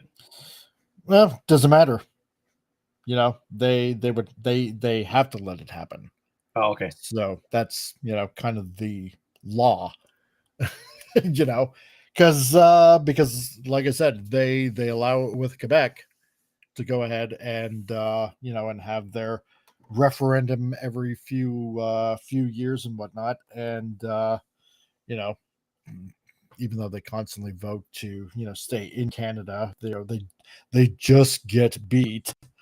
If they happen to win, then end up leaving anyway, and Canada would let them. So they have to do the same thing. It's like what's good for the goose is good for the gander kind of thing. Let's see. Gap After Dark says, but Al, have you seen the protests in Britain, Germany, Australia, etc., around Europe, protesting illegal immigration? Finally, I don't know if it's too late. Hell, a Great Britain, they arrested a woman for flying a British flag. Oh yeah. It's so bad in England. Ridiculous. That's absolutely insane. So these are the people, they're politicians, the people that are in control of these countries. They're making this stuff happen. They're going to punish you if you resist. It's all quite evil. So I have been following this, and it's totally disgusting. It is. It's like saying you're not allowed to have pride in your own country. You can't have your own flag flown in your own country. It's like, it's just crazy. And they put people in jail for stuff like this. Yeah. And, right. So the book I was thinking about. I'm sorry. Go ahead. Oh, and making memes online about certain things that are going on and whatnot. It's like you can't even talk about it. Yeah. No, you can't. Mm-hmm. Anyway, go ahead. Yeah, it's insane. It's an insane world. So Mike, the book I was thinking about earlier was the Catcher in the Rye by J.D. Salinger. Oh yeah. Which I don't. I read it either in high school or college. I think I read it in college. I remember it being a very dark book. It's quite popular. I don't know. I haven't read it, but I've heard about it. Definitely heard about it. Yeah, it's like one of those books. Is like you read Moby Dick or Catcher in the Rye or 1984 or Animal Farm or all these sort of classics. That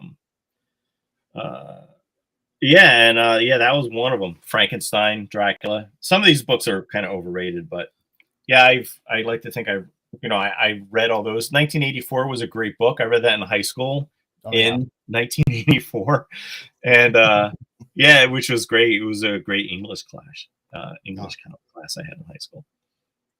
So, but anyway, my point.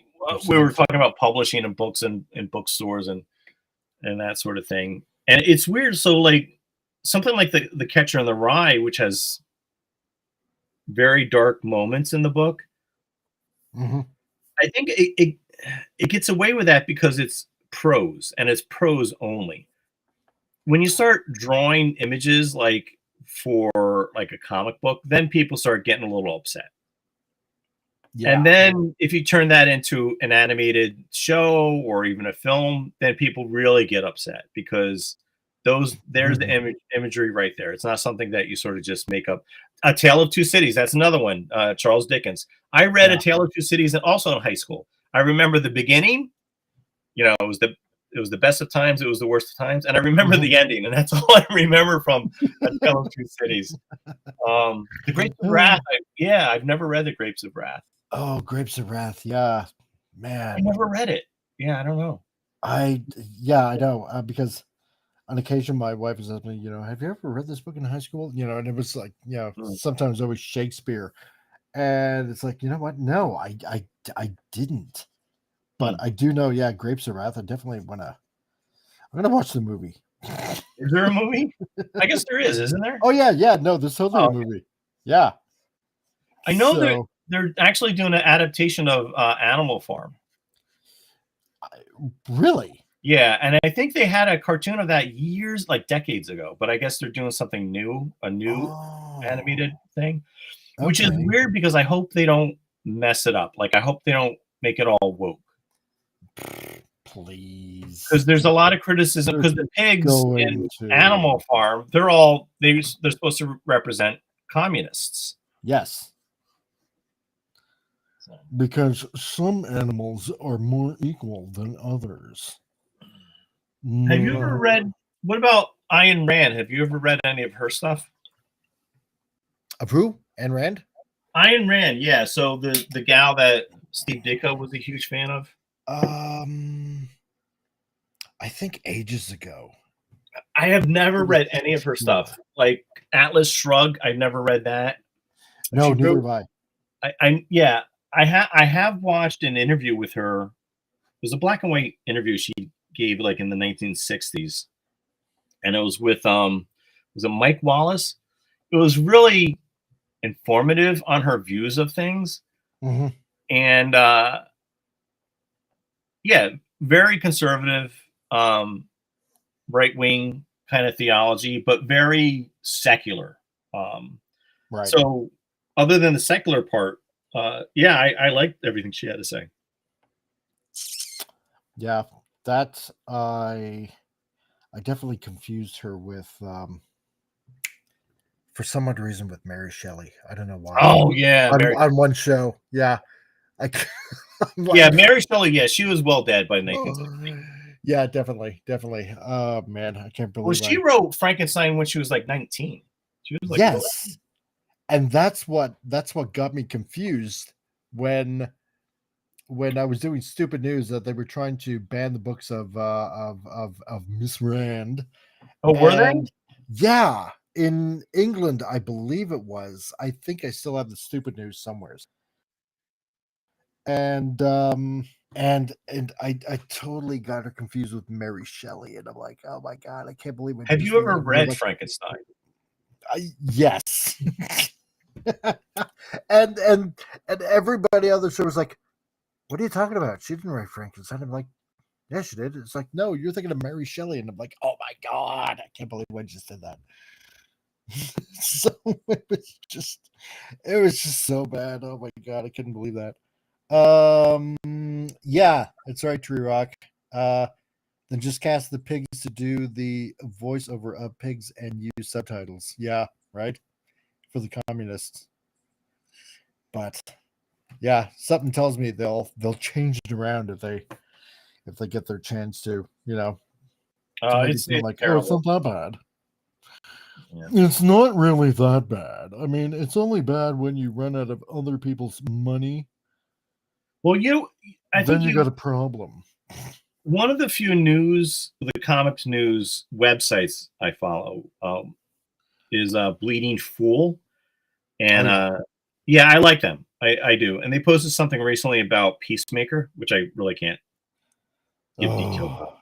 Dude, and I don't watch Peacemaker, but I did share that article on Facebook, and one of the people that had posted a comment was like, well, it wasn't that bad, it was just one scene in the episode. And I was like, that's one scene too many. It's like, I don't want to see any of that stuff. I don't watch the show, but I caught it last week, and I'm like, what in the world did I just watch? Like, did you? Oh, so you watched that episode? I watched it. I thought, okay, well, season 1 wasn't too bad.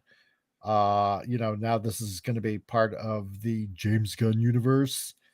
Let's see what he does with this, right? With the second season. And yeah. Let's say a certain party scene showed a little bit too much that it should have. And you might as well have, put Caligula in there as well. And because you had mentioned that you were out when you posted that on Facebook. Yeah. So did you read the Bleeding Fool article first, or did you see the episode first? No, I saw the episode first. Oh, all right. Oh yeah. Yeah, it's weird. Because the thing is that again, I don't watch any of this stuff. I don't really follow any of this stuff. And usually a lot of people, when they find out what I do for a living and what I have been doing for a living, they find that a little astonishing that I don't watch these movies. And I sort of kind of explain, my views on things and how, like, it's not the same, everything's gotten really woke. It's also a different medium. Like, I love the medium of comics and graphic novels and sequential art. Mm-hmm. I don't think we need a TV show or whatever to validate a certain book or a certain comic that we actually like. No, exactly. You don't need to. Right. Gap After Dark says, Cardinal Sin, when he was alive, introduced me to this book. It's fascinating. The Genesis 6 Conspiracy, how secret societies and the descendants of giants plan to enslave humankind. The author is Gary Wayne. It's a thick book. It's probably on the side of As Long as War and Peace. Is it a work of fiction? I don't know.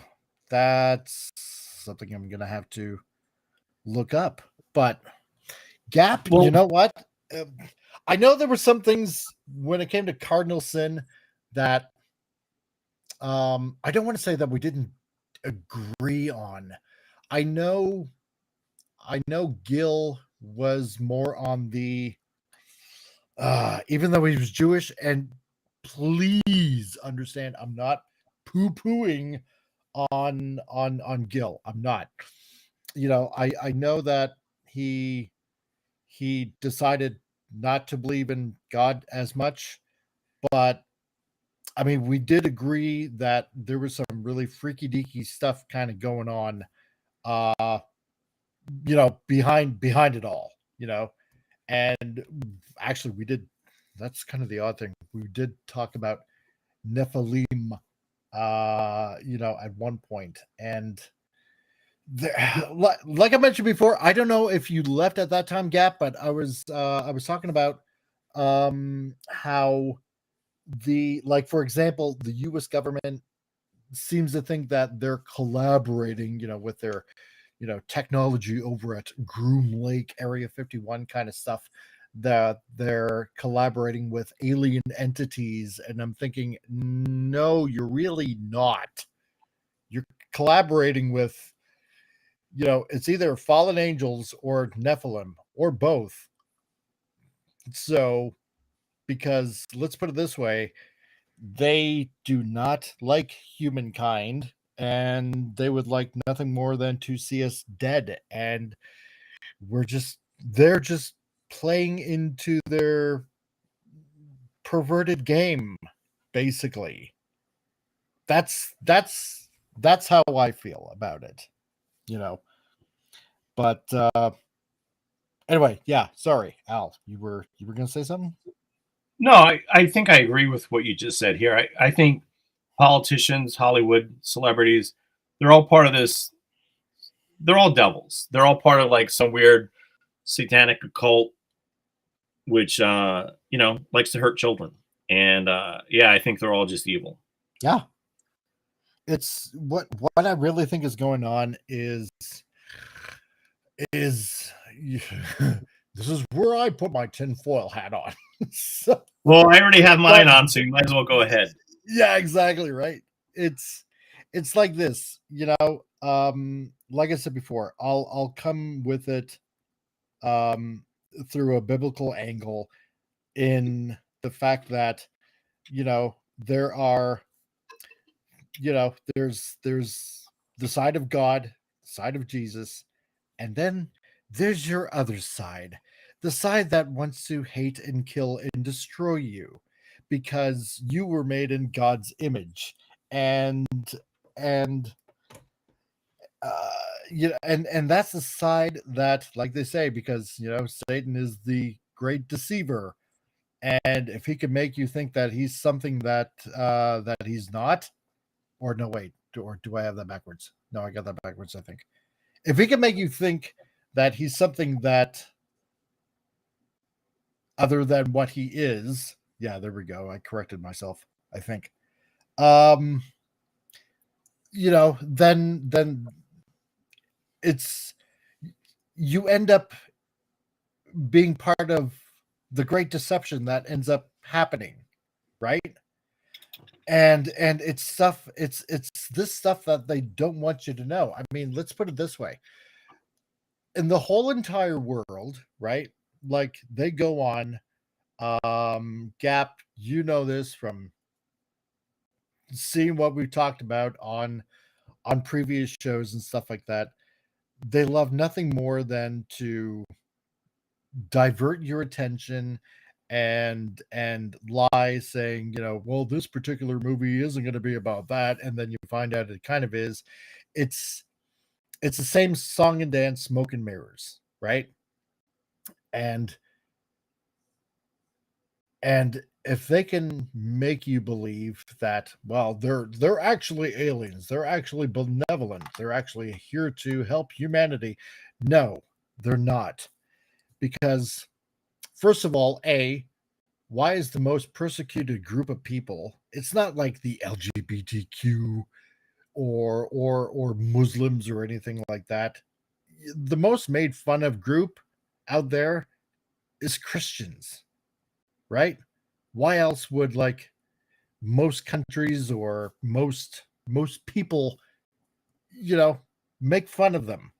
You don't see a whole bunch of people make fun of Muslims or Hare Krishnas or Buddhists or anything like that. It always seems to be that one little demographic.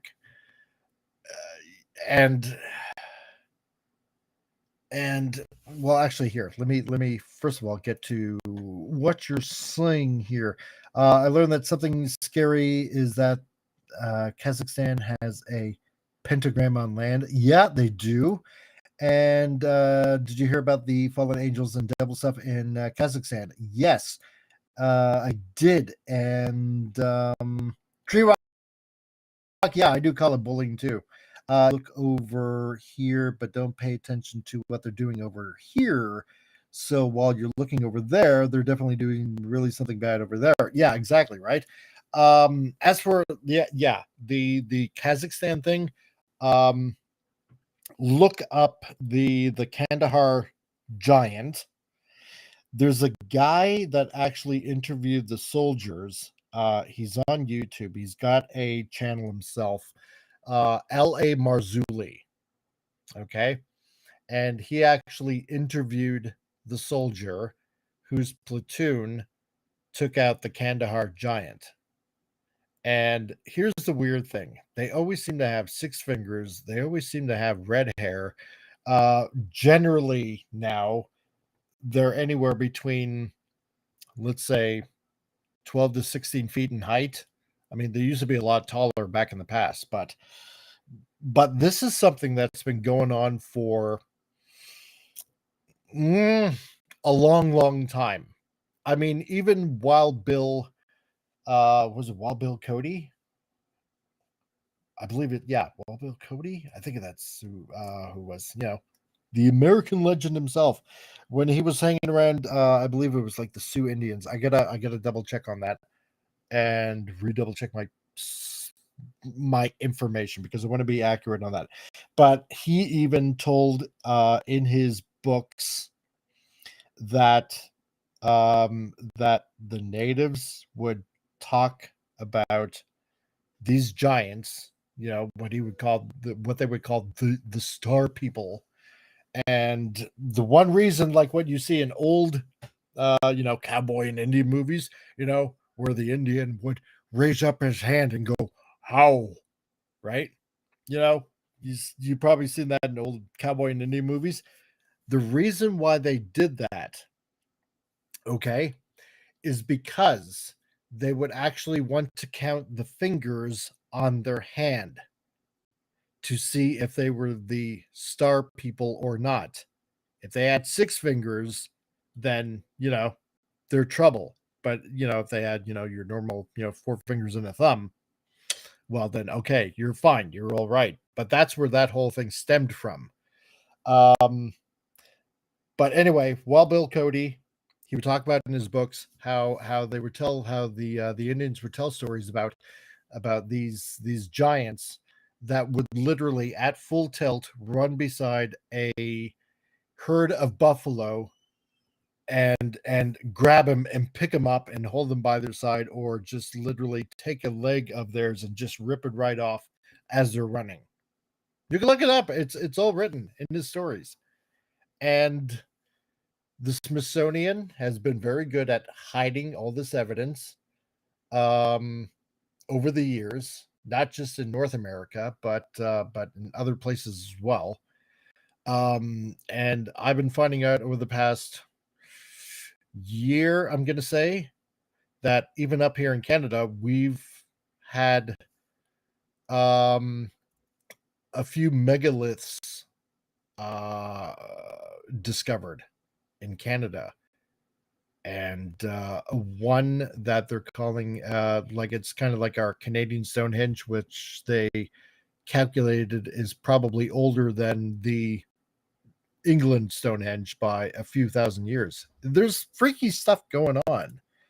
And so Gaps, so I believe in God. I know he's all around.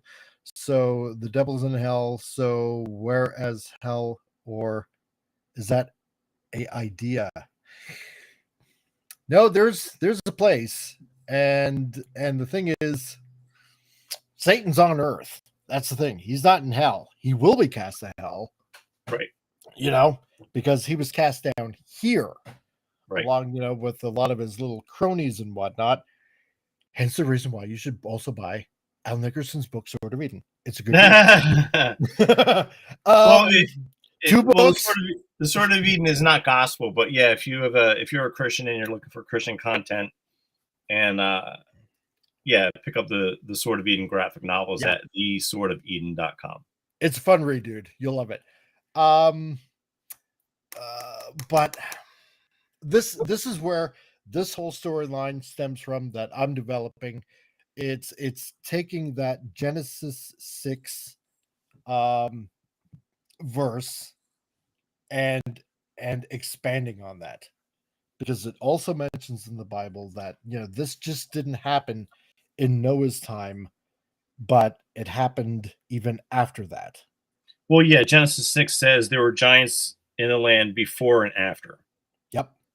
So, whatever that means, I don't know. Yeah, exactly. Because it says giant. I do believe that there were giants. Oh yeah, before and after. Yeah. See, because here's the thing: in the Greek, the word is translated gigantos, which means earthborn, but in English, it's just giants. But they just happen to be giants. That's the thing. So, well, the Old Testament was written in Hebrew. Well, yeah, until the Septuagint. But I mean, what I'm saying is, when they translated into Greek, right. Then the word gigantos from Nephilim to in the Greek gigantos translates into earthborn, which they happen to be, but also in the English, they just translated it as giant from taking the Greek, right? Gigantos as giants, which they happen to be anyway, or at least such is my understanding of that. So, but Anyway, this is the whole thing about the storyline. It's about taking that Genesis 6 narrative, like what you said with what Cardinal said with where he introduced that book to you, and taking that and expanding on that, because even during the Tower of Babel, when after a while God confused all the languages, there's another little interesting verse, because I gotta look that up again where that was, because I had it bookmarked, that that when the people dispersed, and I'm paraphrasing here, that they took all their gods with them, right? That's kind of a curious. Well, I always saw that as like they took their idols with them. Yes.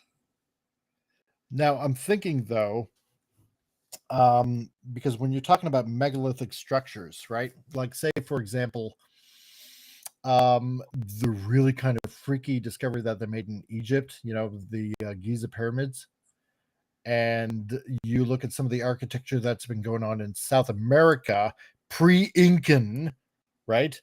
Of these big megalithic structures that, no man, depending on how much technology they had, would be able to move gigantic stones like that, right? This is what would seem like Nephilim building, probably pre-flood. Don't exactly know for sure. But the odd thing is, what if it was fallen angels that went with the people when they dispersed all across the earth? Not just, idols and, trinkets and whatnot, but what if? You got to think about that a little bit. Kind of spooky. So, and Gap, no, you don't got to be sorry. You don't got to be sorry. It is a fascinating discussion. And yeah, I'm sorry, I didn't mean to derail the stream back to the sexy woman you're trying. No, but this goes along with the comic that I had planned out about cryptids. What if they're just genetically modified animals due to possible Nephilim activity? What about these Nephilim themselves? Are they actually aliens? And you get into stuff like, what about these cattle mutilations, right?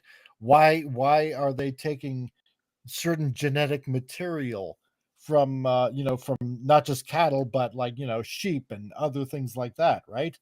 And you listen to some interesting UFO abduction stories, and they said that sometimes they would see these aliens, but it looked like they're hanging, right? Like you would hang a suit on a coat rack or something like that, right? That these bodies would just hang there. And it's like, well, this is really interesting, because what if these demons, right, that what we would call demons are just the disembodied spirit of Nephilim? What if they're inhabiting these suits, right? And they're just moving the suit around, which happens to look like an alien.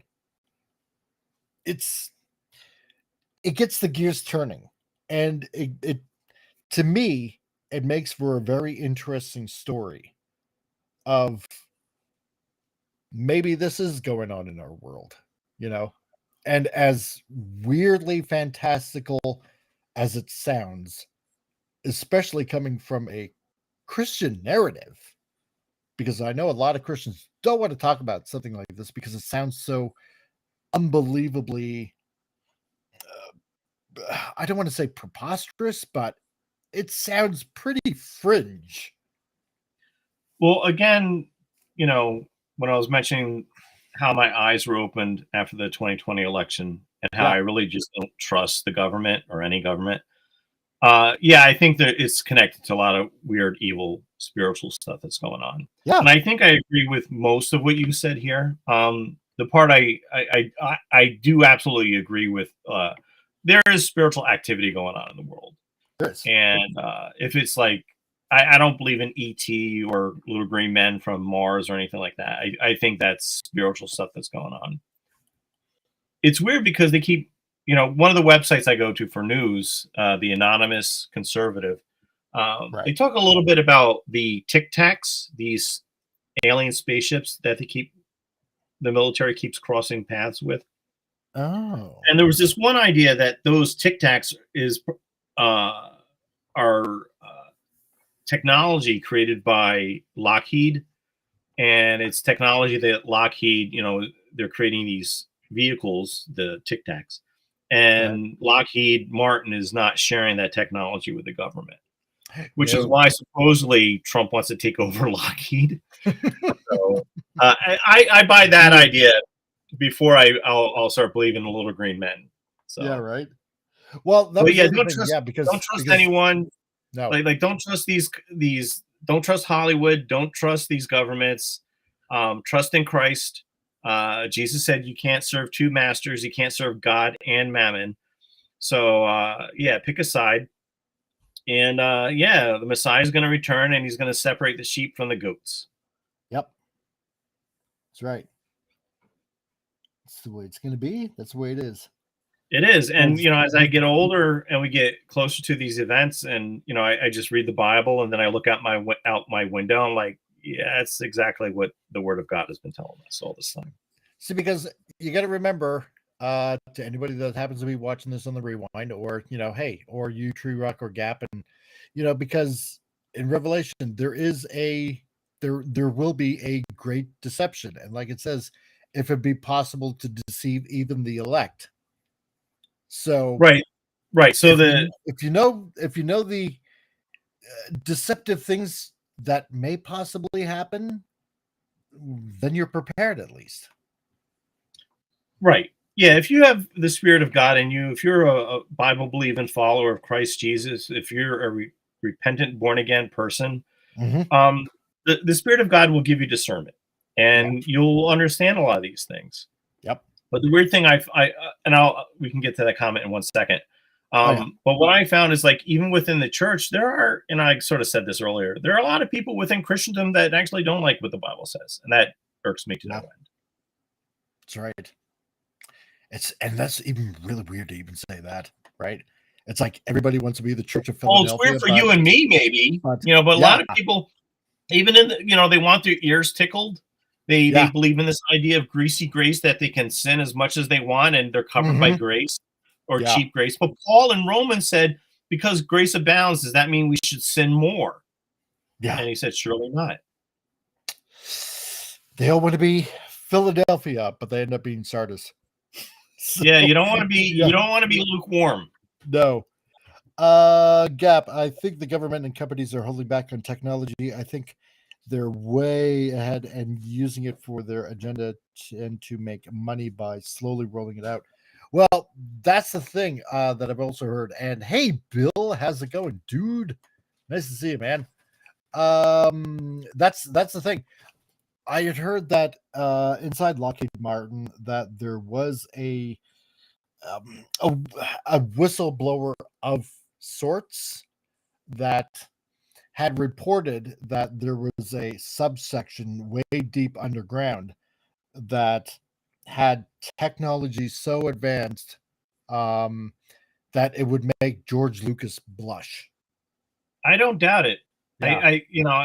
In the Lockheed Martin stuff, I just learned about that, a week ago, maybe. Yeah, a lot of this stuff that sounds kind of on the fringe, tinfoil hat, as you had stated. Even some of the stuff that I don't agree with, if I find out that I'm wrong, I'm gonna be like, well, I don't, I was wrong, and I should have known better, and I don't doubt that they're doing all this crazy stuff. Yeah, right.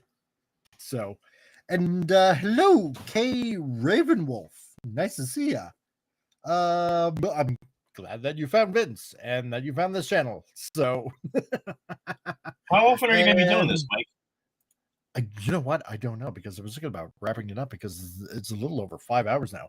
Well, I meant like how often an episode like this. Do you know what? I was thinking about maybe doing this like once a week. I don't know, maybe more. Oh, all right. Yeah. Let me know.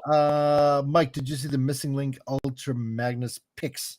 I seen a little bit of it and it looks glorious. So, you know what? If I ever get the other Missing Links, I might get that. I'm not sure, but I'm glad that they're doing it.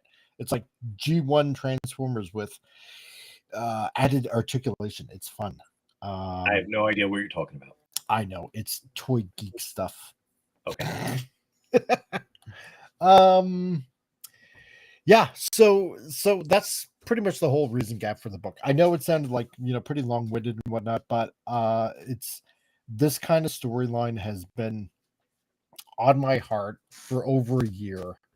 And and like I said before, that you probably heard me say, thanks to Clobby when he was around, when I found him, when I did, that kind of like reignited everything with with comics, and then training with Hungry Boy, and then again, and knowing Al Nickerson here,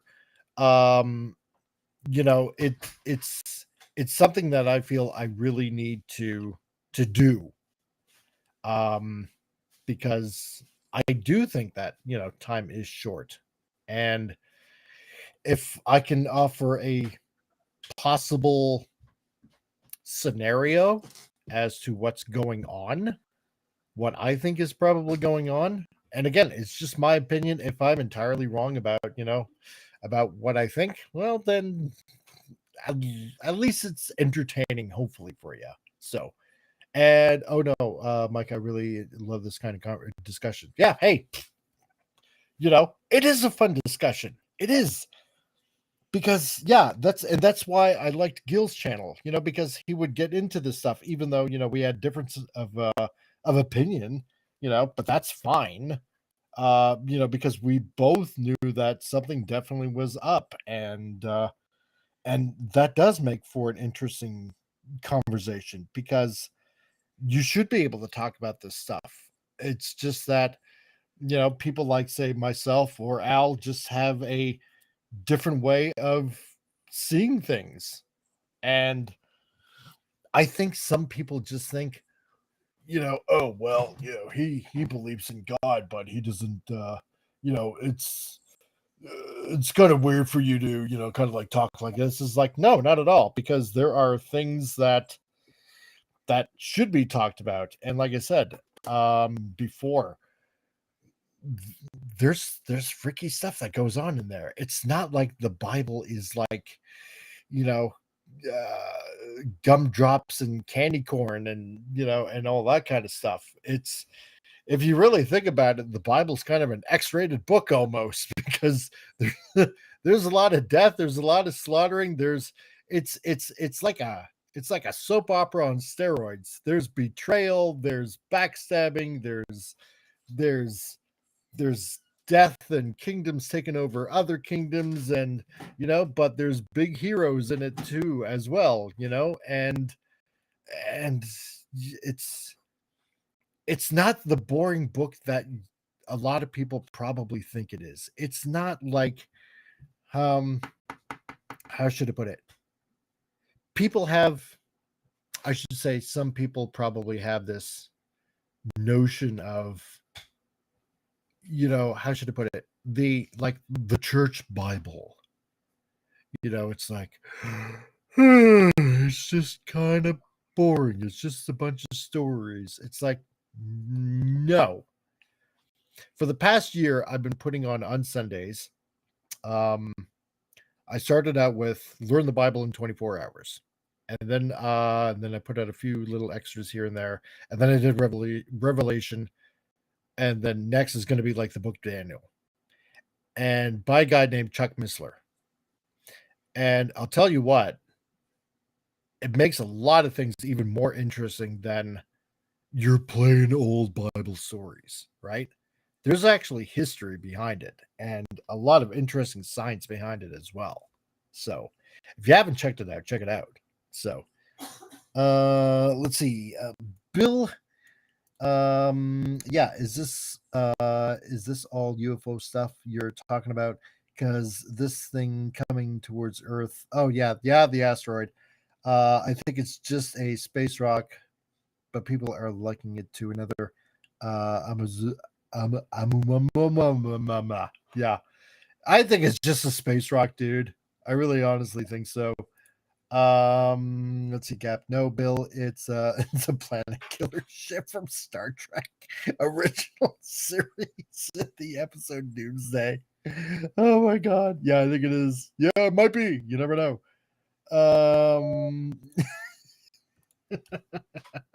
So and Kay's getting a good laugh as well. So that's good. There we go. We aim to entertain. But yeah. You know what? Been going on for like 5 hours, 20 minutes. I didn't think actually I would go this long. I just wanted to get on and do a drawing stream. And like Vince had said, I believe a couple of days ago, if Vince is still around, he said, hint, hint, you haven't done a drawing stream in a long while. And that's true, because I looked. And the last drawing stream, I think it was a member stream, was actually a little over a year ago. And you know what? And I did say in a previous video a little over a year ago that I wanted to do more of these. And I wanted to hold myself accountable to you guys, because if I wanted to put a comic out, I wanted to bring you guys along for the ride and show you how things are progressing. And that's why I wanted to get on and do this. And Tom was on earlier, and it was fun. And and we got Al here, and yeah, we're we're talking comics and aliens and UFOs and Bible stuff, and it's a mixed bag, which makes for a very fun, interesting stream. So it's all it's add politics, and it's all this kind of stuff that I always like to talk about. Exactly. Let's see, Bill, do you guys still do the Friday night lives? You know what? Okay, well, here's the thing, because live streams. Here's the thing. Yeah, I've been gone like pretty much the whole summer, right? Like most of you know, started a new job. I'm past the 3-month probationary period, and I do want to get back into the swing of things, right? And so you know what? I'll probably do a titillating Tuesday tomorrow.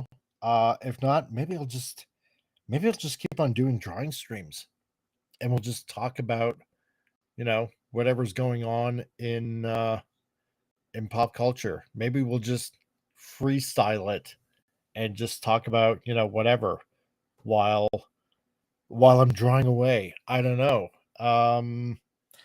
I think I just want to do something new, right? And maybe just have fun with this. Maybe just have fun drawing with you guys while you're watching, and we're just goofing off and having a good old time, and stuff like that. I want to bring Appion back. I do want to bring Appion back. Tom, he was here, and he had to get a bite to eat, and I understand that it's like 4 hours ahead of his time. Yeah. Al, you're here. I mean, you can come back whenever you want to. You always got an invite. Yeah, let me know. Yeah, and Gap, yeah, you got to get going. Hey, not a problem, dude. Just glad to have you here, man. But yeah, I definitely want to get back into the swing of things. So you know what? Store's going to be closing soon, and I also need to have dinner, and also I got a daughter that needs feeding, so that might have something to do with it too. And like I said, been going on for almost 5.5 hours. So, and Bill, yeah, if you want to talk UFO stuff, I'm up for all that. Although I've given up with the Skinwalker Ranch TV show. It's just rinse and repeat. Yeah, you know what? I'd love to talk about some of that Skinwalker stuff too, because yeah, there's some interesting stuff. So, like I said, if you guys want to check out some extra stuff, check out L.A. Marzulli. Okay, I'll type it in the chat. L.A. Marzulli. He's got a really interesting channel. He's good to listen to, and he's got some interesting content too. Christian guy as well. So, other than that, I hope you guys had fun. And you know what? Maybe I'll just take this drawing and continue with it more next time. You know what? I'm probably just gonna put something down.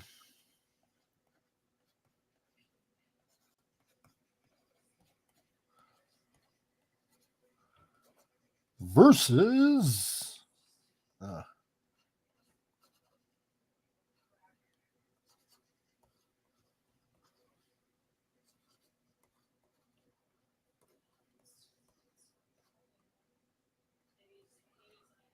dun, dun, dun. And I'll probably finish this drawing up next time. So, having fun with manga, having fun doing this kind of stuff. So, Al, you want to plug anything? Yeah, just check out the Sword of Eden graphic novel series at theswordofeden.com.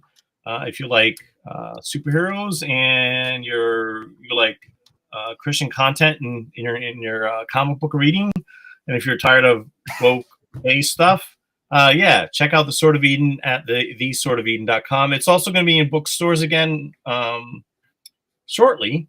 Yeah, so ask your bookstore to order copies too, if you want to support your local comic book shop.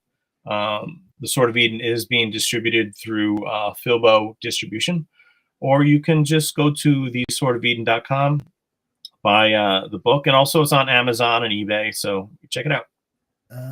Yeah, that's right. I'm trying to find the link. I know it was here. I know Vince put it up. Oh well. Yeah, it's loaded up a little bit. Yeah. Yeah. Yeah. As for moi, yeah, as some of you may or may not know, I know that Vince knows, and I know that Bill knows.